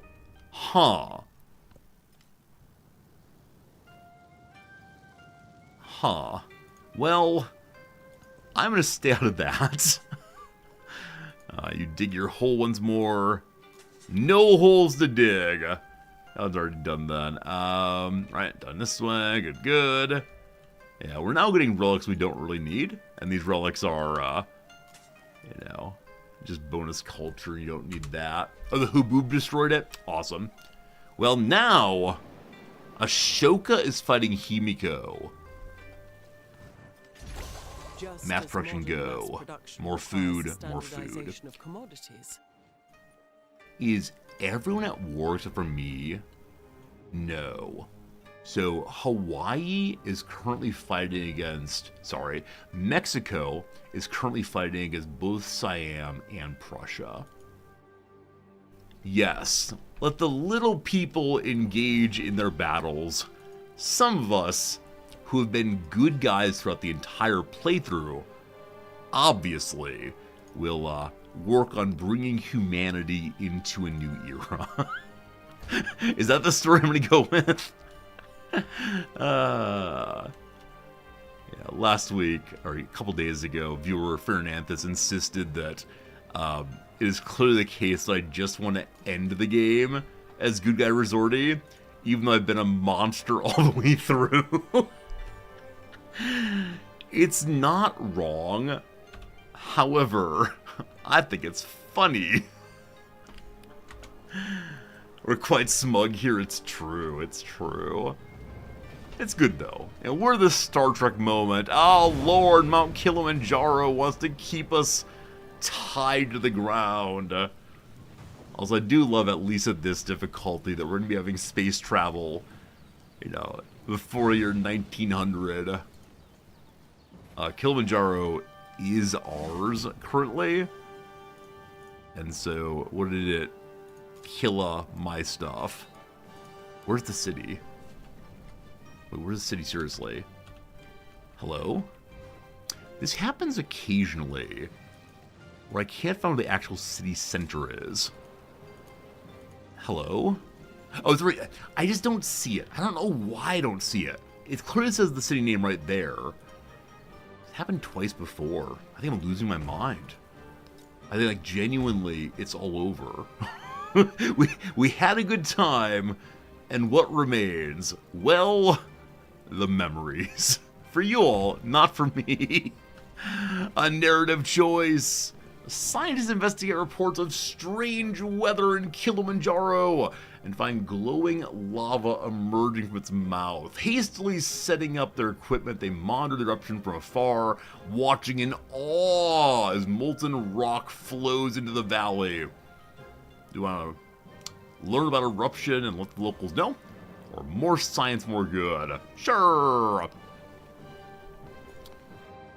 Alright, at 1800 money, I don't have enough in order to boost production in the capital. However, next turn I'll be able to do so long as I buy absolutely nothing.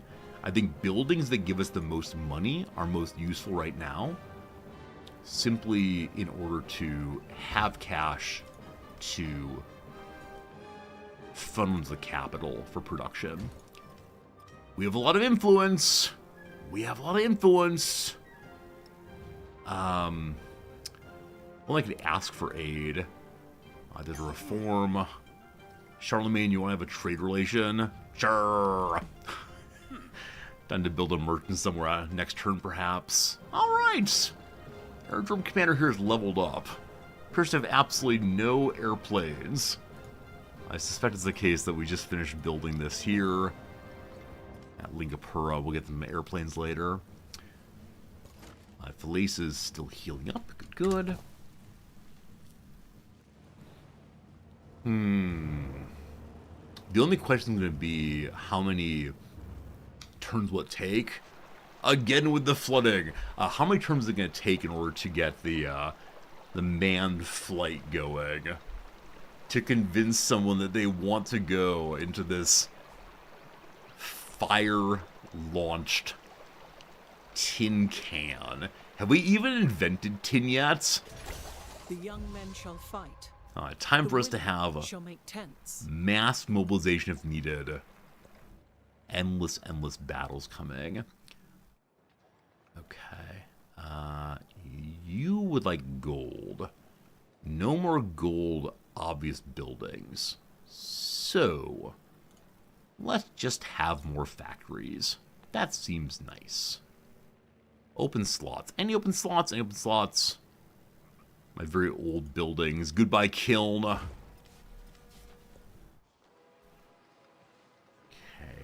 No money again. Railroad station? Factory? Do you already have a factory? Oh yeah, Alabama's the one place on Earth with a factory.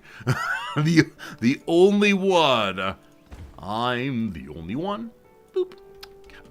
So, Rome can now probably get a production building. Hello. Is factory top? Military Academy is top. I love that. So, I need to buy it. My mistake. Big number here. Bigger number here. Open slot 2. Lovely, lovely.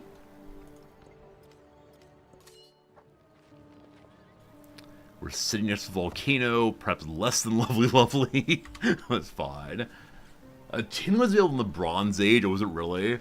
Yeah, I know nothing about the history of metallurgy. Kilimanjaro goes again. Please stop. Please, sir, I've had enough. Alright. That's a situation we should move the military away, probably. Scoot, scoot, scoot. Scoot, scoot, scoot. I suspect that scouts or early infantry would just die in that case. Might as well just die. Oh, you know what? Okay. We all agree that the blue indicator of where the city is not here, correct? It's not that I'm not seeing it, it's that it does not exist. If I go off the screen and back on, it is there now. Okay. It's not that I'm blind or insane. It's not me who's wrong. It's the video game who's wrong. Alright. Yeah. We discovered a necklace. New kind of item. You reported the bug earlier. Emperador, thank you for that. I appreciate it. Lahaina's been pillaged.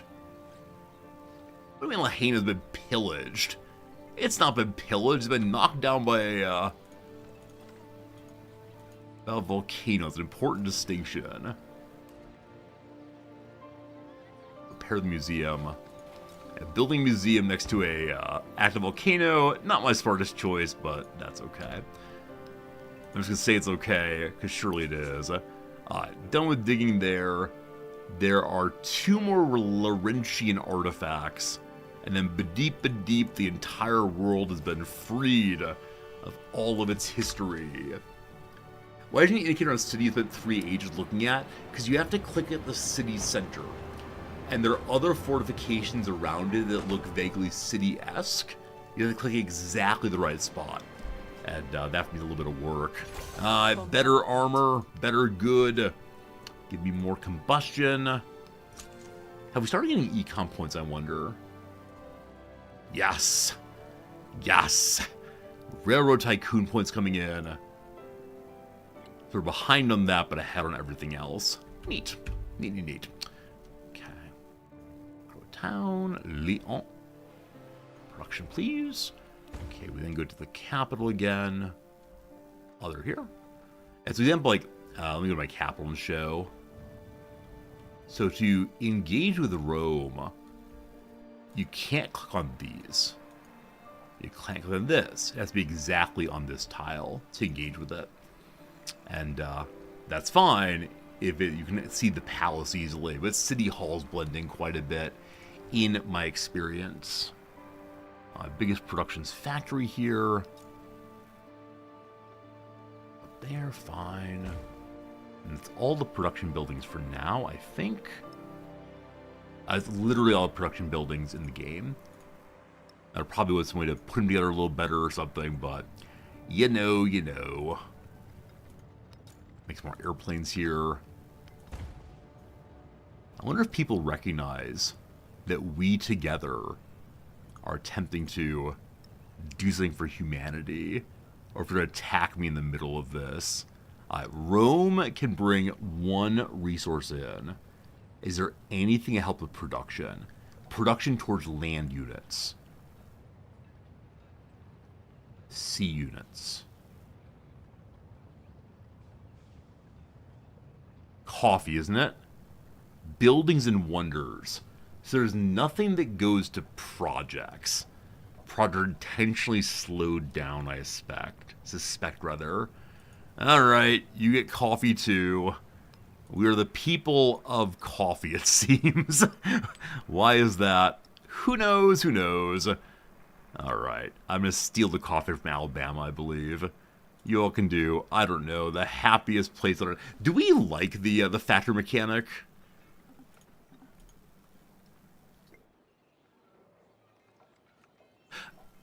I think... So this is me playing the factory mechanic for all of like 5 minutes, of course. I think for me, as a strategy game component, sure, it's fine. But as anything involving realism, it's very, very, very strange.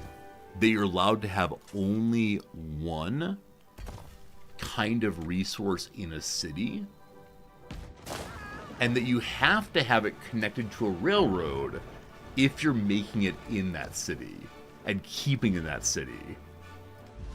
I don't get it. Someone, I, built the Chengde Mountain Resort. I assume it's in China. Looks beautiful. Yeah. Not the world's tallest pagoda, but not the worst one either. Combustion Tech 2. +3 combat strength for cavalry. I absolutely love that at this point in history we're referring to tanks as cavalry still. Is that still done? Like, can I go to the local barracks, the local armory, and say, may I see your cavalry? And they'll take me to see the tanks? Seems ridiculous if so. The factories seem annoying, or underwhelming to you also. I agree, Dylan. For all the work you have to do to get factories going, I think it's the case that the factory bonuses are a little less than what I'd like them to be.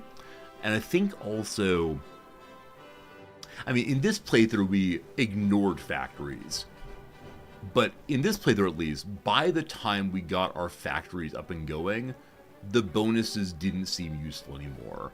Now, again, lower difficulty and late factory building might be part of that. But who knows, who knows? We'll diagnose and learn more in the near future. I can't be the World's Fair. No World's Fair allowed. Absolutely not. Bring me more Jacobins as possible. I've been meaning to build all of them. I want to know all of them, but right now, no. Kusa, what do you want? Here, everyone likes a lab. That seems nice. In Australia, you call it your tanks cavalry. They're called the armored cavalry. I had no idea. Mount Vilcini has decided to explode also. I wonder if we ever get a huge disaster in which one of the volcanoes blows so high into the sky that it's, you know, years and years of famine. You definitely have to deal with it in what early years of Victoria 3. There's a giant volcano in it. Caused a profound famine in a large area. Yeah, I'm very surprised. Very surprised that even today there's reference to armored vehicles being cavalry. Because the word cavalry, of course, comes from horse. And so, like, it feels like a little, like, silly wink to the past, I guess. When I tend to think of the military as being a kind of serious business. Also, I don't understand why when you show factories, it shows you all of the cities. It's weird. It's a weird thing. I don't know. Maybe I like it that we refer to our tanks as cavalry. A little silly. Seriously, it's not a tradition. I guess. I don't know enough about these things. Urbanization online. Build a bridge. I think that's all technology, yeah? Let's not push to the end of time. So I wouldn't mind pushing this to get the wildcard attribute point. That'd be fun. The pork and beef industries run strong in the Empire. Too strong. Their gluttony is unmatched. Rumors abound their masters have secret tales. I am fond of dogs. So I thought this was like a coded reference to anti-Semitism. But in the ancient world, we pet dogs. We didn't kill them, I believe. something happened. Is this the continuation of a storyline from the ancient world? I don't know what this is trying to say to me, and why do I gain influence for it? What on earth is this event? Oh, this is a quote from Civ 6 also. What did it mean in Civ 6? Am I not in on the joke? I'm definitely ready to be not in on a joke. I mean, nothing new or surprising there by any means. But very strange, very strange, very strange. Alright, how many more turns we got? It's getting close. 3 turns to go. 3 turns to go. It's good the tanks are horses, connects modernity to passive, arbitrarily disconnecting it. I think I disagree. Like, sure, I think it's a good thing to understand and engage with the past and know where you came from. But it's fundamentally false. It'd be like, for example, we have a lightning storm. And we say, it's the gods. Zeus has returned to his throne. He must be furious. Here comes the lightning bolts. I think I'm okay with dropping off some part of historical terminology. I don't know at what point I want to do that. I like metaphors, of course. Metaphors are fun. But if the metaphors are problematic in their direction, I don't know. Maybe cavalry became a role instead of a fills the thing that a role. The tanks role. Yeah. But some tanks are slow. I don't know. I mean, possible. I agree with you. I agree with you that there's definitely like dangerous ways of covering over what's happening in the world. I agree with you. Human resources like forgets the human at times, but I don't see the value of tank troop or mechanized troop as opposed to cavalry. It doesn't seem to have the same kind of disguising of something important. Yeah, I don't know. Words are hard. The development of language is hard. I don't have anything to say except for that, I'm afraid. People are riding armored mounts. This is metaphorically nice, but I believe I want to say insane. Do I think that a save icon should be changed from floppy? I think symbols are... man, I don't know. I mean, at one level, I don't care, right? I'm happy to say, like, frankly, it does not matter to me in any meaningful sense. Like, cool, you do you, fam. It just seems like a weird... Yeah. Like a weird hill on which to stake one's flag. Tanks are literally mounts. Is my Prius a mount? I mean, does mount just mean a thing that holds you up off the ground? That moves? I mean, if so, my bed has casters. When my wife pushes the bed around and I'm sitting on it, is my bed a mount? Again, metaphorically funny, but it seems to include an important difference. Namely, that your mount is alive. Like, we don't have to feed our tanks. I don't know, team. I'm just not sure what rides on this one. Haha, rides on it. Let me see. I don't want to look up the word mount, because there's an ambiguity, right? Like you can have a mount on which a sword sits, or a mount that's used to hold a pipe in place. But, I don't know. You do have to feed your tanks with gas. But again, this is wildly metaphorical.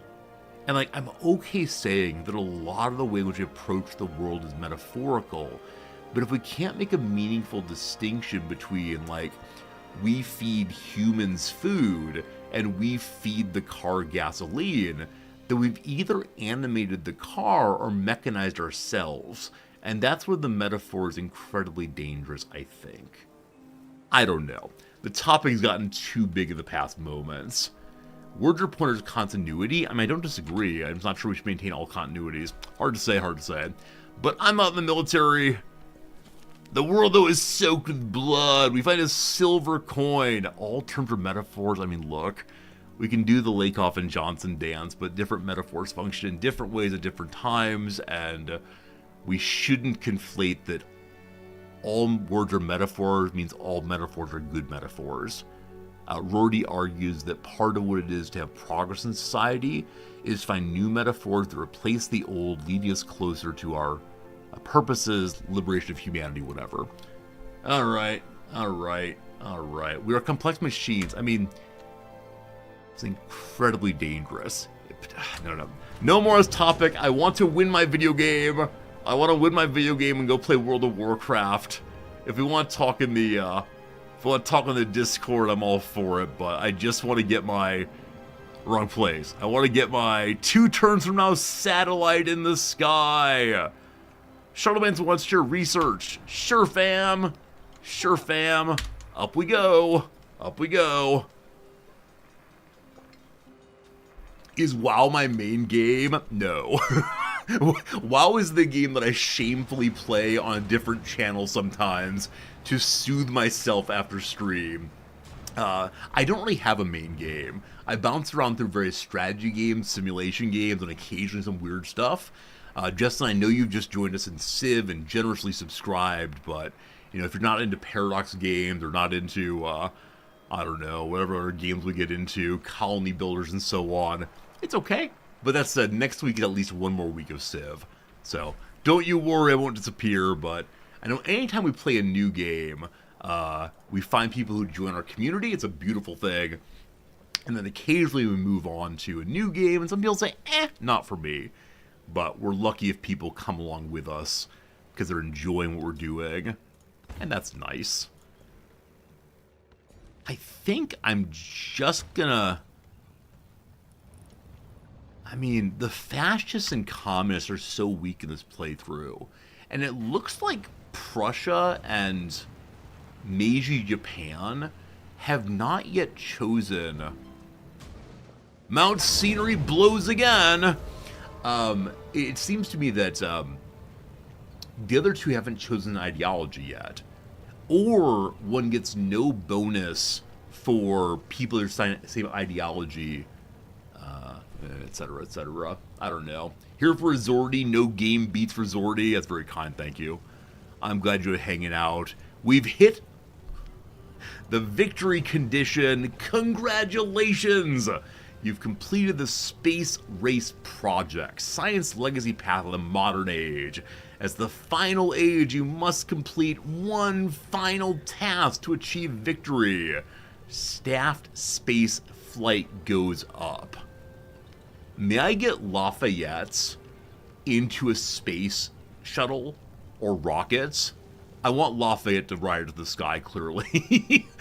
Alright, how many turns is it? Hello?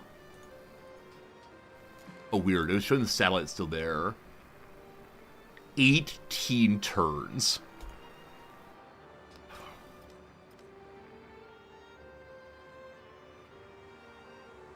That's a lot of turns.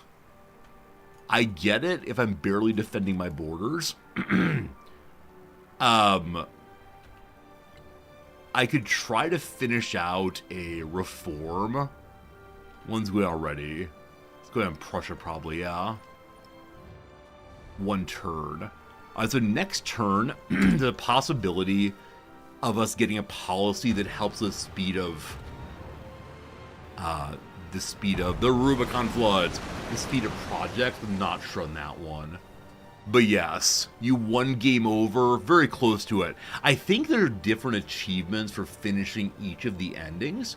I think you also get special rewards in-game for finishing each of the endings with each of the leaders. So if you want 100% this thing, ooh-wee, best of luck to you. I shouldn't say 100%. This is something I say occasionally, it's absolutely wrong. 100% the ending.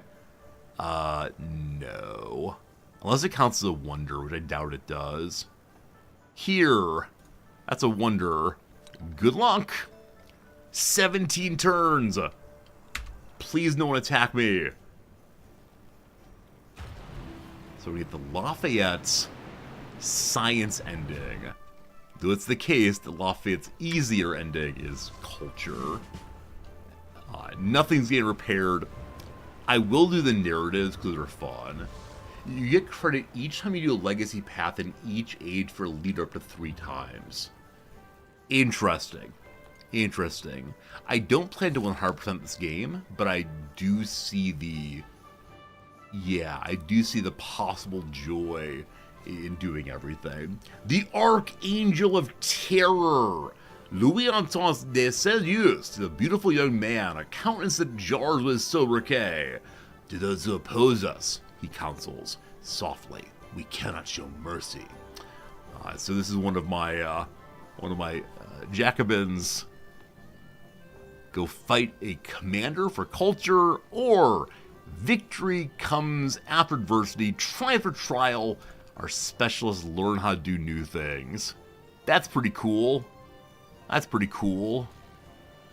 There he is, Louis-Antoine de Saint-Just. What's he do? Units in the command radius. Oh, sorry, put it on a commander. Units in the command radius gain 4 combat strength. He becomes the Archangel of the Terror. Well, well, well. That sounds fun. Isn't there a commander down here? There he is. Go do that one, thank you. Like I said earlier today or yesterday, I very much want to read a book on the French Revolution that I don't know quite enough about. Alright. What helps us most? Nothing does. Absolutely nothing helps our current goal. In case someone attacks me next 20 turns. Hey, a policy! Let's do that one. That's kind of random, isn't it? Hey, 20 celebrations, a new challenge. Please don't spoil this, but I'm hoping, wondering, desiring that at the end of the game here, there will be a little video of humans taking off. That'd be pretty cool if so.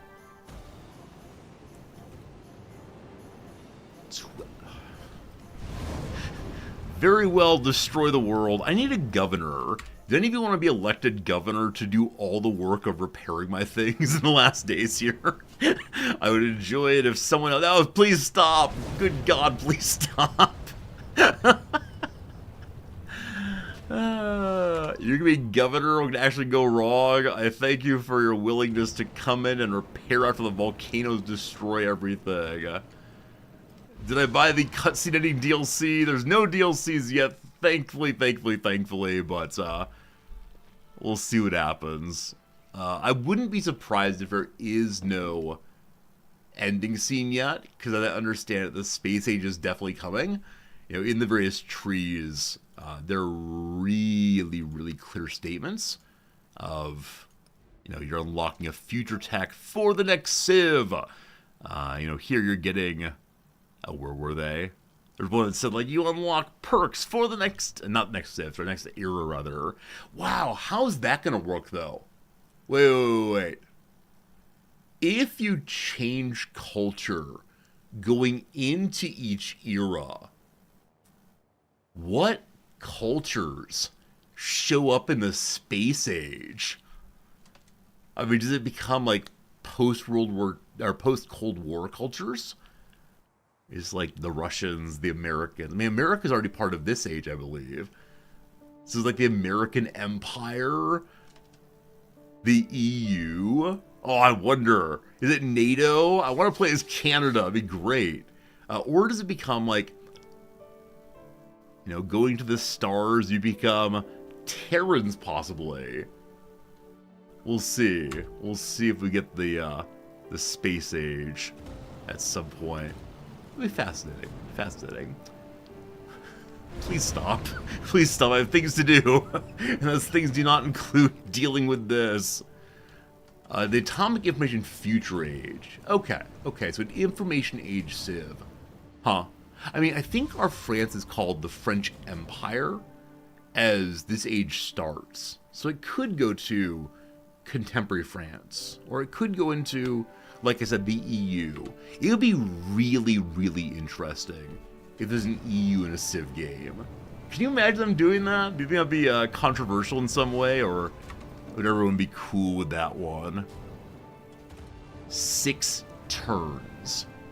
If someone else wins, very sad. 5 turns. Exactly, can be NATO. I mean, who all has space agencies? Like, India is working on a space agency. Japan has recently been launching things to the moon. I believe that Japan's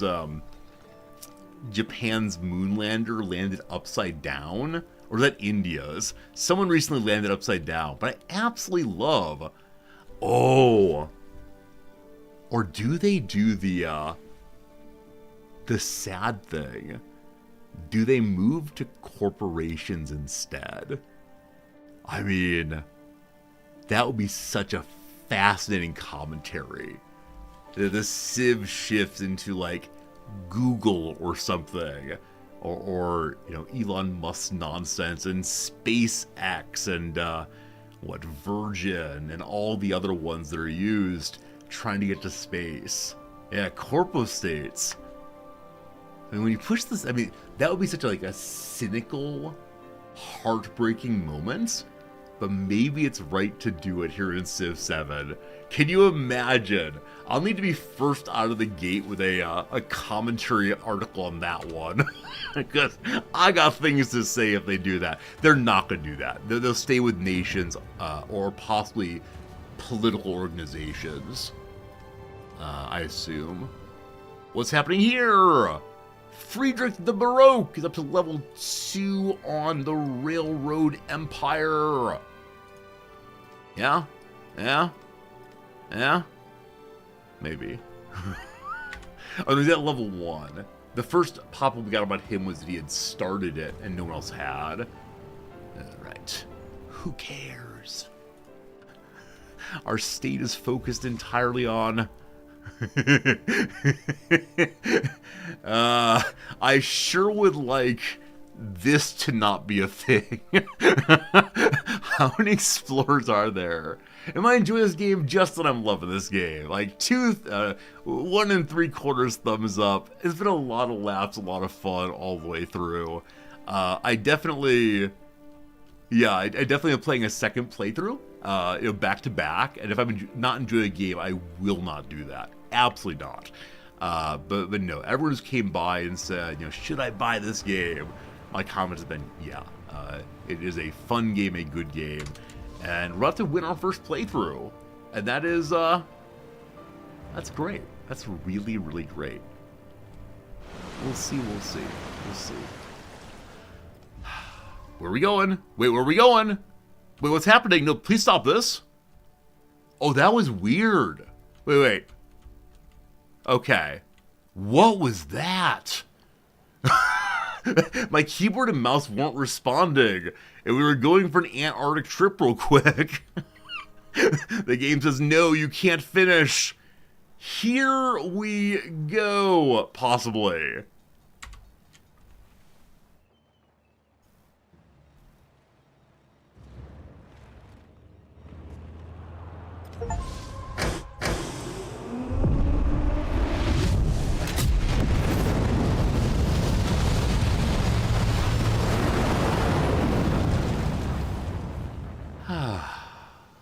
That felt good.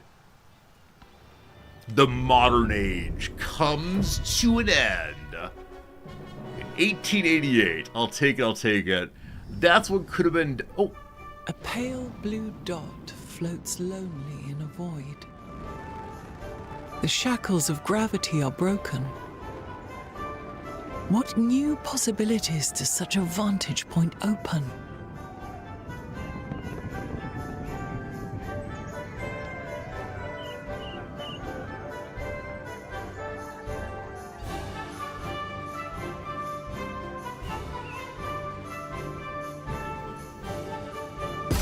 There you go, team. Victory for Lafayette. We did get an achievement pop-up for completing a modern victory for Lafayette. I didn't see a pop-up that said, like, congratulations, you've won the science victory. But there you go. Smug little Lafayette, a big winner today. Okay, we did unlock elements for the next age. The next age is, who knows? In the age rankings, we did a pretty decent job, except for the business with the tycoon. We can see that once again we dominated pretty well. And, yeah. Good job, buddy. Level 5 Lafayette is all. I don't know how many levels there are, but if one full playthrough is only level 5, I think there might be quite a few levels. As far as the, like, Civ 7 levels, I guess because there are very, very many.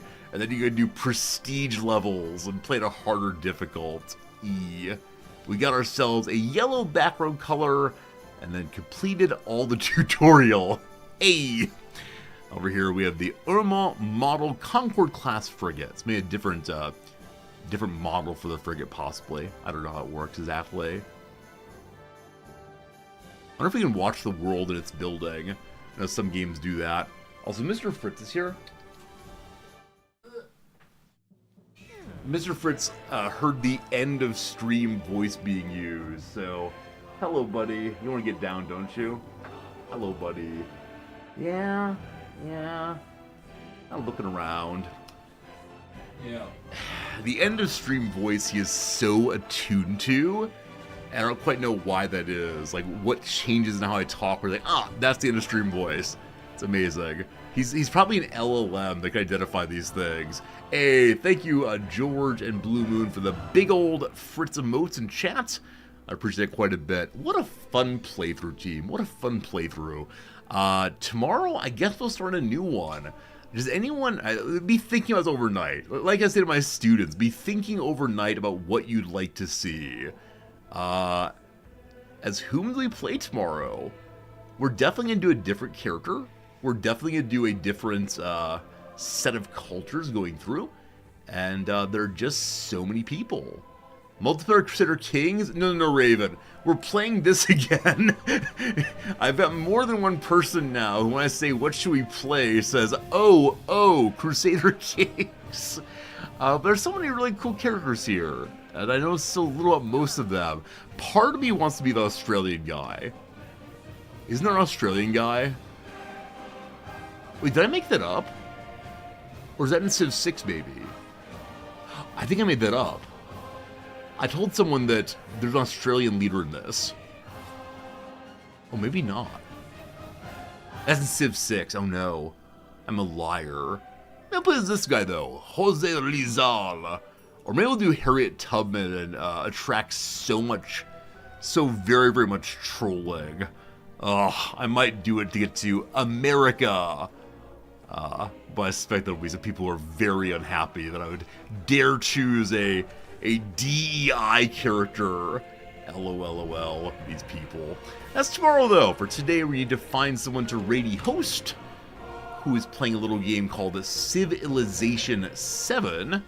Civilization II. Good. Are people playing this game? Anyone? Hey, it's me. Alright. Arby's just playing multiplayer. I don't want to do that right now. Let's go little today. Let's find a viewer or a streamer who is just getting started, ideally. Follow for follow. No. No schemes allowed here. Looking for webcams. Bad Pandas Whiskey Wednesday. Empathic Gamer Palace of Positivity. Do we like that? We say hello. Smiley face. Over this way. Or I might not be able to see what's here right now. I don't know. It might have been right in here. No, you had already seen it. You had already witnessed it. It's gone. They raised it. Got a mob response? Good enough. Friends, Hey, Resorty. Oh, I'm How doing you great. Thank you for Welcome in. asking. It's very It's good to nice. see you. For to get there, here's the thing I'll put in chat. Welcome into the I'll do Palace like the of Resorty Positivity. hello friend, What brings and you by then tonight? we say like, I don't know, You're welcome just to chill. what do we say You then? can sit and enjoy the Happy show, but you're also welcome to chat Civ as much as you 7. like, so feel free to And then we join say any of the Resorty festivities, hello the toasts, friend the- follower. That's what I'm putting in chat. If you want to put that in chat also, it might be cool. A Or little just raid chill. spam thing, I guess. makes you happy. We'll see you tomorrow. We appreciate you. Thanks for hanging out. I'll be on the Discord, etc., etc. Okay. Goodbye. Well, I gotta deal with these folks. All right, so let me think here. Do I want to do another wonder?